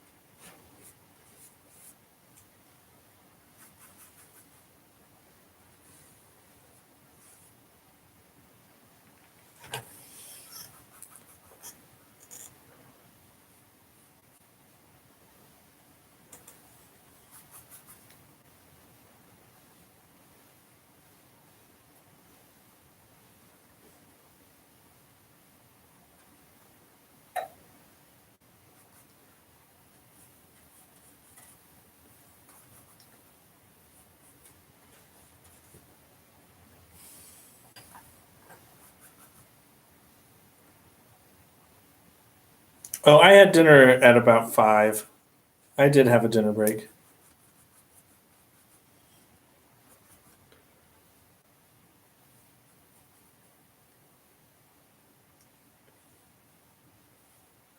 They actually provided me with dinner, which is pretty great. They had it delivered to my door.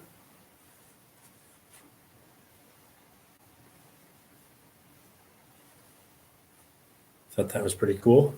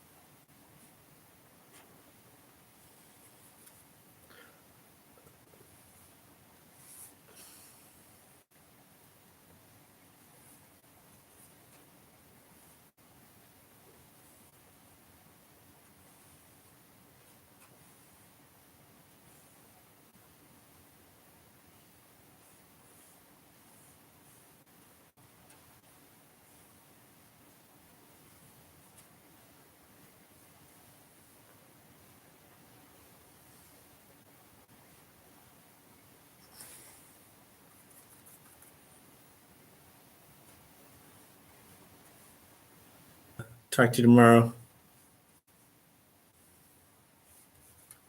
About how it went. I probably will take a picture tonight when it's done because I need to send it to the wall ball organizers. But I probably won't get it posted tonight.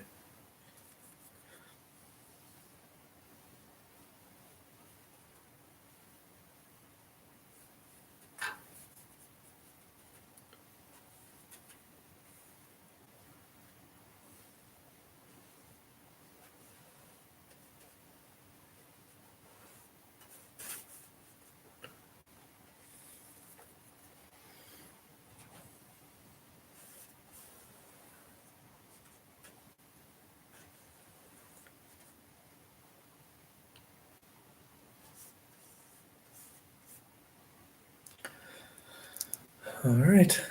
Have a good night.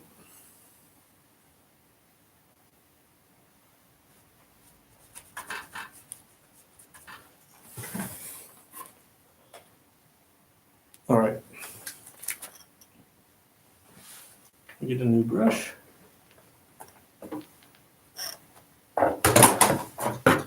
Using a lot more brushes than I normally do in this amount of time, but that's how it goes.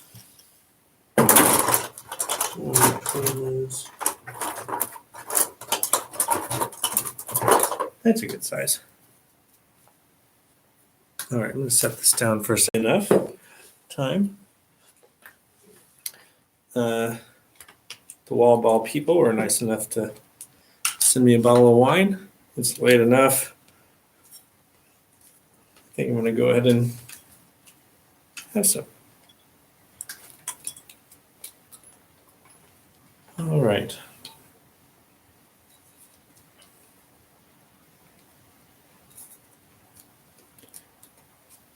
I'll probably paint right up until 10 o'clock. So that's about how long it'll take.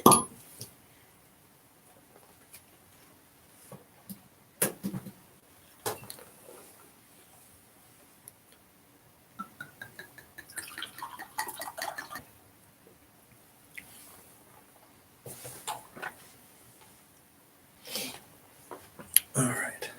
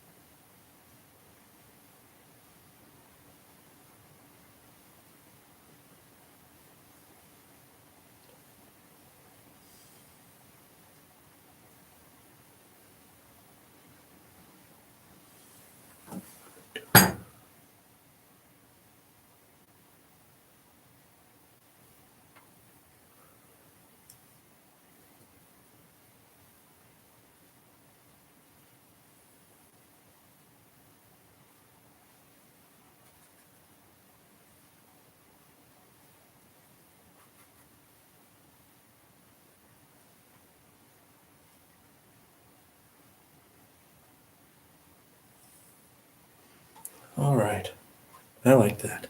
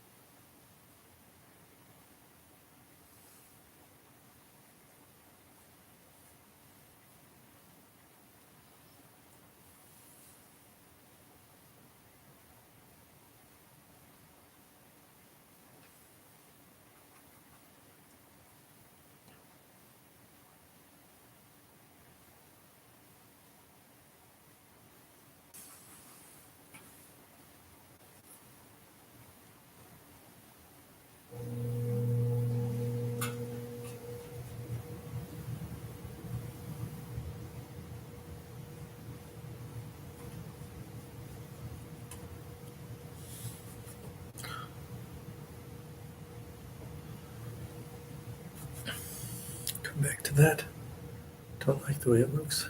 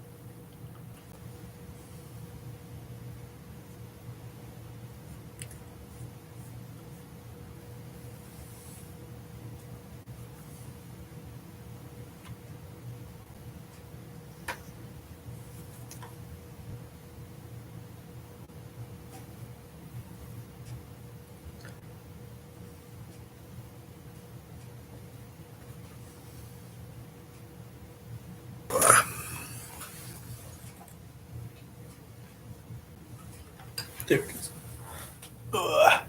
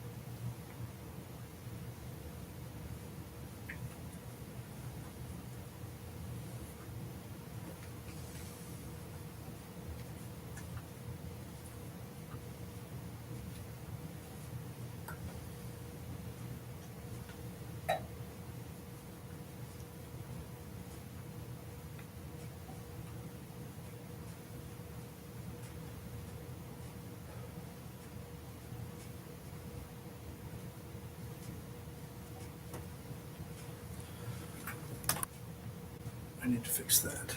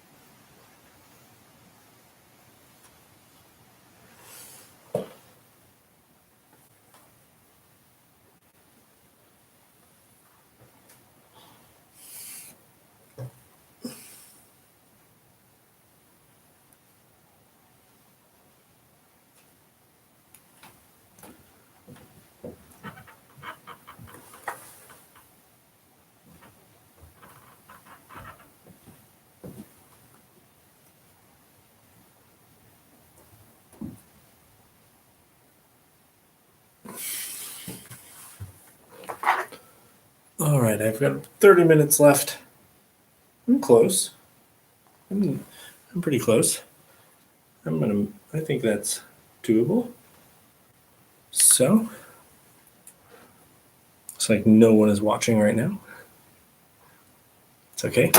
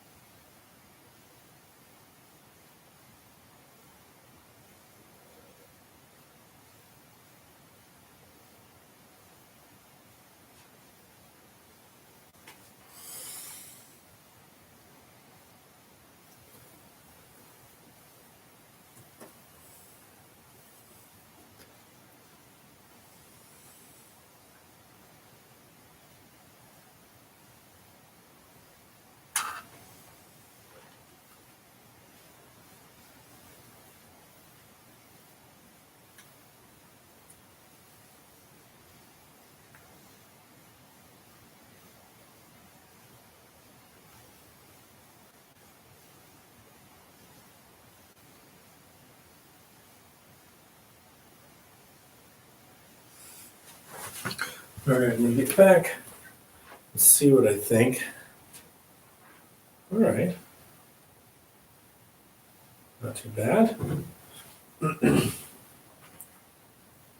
I need more of a shadow on these light squares.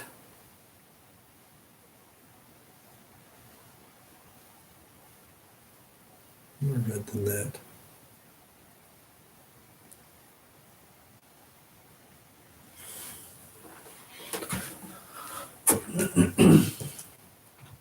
Oh no, I already got my red over there.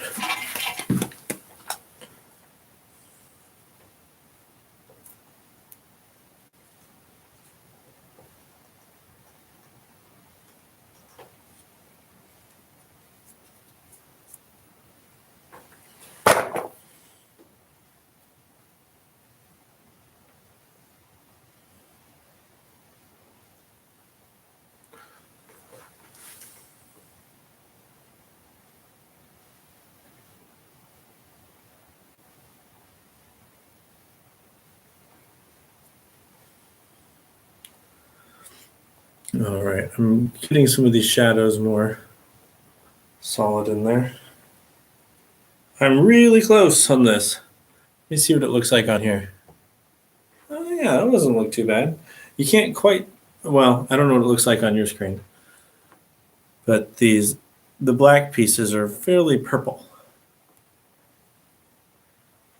They're like pretty bright purple.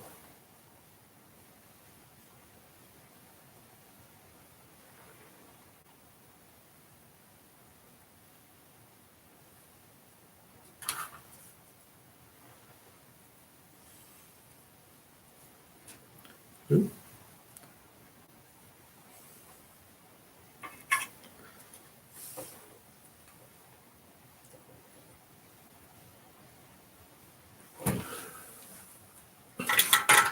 All right, I'm going to take this clip off the top because sometimes it makes me miss something at the top. I think all I have left is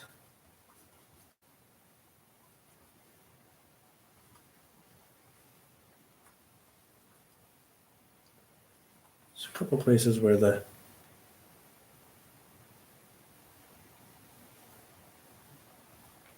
dark squares need to be brought back in.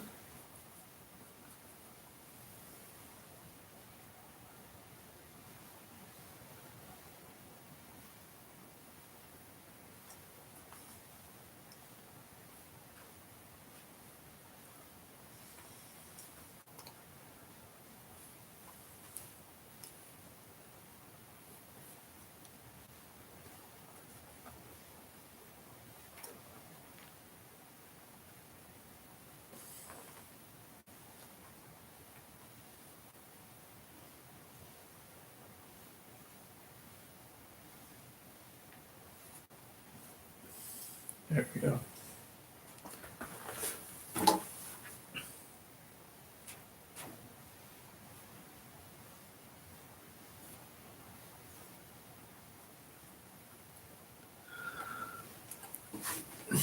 Oh, let me see.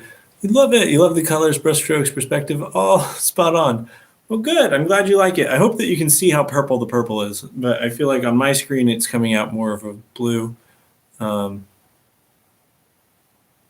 in reality, it's fairly purple. Oh, it's showing that there's people here now. So sometimes it just takes it a little while.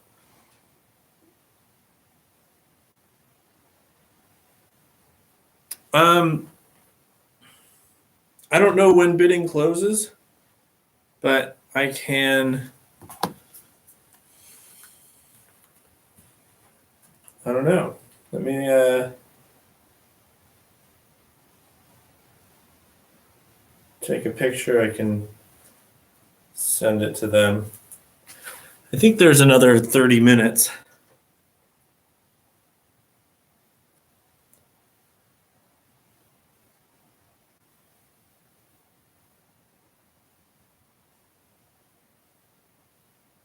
No, attached the wrong thing.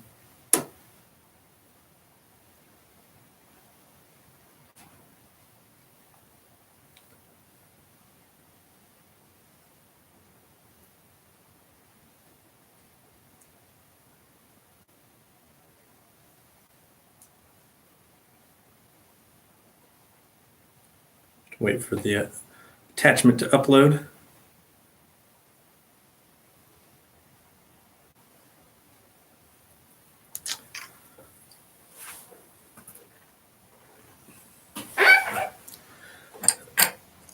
Looks like dioxazine purple. Good, that's what it is.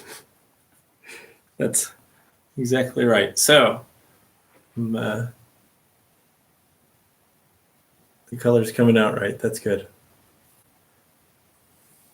Never can tell.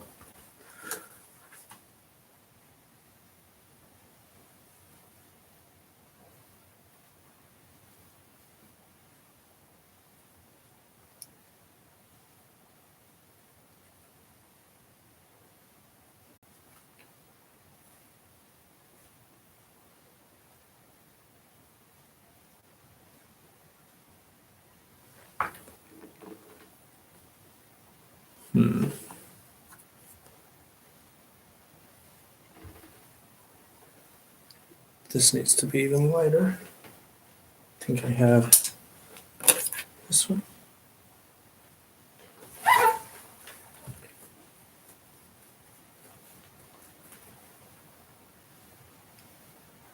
There we go.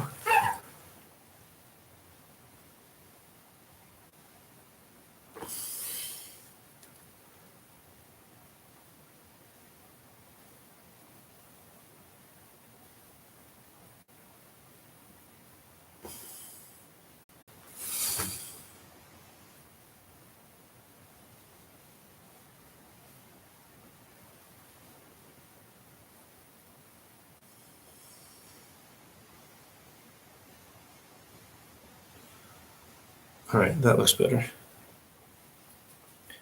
Do feel like it needs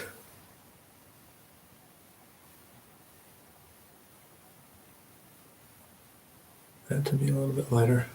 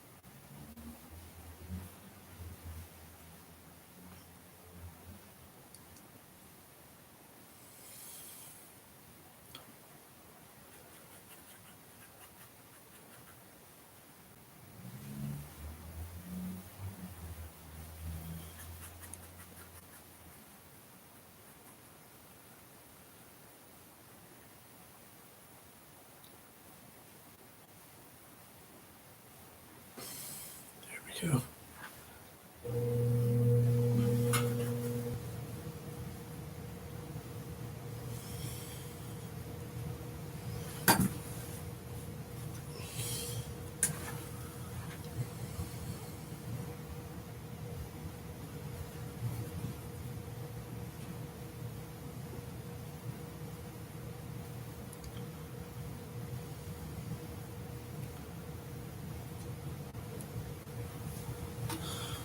All right, I think I'm.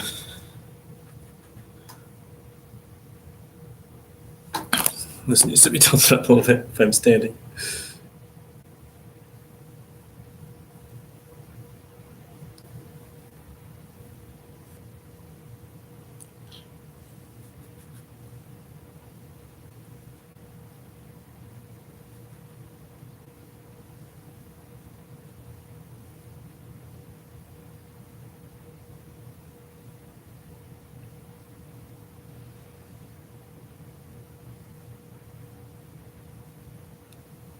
All right.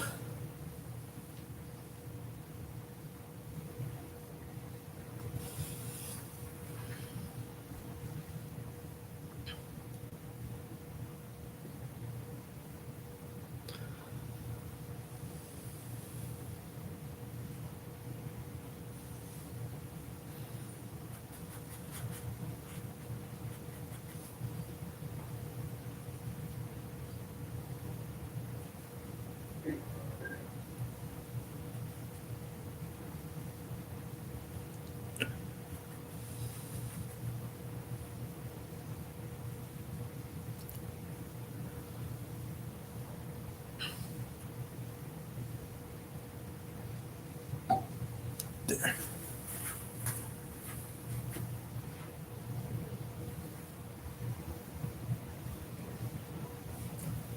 All right. I think I'm happy with that. I think I need to call it quits before I overdo it.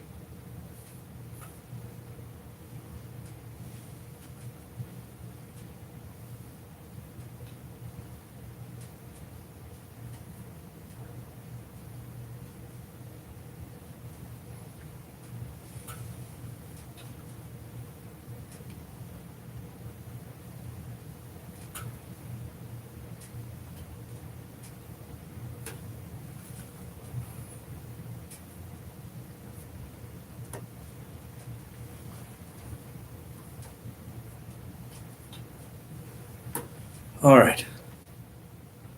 Be done.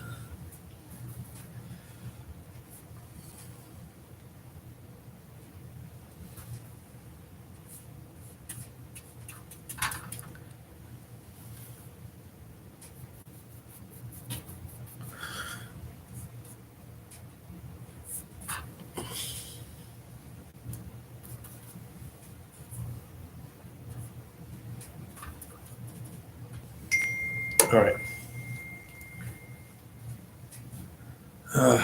Well, it says it's cutting out again.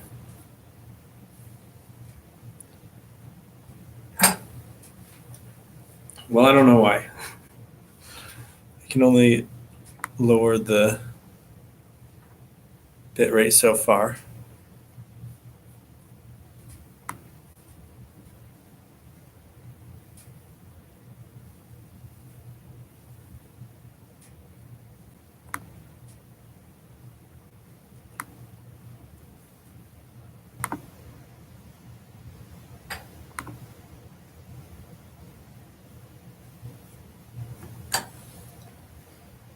All right. So I'm sorry if it's choppy. Don't really know what to do about it. But there it is. I think I'm done with the painting.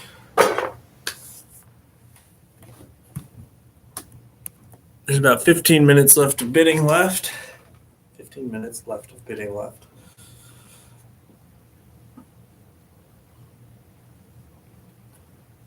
All right, let me see. Does that look better? No, it doesn't.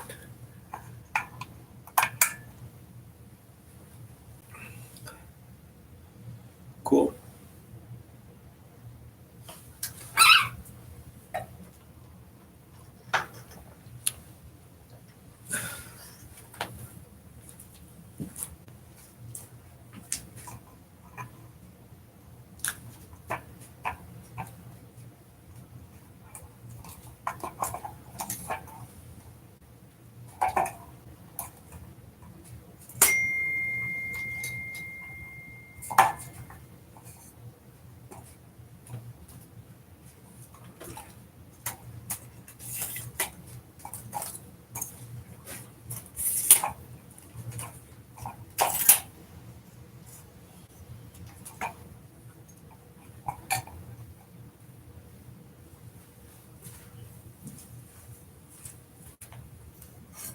I'm gonna move this. So I lost my video.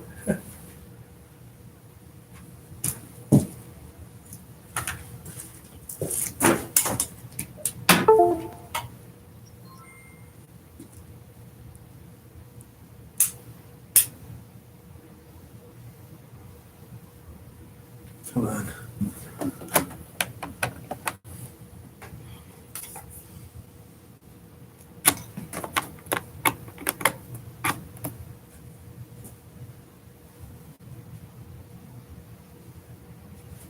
Oh, I see. It came unplugged.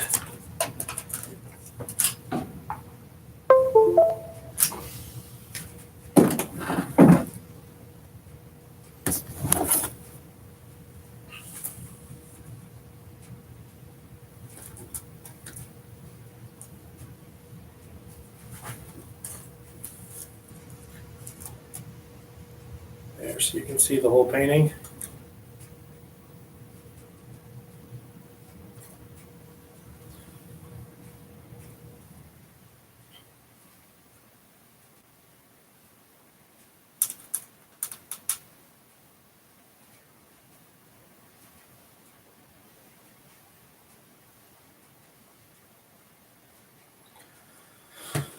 All right.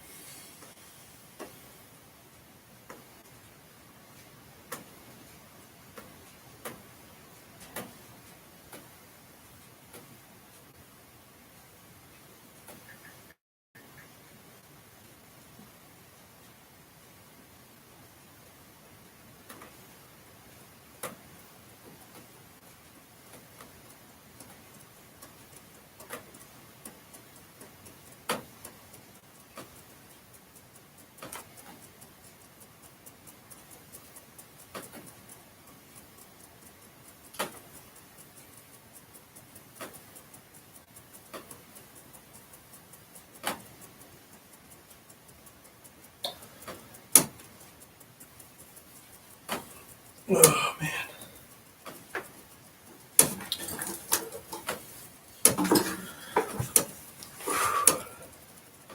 So I'm going to keep the camera going for until 10 o'clock, and then I'll turn it off. But hey, I think that turned out all right.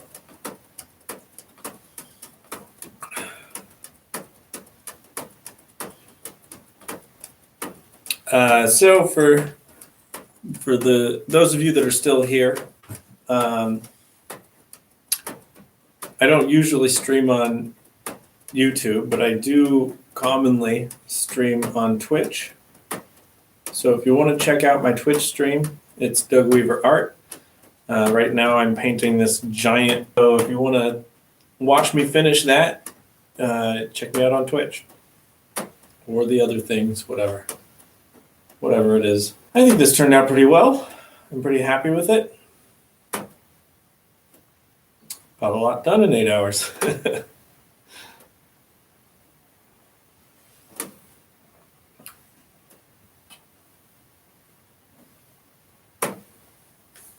Now I'm curious to see what other people did. So I'm gonna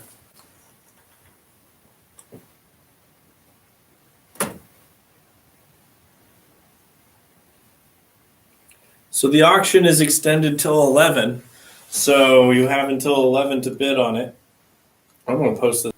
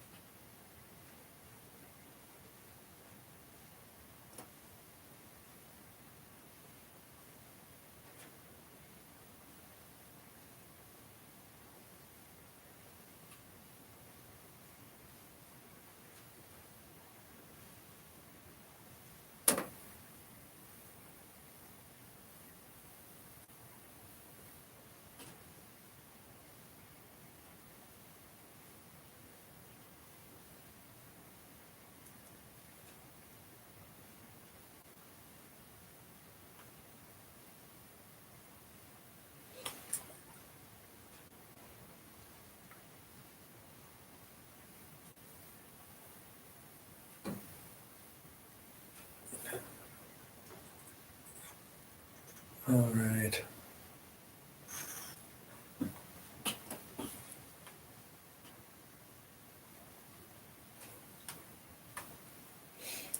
Whew.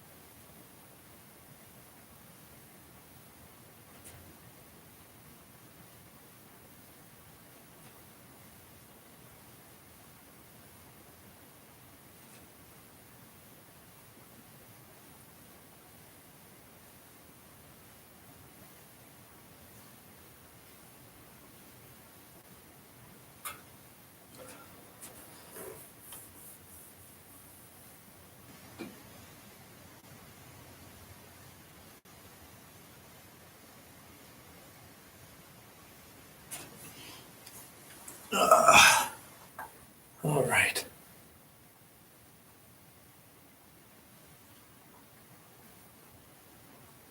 I'm going to stay on here for about 5 more minutes. So, for anyone that's just watching the end, this painting is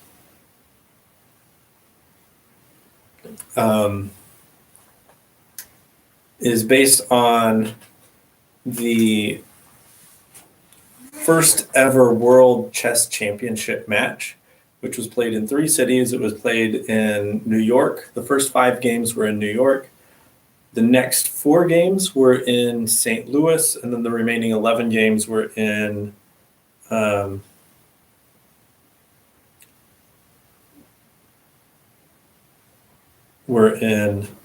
New Orleans. So this was game 7, which was played here in St. Louis, and the match was between Zukertort and Steinitz was the two. The match was going because the first 6 games, Zukertort won 4 out of the first 6 games, really 4 out of the first 5 games. And then Steinitz started to really turn it up here in St. Louis. St. Louis was good for him. And so I'm trying to get the nature of this game and the feel of this game, trying to put some drama into it. And there is some drama in it that Steinitz was black and he ended up winning the game. And here he has Zukertort in check with his bishop, but he has the corner covered with the queen. This is you can kind of feel the tension where the king is in danger. The king is really cornered with the queen and the bishops really applying a lot of pressure. So this is a point in the game where you have a pretty good idea of what direction it's going and who's going to end up winning. So yeah. So that's what this is based on. And so it's based on a part of St. Louis history, a part of chess history. And that's my concept. That's where it started out.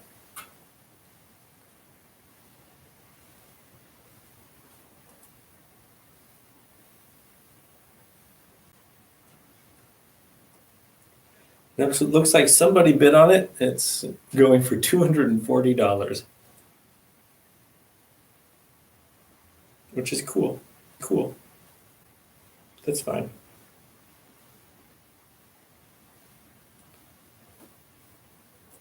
I'm excited to look real quick, see what other artists are painting.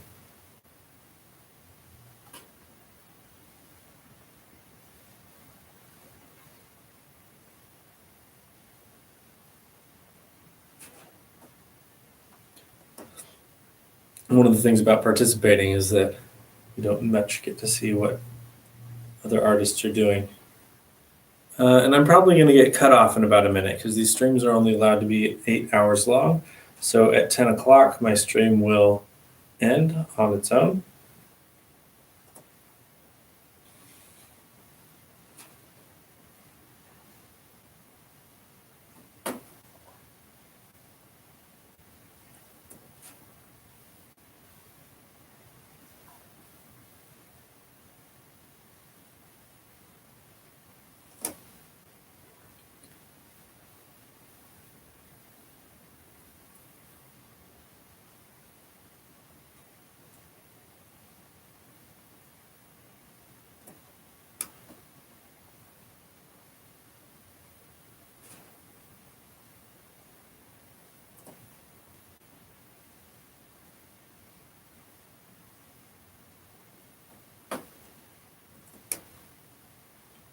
Would you look at that? It blew past 8 hours.